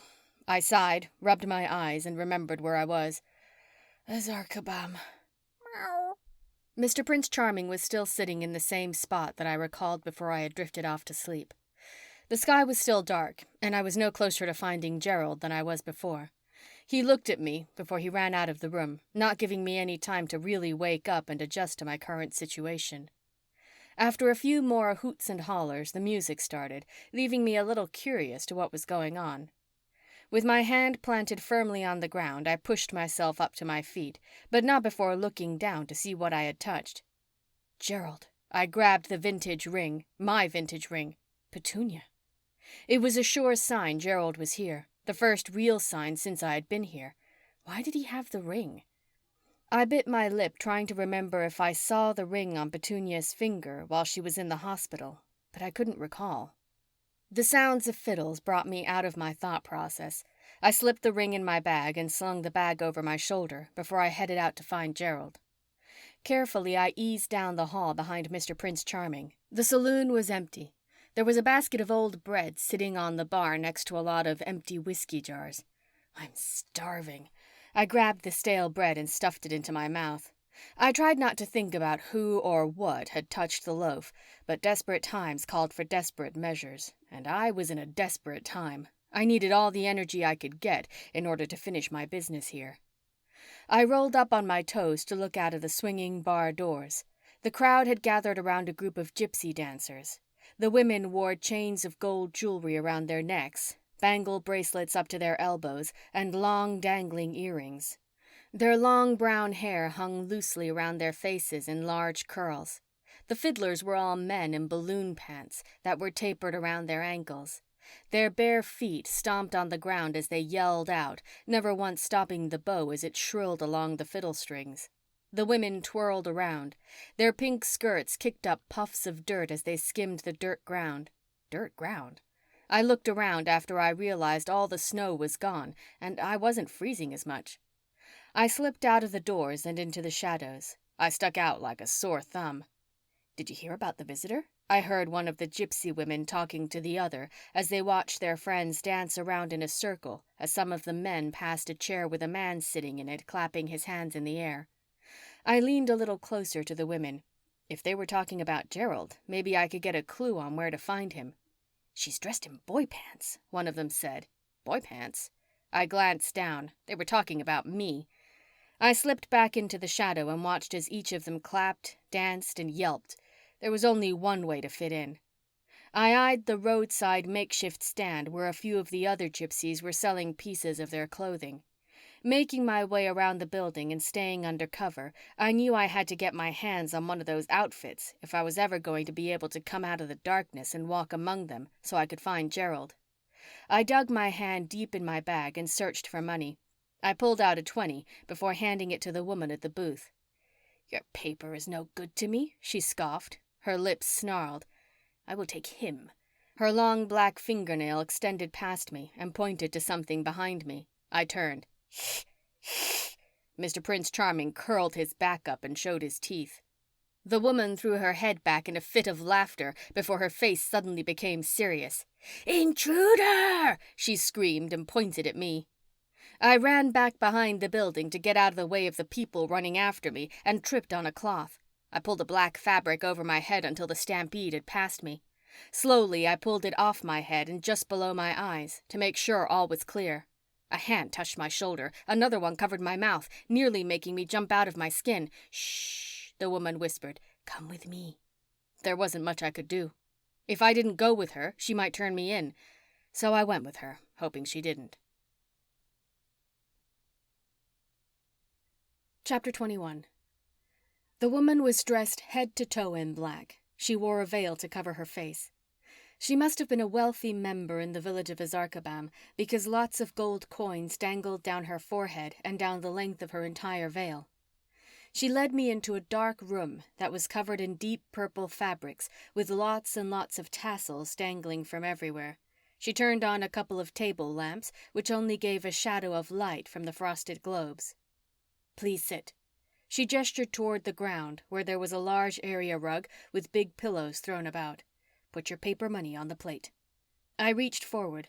With my hand over the gold plate on the small table, I uncurled my fist and let the $20 bill drop before I sat on the ground with one of the large pillows under me.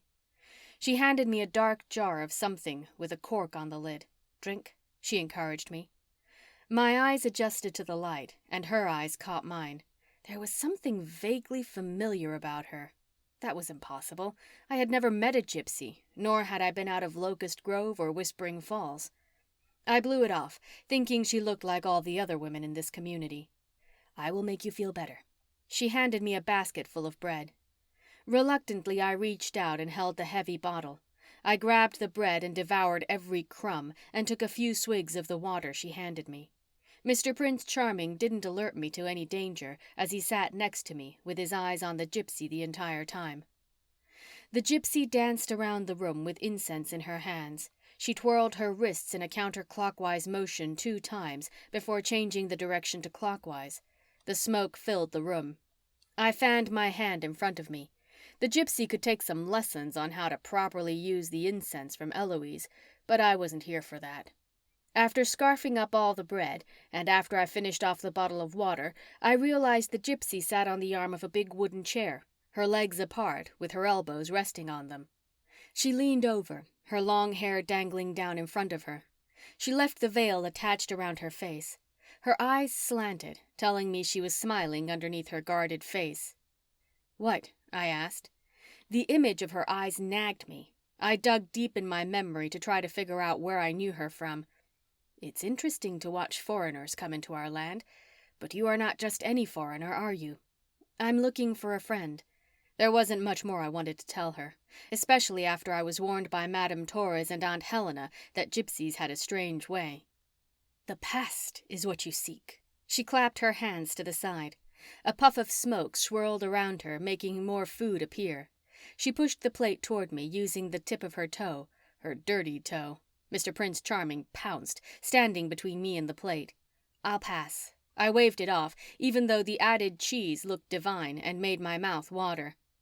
"Who is the man you wish to connect with?" she asked, as if she were reading my mind. "My friend Gerald. The love of his life is gravely ill in a hospital, and I must tell him."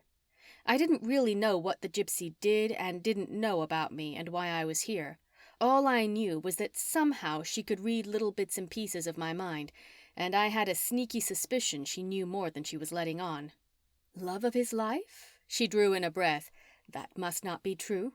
"How do you know? They're engaged to be married." I tucked my bag in closer to me, knowing the ring was deep inside. "How do you know this man didn't want to marry and he hurt her himself?" The gypsy asked the same question I was wanting to ask Gerald myself.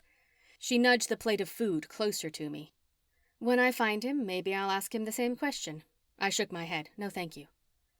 "Then you must take this to use, or you will not find the answers your heart desires." Her hand swooped in the air, creating another puff of smoke, this time gray, exposing a cloak and veil for me to use in the community. "I can't take that." I shook my head. My intuition told me I couldn't, and if I did, I would be in debt to her. "You aren't taking it." She stood up and grabbed the sleeves of the cape, flipping it up in the air, snapping it to form. "You paid for it." She pointed to the plate where I put my paper money. "See?" Her heavy brows lifted. "Really? $20? I couldn't help but glance over at the veil. The deep purple teardrop gems around the veil sparkled, leaving me with a wanting deep in my heart. I had always been partial to purple. "Go on," she encouraged me. "Try it on." "Meow!" Mr. Prince Charming let me know his displeasure. "It's not going to hurt." I shrugged and got up off the floor. I lifted the veil up. The gems were magical, beautiful. "Thank you." I lifted the veil up and over my head. It fit perfectly. Mr. Prince Charming was beside himself. He ran around the room as if he was looking for an exit. His tail hit a jar, knocking it to the ground. Spiders trickled everywhere. My eyes adjusted to the label, vermilion spiders. I gulped. Instantly I recalled where I had seen her, in a charming cure. I had found the customer, only I think she found me. You don't have a very smart friend. The gypsy laughed and pulled one of the large tapestries that hung on the wall to the side. There was a small door, big enough for a cat to run through. Mr. Prince Charming saw his opportunity and he took it, leaving me alone. I guess I'd better be on my way. My stomach nodded, instantly making me feel sick with the decision I had made putting on the cloak and veil. I had to gather my wits and decide what my next move was going to be. Madame Torres and Aunt Helena had already warned me about the gypsy ways. I was nowhere near prepared to confront her. Yet. Get out there. Blend in. Find Gerald. Take off cloak. I had to keep repeating to make myself feel better. Well, thanks. I didn't bother glancing back at the gypsy. I rushed out the door I had come in, leaving her and the memories of her behind. There was no time. I had to find Gerald. The sun was shining. It was the first time I had seen the sun in a while. What was left of the snow was all gone. The castle on the hill was even scarier in the daylight. The streets of Azarkabam were filled with all sorts of merchants and their wooden buggy carts. They pushed their wares through the streets, screaming at people to get out of their way. The dangling gems kept beating me in the forehead, causing me to sling my head to the side as if they were side bangs. I wasn't finished with you yet. The familiar gypsy voice whispered over my shoulder in my left ear. There are things you must do for me. I paid my money.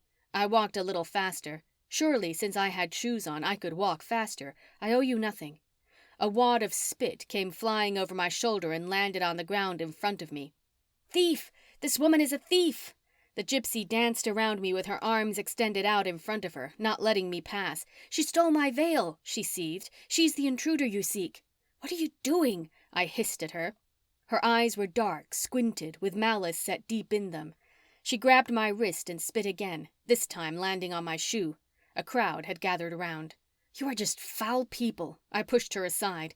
She fell to the ground like I really did forcibly push her. She lay on the dirt ground. Her arm shot in the air, her finger pointed at me. You are a thief! The crowd got rowdy. Their circle moved closer and closer to me as they stepped forward, each of them gnashing their teeth, spitting and yelling expletives at me.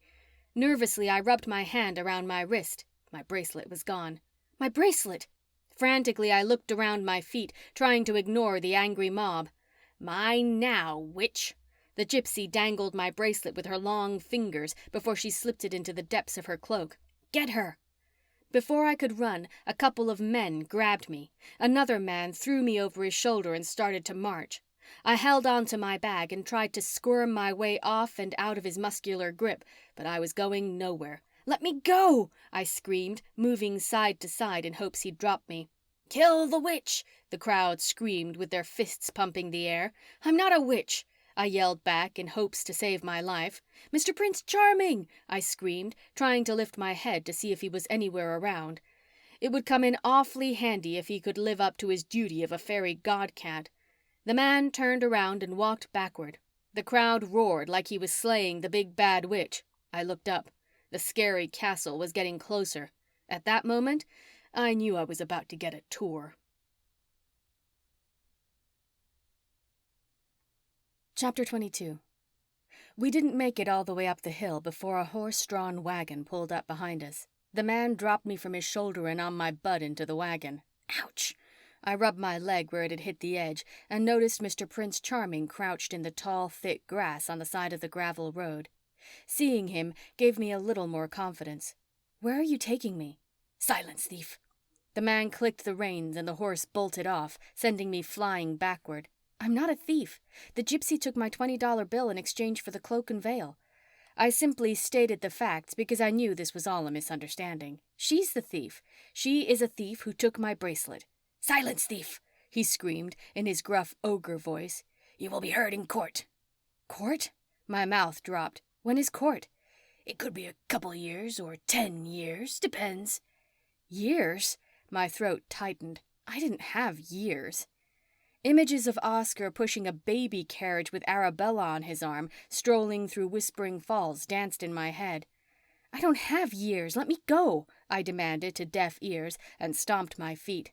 I grabbed the sides of the wagon and held on for dear life when the horse took off straight up to the castle. "Stick her in the dungeon," the man driving the wagon told the guard who came out to get me. My eyes drew up and down. He didn't look so tough in his little ballooning pants, bare feet, and blousy top that looked like someone had ripped the sleeves off of it. His greasy, scruffy brown hair could stand to use a good shampoo. The patches of hair on his face proved he was only a young boy who was trying to fit in with the others. Even his eyes were more innocent. "Or you could just let me go." I smiled through the pain when he grabbed me, shooting down my little theory that I could take him down. He flung me over his shoulder. What was it with flinging me? I made sure to watch and make mental notes on where he was taking me. I was going to get out of this place somehow. Before the heavy wooden doors closed behind us, Mr. Prince Charming darted in unnoticed. The halls were lit with candle sconces every few feet along the walls. The walls were draped with heavy tapestries. "Is this really going to take years?" I asked the young man as he tossed me to his other shoulder. He let out an audible groan when I landed. "You can put me down. I can walk," I told him. He stopped, bent his knees, and leaned forward, setting me on my knees. I stood there without moving in fear he would grab me up again. "Oh." He sighed and put his hands on the small of his back, stretching his torso back. He flung his hands above his head and then plunged down to the ground. He said, "I'm not cut out to carry women like that." "Thank you." I put my hands out in front of me and moved a little half circle around him. "Whoa!" He put his arm out in front of me to stop me from going any further. "I put you down, not set you free. You have a crime to answer for." I winced when he grabbed me by the arm and thrust me forward. "Walk," he ordered. I did what he told me to do. "Tell me about this place." I was trying to make small talk to make a personal connection with him, which was something I saw in the movies. If he recognized I was human, he might feel bad and let me go. "It's almost as old as our village. We use the dungeon to hold thieves like yourself." He kept his voice low and mysterious. "It is rumored to have several secret passageways, but I've yet to find any." "So this is your job?" I asked, this time out of curiosity. "Yes. I own a homeopathic cure shop in Whispering Falls." It was good to hear Whispering Falls come out of my mouth. It made my situation seem a little less bleak. "Whispering Falls. He hesitated. "Is that the village where everyone is welcome?" "Yes. As a matter of fact, that was the first rule I made when I became the village president." I stopped when he grabbed me by the shoulder and pulled on a heavy metal round handle attached to a large wooden door. There was a winding staircase going down. He gestured for me to go. "I think everyone should be able to get along." "You're the president of Whispering Falls?" His boastful laughter echoed, bouncing off the old stone walls. "And you're in a Zarkabam stealing an old cloak with a fake jeweled veil?" "I didn't steal it. I needed to move around the village in order to find my missing friend." The future was starting to look bleak to me. Luckily, Aunt Helena knew where I was, and surely she wouldn't leave me here for years. "Whispering Falls, huh?" he asked again. His heavy footsteps thundered down each step behind me. Yep, I let out a heavy sigh. The movies and TV shows made it look so much easier. "Do you know Arabella Paxton?" he asked. "You know Arabella?" In shock, I stopped dead in my tracks. He fell into me. I didn't even realize we were at the bottom when the door swung open and knocked me in the head, knocking me out cold. Chapter 23. "Oh," I groaned. I didn't know what hurt worse, the large goose egg of a knot on my forehead or my back where they had laid me on the hard, cold stone floor in one of the dungeon cells. "How do you think I feel?" the male voice asked from across the cell. I couldn't see him through the dark. I sat up and rubbed my head. "What made you pass out this time?" he joked. This time? I felt my torso. The guard wasn't too smart. They had left my bag strapped around my body. I reached in and grabbed my phone. I knew there was no way I would have coverage, but I did have the flashlight. The man was crumpled up in the corner with his back to me. "What do you mean this time?" I asked him. He rolled over. I dropped the phone from the shock when I saw that it was Gerald. I scurried over to him, grabbing the phone on my way over. "Gerald," I gasped. "I'm so glad to see you." "Don't get too excited. Both of us are in here." There was doom and gloom in his voice, but I could see some relief in his eyes. Plus, he melted when I grabbed him, sucking him into a big bear hug. At least we're together. I didn't want to let go. And Mr. Prince Charming is around here somewhere. Both of us knew that we had a little shot of getting out with my ornery cat sneaking around. I pulled away and put the phone light between us. It illuminated just enough for us to see each other's faces. There was a little more hope than what I had seen before in his eyes. We have to find a way to get out of here. I moved the light source around the dungeon, looking for any type of opening or crack. I raked my fingers along the large cement block. Light debris fell to the floor in little crumbles. Ugh! I screamed. Frustrated, I beat my fist on the cold and damp wall. Why aren't you helping me? I wailed through a veil of tears that had formed on my lids. Don't you want to get out of here? I pleaded, and cursed under my breath. There is no reason to live with my sweet dear Petunia dead. His voice was tight as he spoke. He let out a whimper before his body deflated back down to the floor. Petunia isn't dead, I assured him. Not awake, but not dead. You mean she survived the spiders? How did you know about the spiders? Incomplete thoughts swirled in my head. Did he put the spiders there? Did Arabella? Eloise did say that anyone who had access to flowers and herbs had access to the vermilion spiders. Did the gypsy have anything to do with Arabella? How did Gerald tie into all of this? What about his relationship with Arabella? Tramp. Never in a million years did I ever see my life turning out to be a spiritualist, and I wasn't going to die in some dungeon. Right about now, I really wished I was back at the Locust Grove flea market, selling my little potions I had made in the shed. No, the spiders didn't kill her. I didn't know if I should tell him about my going to see her, but we were stuck in here, and there was no real reason not to. Our situation wasn't looking so great. I went to the hospital to see her. I noticed you didn't. He hung his head in shame. I'd broken into Glorybee and got some evidence that one of my customers had left in her shop. I looked at him with a critical eye. This customer. His voice was softly low, a little too softly, as if it was a sign of danger and he knew it was a sign of danger. Did she have short hair, emerald earrings? I nodded. I had a niggling suspicion that he was holding something back. Did she ask you for a potion? He got into the crawl position, looking me dead in the eyes. I nodded. Oh, God, June, he cried out and stood up on his knees with his hands in his head. His reaction pulled a sick feeling out of me. There was not an ounce of hope he was giving me. Stay strong, my intuition told me. What, Gerald? Swaying a bit, I leaned up against the wall. Please don't faint, I begged myself. This was definitely not the time. Please tell me, I said hoarsely, and reached my hand out to touch Gerald's. Why are you in here? There is something you need to know. His voice trembled. I'm from Azarkabam, and I have committed a crime that has not only affected my life, but has left my precious Petunia hanging on for dear life. Are you saying you're the one who hurt Petunia? I didn't care where he was from. All I cared about was clearing my name in order to get home to claim Oscar. I had no idea how much time had gone by since I had left Whispering Falls. The limited daylight and lack of schedule had thrown me off. Not directly. He drew back. My past does. What happened?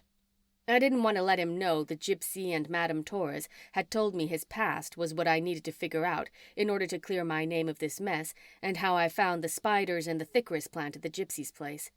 Wait. He stopped. Why are you here? I came looking for you. There was no reason to be blunt, especially since I was going to have him arrested for the crime. You suddenly skipped town. Arabella Paxton convinced Sheriff Lance that I was the one who hurt Petunia. No.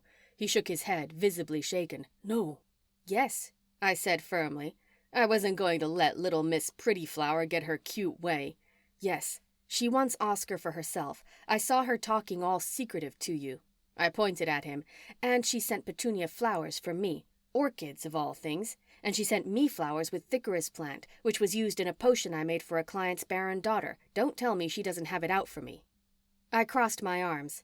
Thinking about her made my blood boil and want to desperately get out of here faster. I felt my hand around the old rock wall to find one of those secret passageways the young guard had heard about. How do you know the customer? I asked. He hadn't finished telling me about her. Esmeralda is my wife. Gerald's voice was muffled. What did you say? I turned back around. It sounded like you said she's your wife. I laughed at the trick my ears were playing on me. Sorry. I'm sure it's from being taken prisoner in a foreign village. I put my finger in my ear and wiggled it back and forth to get my hearing back. You heard right. I'm married, and we are from here. We are both Darksiders. I never told anyone. When I moved to Whispering Falls years ago, I fudged my records. There was no pride in his voice. Oh, my God. I held my hand up to my mouth. Suddenly, I felt like I was going to throw up. Does Petunia know? No. Gerald's head hung down. Does anyone in Whispering Falls know? I asked.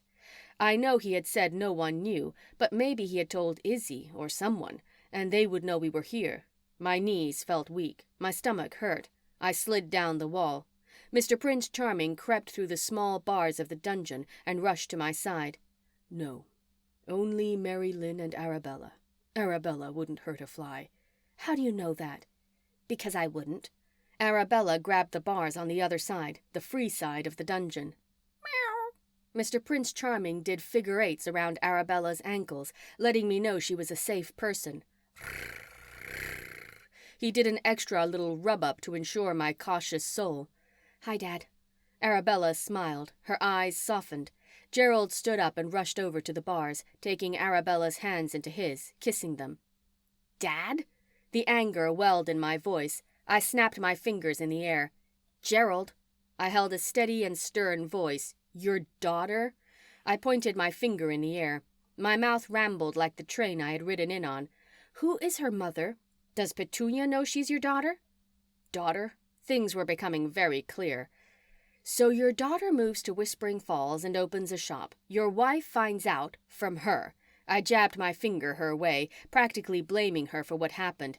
And she and your wife wreak havoc on our sweet town, all because you couldn't keep it in your pants? I screamed. Mr. Prince Charming circled the perimeter of the 10-by-10 old stone cell. Every few steps he would touch a stone, as though he was looking for something. Stop it!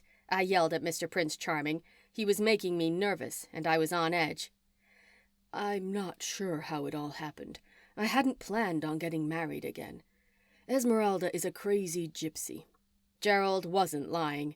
She was two kinds of crazy. Scorned wife crazy and gypsy crazy. June, I had to have a fresh start. My grandmother told me about Whispering Falls. Arabella showed some signs of regret, which was a little more endearing. I don't want to live the life of a gypsy, and when I told my mom, she wouldn't hear of it. That's when Grandmother and Dad helped me escape, only Mom had all her little friends watching us, and we didn't know it. And Oscar? Oh, she shook her head. He was only to distract you from what was going on. I knew Mom was lurking around. She told me that if I got your goat and picked out that ring you wanted, she would give Dad the divorce and no one would ever know. Only you were too smart for her. Let me clear this up. I sucked in a big, deep breath of air. You aren't after my man? No, he's all yours if I can get you out of here. Suddenly, I was liking Arabella a little bit more. Wow, wow. Mr. Prince Charming batted at an old stone. He rubbed his body to the right, turning, and then rubbing his body to the left, pawing it in between. Wow! He screeched, wanting our attention. Your bag and your cat are going nuts. Gerald pointed out that Madame Torres was glowing a bright, fiery red. Oh. I pulled her out and sat her between me and Gerald. She showed us Main Street and Whispering Falls. The geraniums that hung in the baskets were lifeless. The dark sky was gray. The streets were empty. Gerald groaned.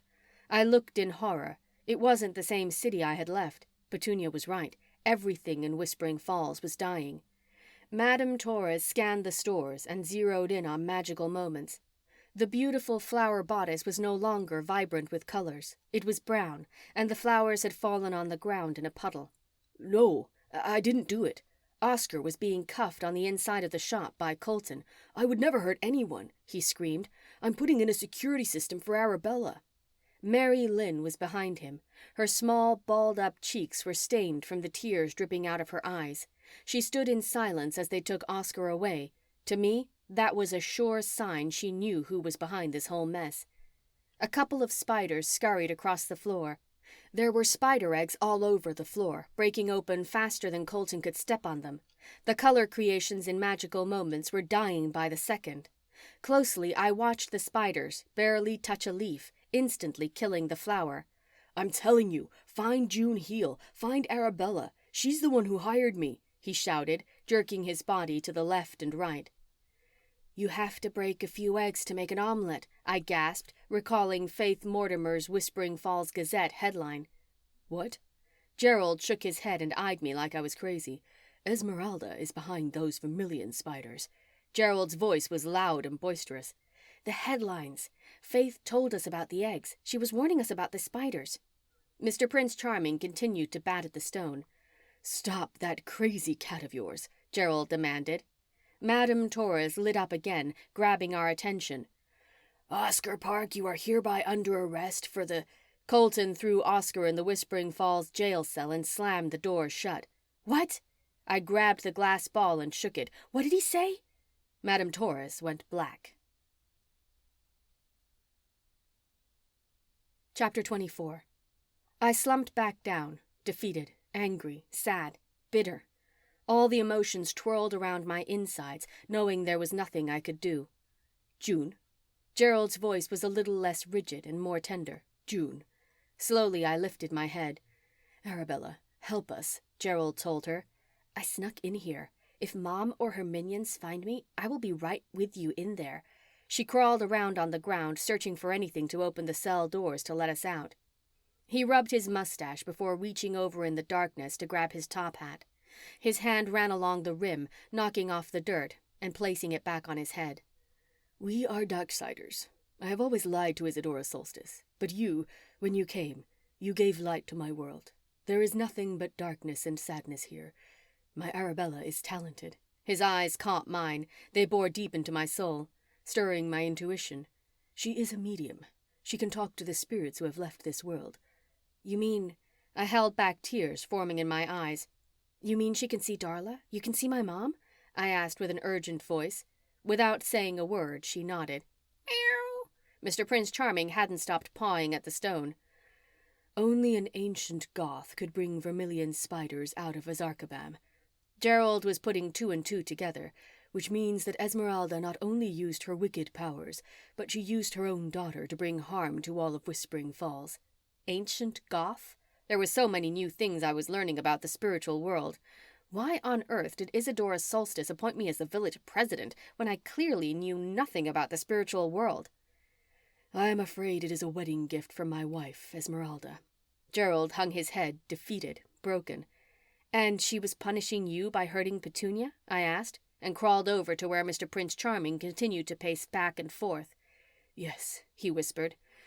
"I have been trying to get the divorce from the Ancient Council, and with Mary Lynn's help." "Does Petunia know any of this?" I asked, and ran my fingers along the edges of the stones. Mr. Prince Charming sat, a proud look on his face. "No." "Is that why you wanted to wait to have the wedding?" "Yes." His one-word answers were making everything so clear. "She doesn't know about Arabella either." "Oh." My finger must have triggered a secret passageway. The stones fell to the ground in crumbles, exposing a light tunnel. "Got it." Arabella held a key up in the air. She quickly unlocked the cell door. She pointed to the secret passageway. "We have to go that way, though. The front of the castle is filled with guards and cheering crowds." "Cheering crowds?" I asked. "They love a good hanging here." She held her hands in the air, doing a gesture of hanging. "You, my dear, are next in line," she warned as her eyebrows cocked. Gerald jumped up behind me and grabbed Arabella in a big hug, reminding me of the scene I had witnessed in the back of the gathering grove where they were hugging. Now I knew why Arabella was telling him he couldn't go through with the wedding. All of us looked deep in the tunnel. The cobwebs were thick, which meant no one had been down there in a long time. "Let's go." I motioned for them to come on as I threw my bag over my shoulder. Today is not a day I planned on dying. I have to get back and save Whispering Falls. "And Oscar?" Arabella smiled. "Especially Oscar." I smiled back in a peace-offering kind of way. "Wait." There was caution in Gerald's voice. He put his hand out, motioning me to move out of the way. He stepped into the hole and took a closer look at the webs. "If these are vermilion webs, we will not make it out alive." I shivered. "No!" I yelled after Mr. Prince Charming, who darted right on in. "It appears to be fine. We can go." Gerald smiled for the first time since I had seen him. Without another word, we followed my precious fairy godcat through the underworld of Azarkabam. The tunnel ended right on the outskirts of town, exactly where I had started. There was the old locomotive waiting for us. None of us looked back as we each stepped aboard the rickety hunk of steel, taking a seat on the red velvet benches. We held on to the sides as the train's wheels turned and creaked along the rails. The dangling tassels hit the passenger windows in a rhythmic back and forth motion. Mr. Prince Charming curled up and closed his eyes. "Now what?" I asked Gerald, but was afraid of his answers. "Well," he rubbed his hand down his face, "we have to find Esmeralda. She holds the key to ending this." "Exactly how do we do that?" I asked, knowing good and well I wasn't going to go back to Azarkabam anytime soon. "The only way for Arabella to live in Whispering Falls would be to get the permission of the Ancient Council, which Esmeralda sits on as the Ancient Goth. That has to be my #1 goal." His lips thinned. Sadness stood on his face. "I will have to say goodbye to Petunia. Esmeralda will never grant me a divorce, nor will she let Petunia live if I ask for one." "How can we stop her? How can we get her to grant the divorce? There had to be some way." "There are ways, but we have to capture her, which is hard to do since she is a teletransporter." Gerald's words only confirmed my worst nightmare. Esmeralda was not going to go down without a fight. "I'm sorry I accused you of doing all those things." I felt like I needed to clear the air before the train dropped us off. "I'm sorry too." Arabella reached out and squeezed my hand. "Here's the ring." I opened my bag. The ring didn't seem so important anymore. "Ring?" Gerald was confused. I reached in my bag and felt around for the vintage ring from Bella's baubles I had found in Gerald's room back in Azarkabam. Once I found it, I held it out in my palm. "Where did you get Petunia's ring?" he asked. "I found it on the floor of your room back in Azarkabam." "Esmeralda," he whispered. "She must have gone to see Petunia and taken it off her finger. When Arabella told me to get the ring, I thought she saw Petunia looking at it. She said Petunia wanted it. It's your ring?" He sounded more confused. Something didn't add up. I didn't tell him that Arabella had seen me in Bella's and overheard me tell Bella that I wanted the ring. I decided to keep it to myself. "No, not my ring," I smiled. The train came to an abrupt stop. We held on to the edges of the bench and swayed back and forth along with the tassels until it was safe to stand. The door flung open and the stairs descended. Mr. Prince Charming ran out before Arabella, Gerald, and I got our footing to stand. "I guess we are home." Gerald walked over to the steps and looked out. "Home." Arabella nodded. "That sounds and feels nice." We were in the wheat field where it all started. The wheat swooshed with the night wind. In the distance, the sky was still dark and gray over Whispering Falls. The deadness filled the air. How do we breathe life back into the village? It might seem like a silly question, but it was a necessary one. "We have to get Esmeralda to confess," Gerald declared, like it was going to be easy as pie. "How do we do that?" "We wait." He cleared his throat, buttoned up his coattails, and straightened his shoulders. With his head held high, he took the first step off the train, with me and Arabella following closely behind. Chapter 25. "Welcome to Whispering Falls, a charming village," read the old beat-up wooden sign that stood in the middle of the wheat field. I smiled. Reading those words sent a joy through me. "Are you ready?" I looked back at them. He was again the vision of class as he stood in perfect posture. It was the only Gerald I knew before my little trip to Azarkabam. Arabella was as beautiful as ever. Without a word between us, they nodded, not looking at me, but across the wheat field. I touched the wooden sign. The field parted. The brick pathway appeared. We took our first steps, knowing the path would lead us straight to Whispering Falls. There wasn't a word spoken between us as we got closer to the village. The gray clouds had darkened to an almost deep black. My cottage was eerily silent as we passed it. Gerald announced, "I have to get to Colton and clear all of this up." My intuition hit me. A deep-rooted fear sent a chill to the depths of my bones. What if Colton didn't believe us? What if we couldn't get Esmeralda? He stopped at the top of the hill, looking down on Whispering Falls. He turned to me and placed his hands on my shoulders. "She loves a good fight. She'll be here. June." He chose his words carefully. "When you came to Whispering Falls, we knew you were the one who could move the spiritual world forward. You were the chosen one. As a member of the village council, I encouraged them to vote you in as the new president, because I thought you would be able to bring the two spiritual worlds together." Without asking questions, I knew he was talking about the Good-Siders and the Dark-Siders. "You made the initial steps and closed some of the distance by making Whispering Falls a joint community." He smiled. "It was everything we had hoped for. But there are Dark-Siders who will never want that day to come. They are still looking for the ultimate spell that is held deep within the Good-Siders." The ultimate spell. I groaned, remembering how I had already had to battle one Dark-Sider over the spell that would bring the spiritual world to an end. "You know as well as I know, if the ultimate Dark-Sider got their hands on the spell, it will be all over for us." Gerald was giving me a warning. "Do you mean that Esmeralda could be the ultimate Dark-Sider?" My mouth dropped. My gut told me the answer before he confirmed it. "Yes." He dropped his hands. We both turned toward Whispering Falls, taking in what can happen if the wrong sorts of spiritualists come to the city. "Do you think Esmeralda is here?" I knew these questions stung him to his core, but they were questions I had to ask. "I don't know." He held his arm out and pointed toward the village. "This is what you and I have to find out." "I can get her here," Arabella chimed in. "I will go back and live my life as a gypsy, if it means saving Whispering Falls from her." "No," Gerald gasped, breaking down into tears and grabbing his daughter. "Let's just see how things go." I began the journey into the city like I had done every single morning over the past year. Plus, I knew the police station like the back of my hand, since I had spent so much time there with Oscar when he was the police chief.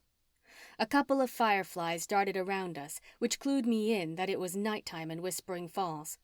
The fireflies were the teenagers in the spiritual world who were taken from us at a much too early age. Their souls came back in the form of the fluttery little lighted creatures. "Go on." I batted at them. I didn't want them to break our cover. If Colton or anyone saw them, they would know the nosy teens were up to something. The station was dark. I motioned for Gerald and Arabella to follow me. I looked around for Mr. Prince Charming, but I didn't see him. The carriage lights that lined Main Street were dimly lit, not the vibrant glow that used to light the way for our magical village. There was a tiny basement window in the back of the police station where I used to sneak into Oscar's apartment when I would bring him a morning coffee or a good morning kiss.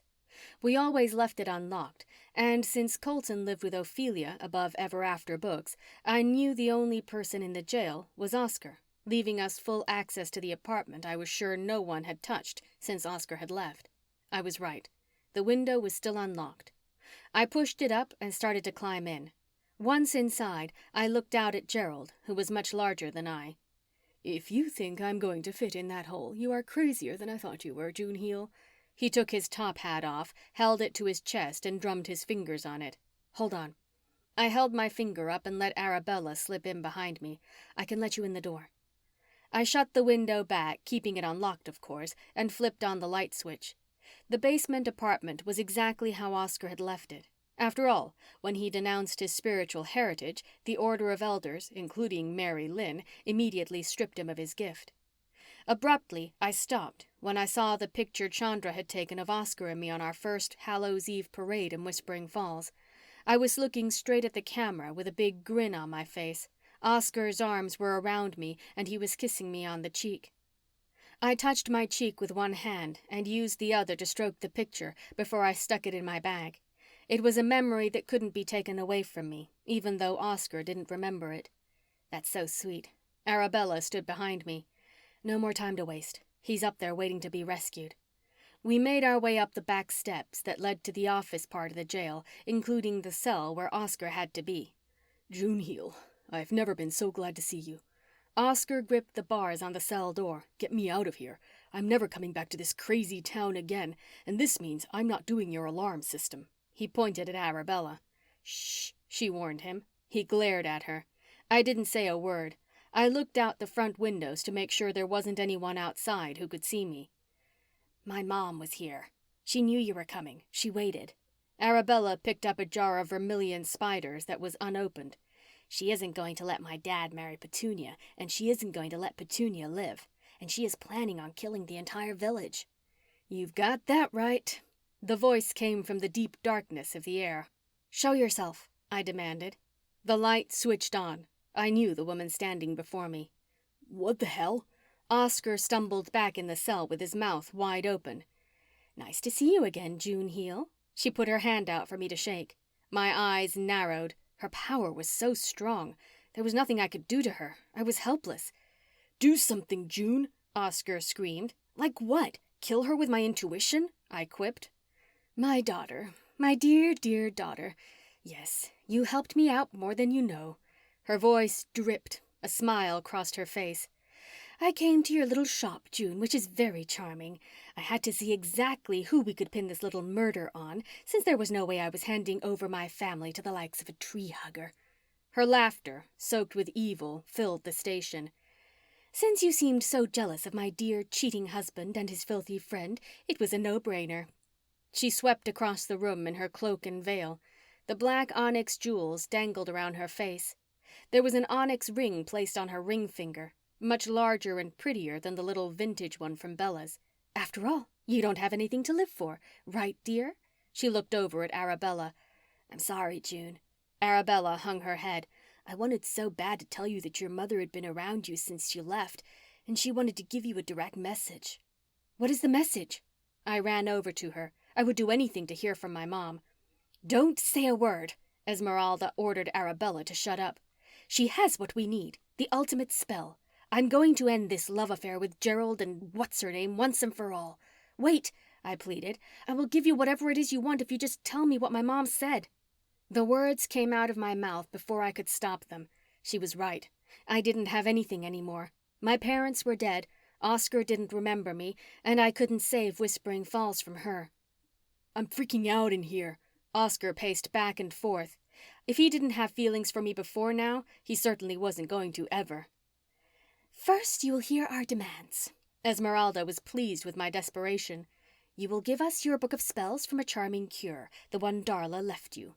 Then you will denounce your spiritual gift and go back to the little frumpy shop you owned at the flea market in Locust Grove."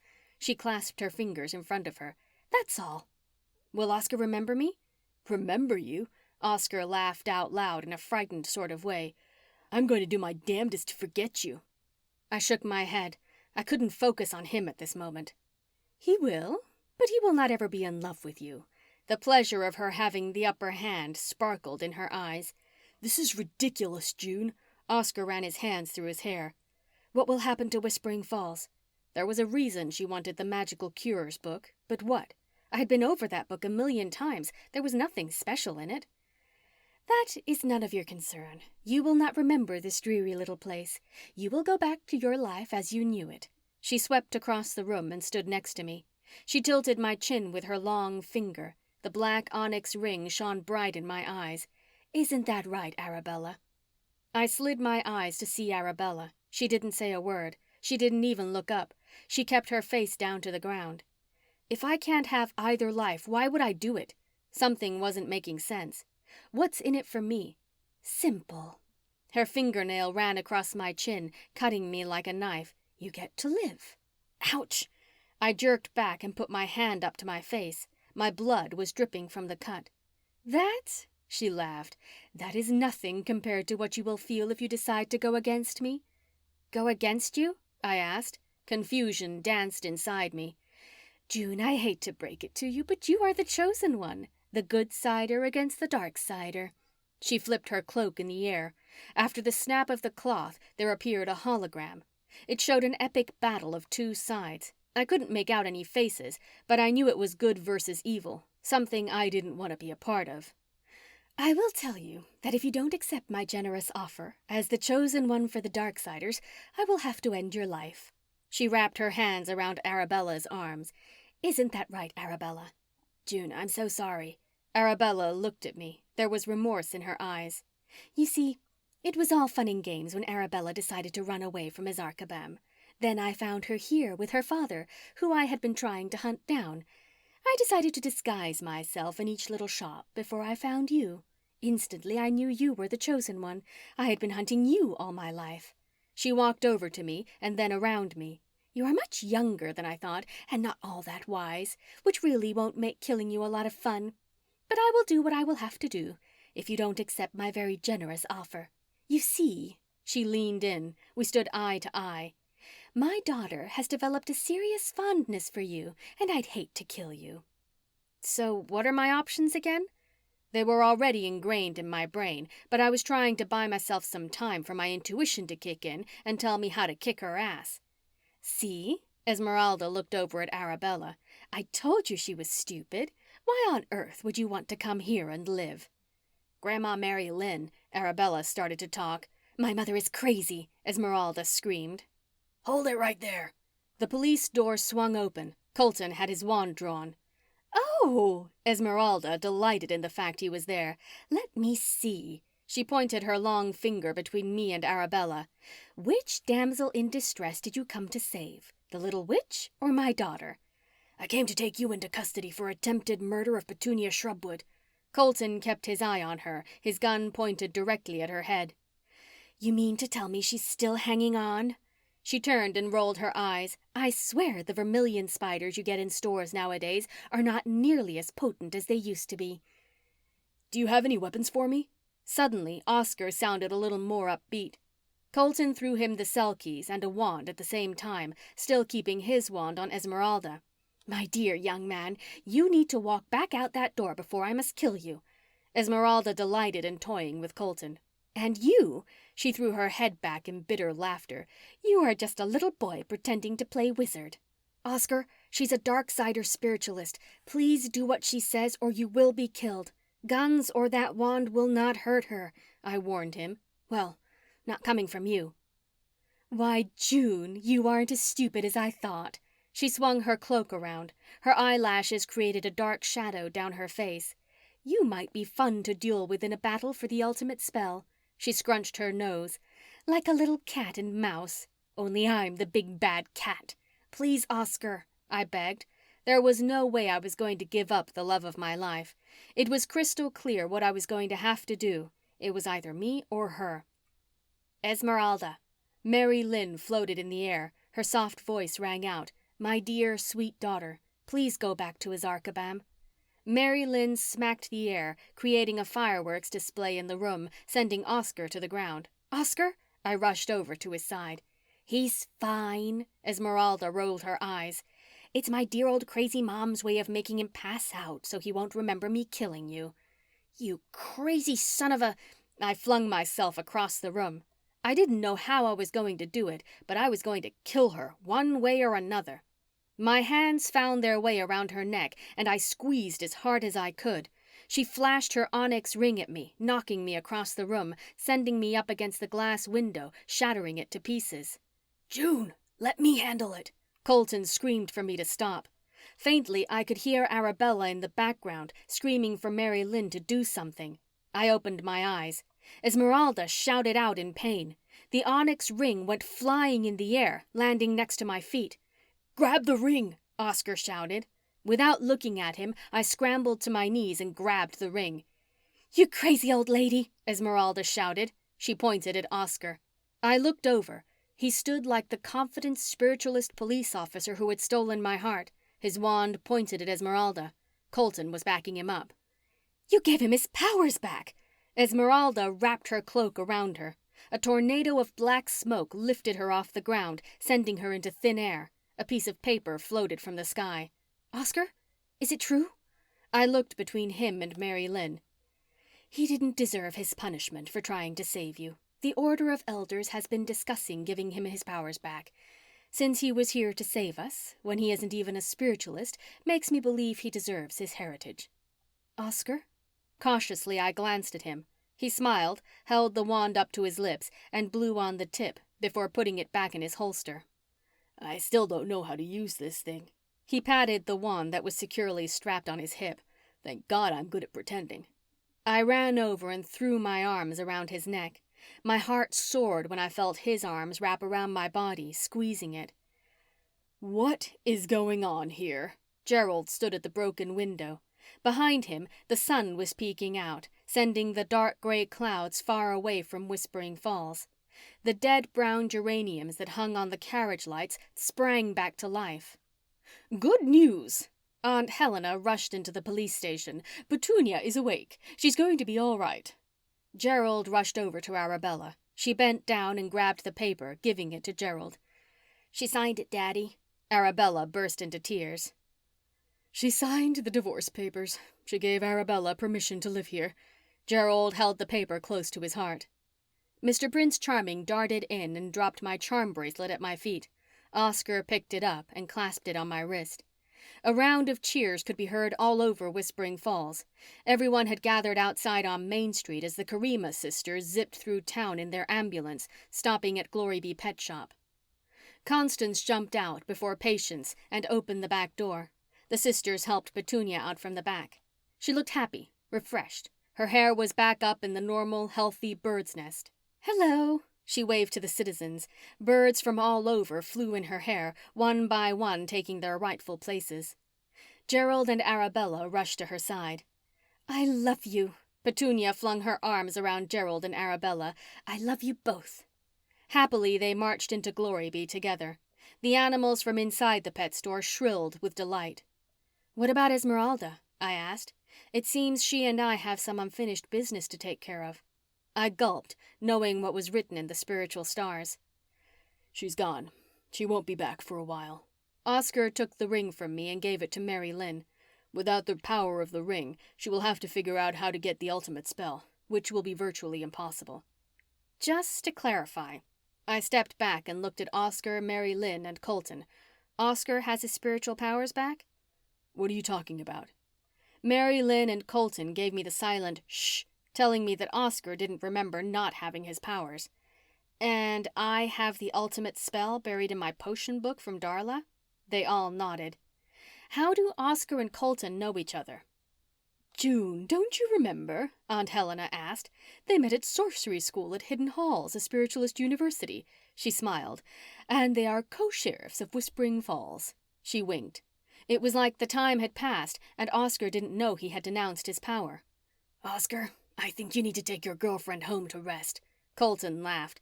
"That bump on the head from hitting the glass window might have given her a little concussion." "Girlfriend?" My heart filled with a warmth I hadn't felt in a long time. Yeah." Oscar wrapped his arm around me before pulling me closer. "I'm so glad she didn't hurt you. I would never let that happen." His vow was sealed with a kiss. Chapter 26. "I'll be with you in a second." The bell over Charming Cure's front door rang when someone walked through it. I was busy trying to make up a few potions to replace all the ones that had sold while I was away at Azarkabam. Faith Mortimer had done a great job taking over and had nearly sold everything in the shop. In fact, I had offered her a full-time job since she was so good at selling, which she gladly accepted. "It's just me. Take your time," Petunia said. "Petunia!" I bolted around the partition. "What are you doing here?" I looked up at the clock. "You only have a couple of hours before the wedding." "I wanted to stop by and thank you." Joy bubbled in her eyes. "If it weren't for you, Gerald and I would never have been able to get married today." "How are you?" I asked. I know it had to be difficult finding out about him having a daughter and wife. "Arabella is a sweetheart, and you know how crazy his ex is." She smiled. We both knew how crazy his ex was without further discussing it. Deep in my soul, I knew I was going to have to see her again, but if it wasn't for another 30 years, that would be fine with me. "Instant family," she laughed. She reached over and hugged me. A white dove popped its head out of her hair. I jerked away. "What? You didn't think I'd have my hair done for my wedding without doves, did you?" She winked. "I'm glad you're here." I moved around the counter and picked up the village president rulebook. I held it close to my chest and walked back over to Petunia. "I want to give you your wedding gift." I held the book out in front of me. "What?" She looked confused. "I'm stepping down as the village president and giving it to you." I pushed the book toward her. "It's no secret that you wanted the job way more than I did. Plus, you know Whispering Falls like the back of your hand." She took the book. I noticed she wore a different ring than the vintage one Gerald had initially picked out for her. My ring. "You know this doesn't get you out of being the chosen one, right?" she asked. "I know." I forced a smile on my face. "This day, when the day comes and I have to face Esmeralda, I'll be ready. June, are you sure? She asked. Excitement escalated in her voice. I'm positive. My intuition told me it was the right thing to do, and it hadn't failed me yet. Hey, new ring? I questioned. Yes. June, Arabella told us that Esmeralda made her find out what ring you really wanted, so it would fit into her plan of me dying. Of course, when Arabella told Gerald I had picked it out, he went and got it. She patted my hand.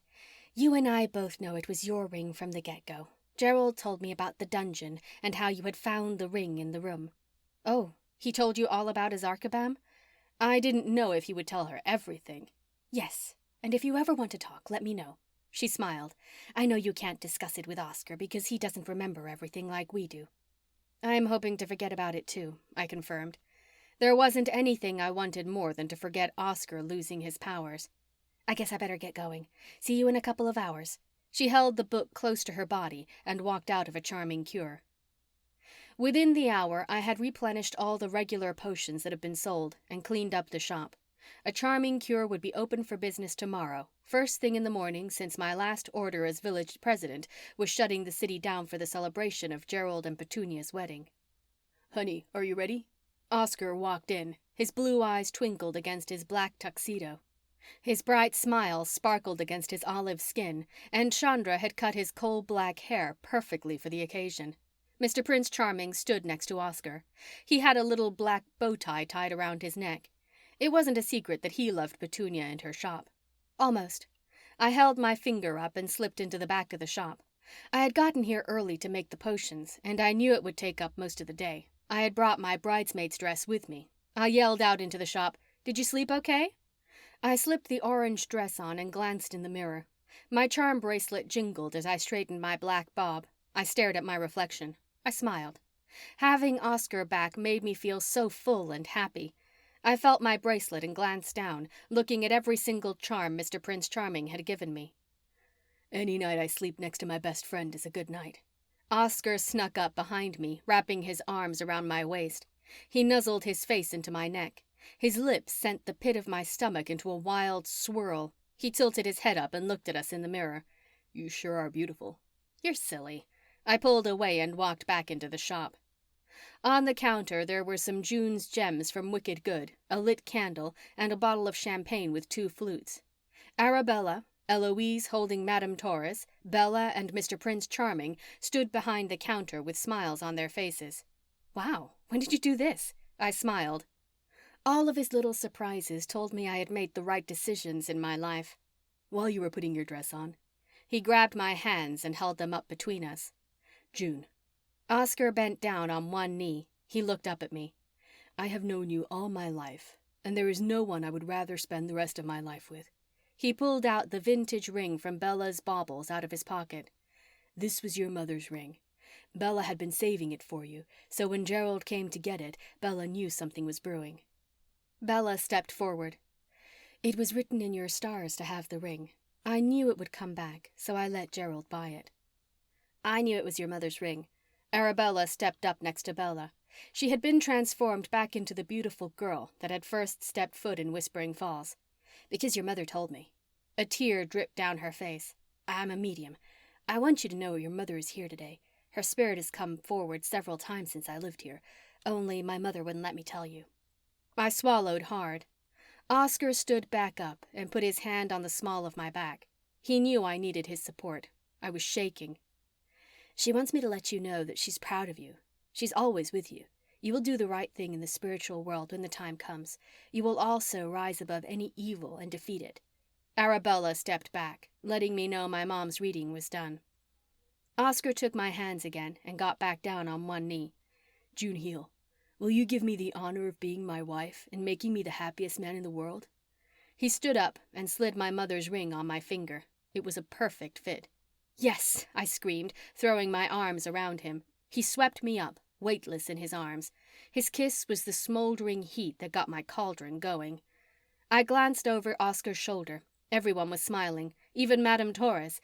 Everything seemed great and fine in Whispering Falls, but my gut told me it wasn't going to be the last we had heard or seen of Esmeralda. Next time I was going to be ready for her. This has been A Charming Magic, Magical Cures Mystery Series, Book 5. Written by Tonya Kappes. Narrated by Karen Savage. Copyright 2013 by Tonya Kappes. Production copyright 2015 by Tonya Kappes.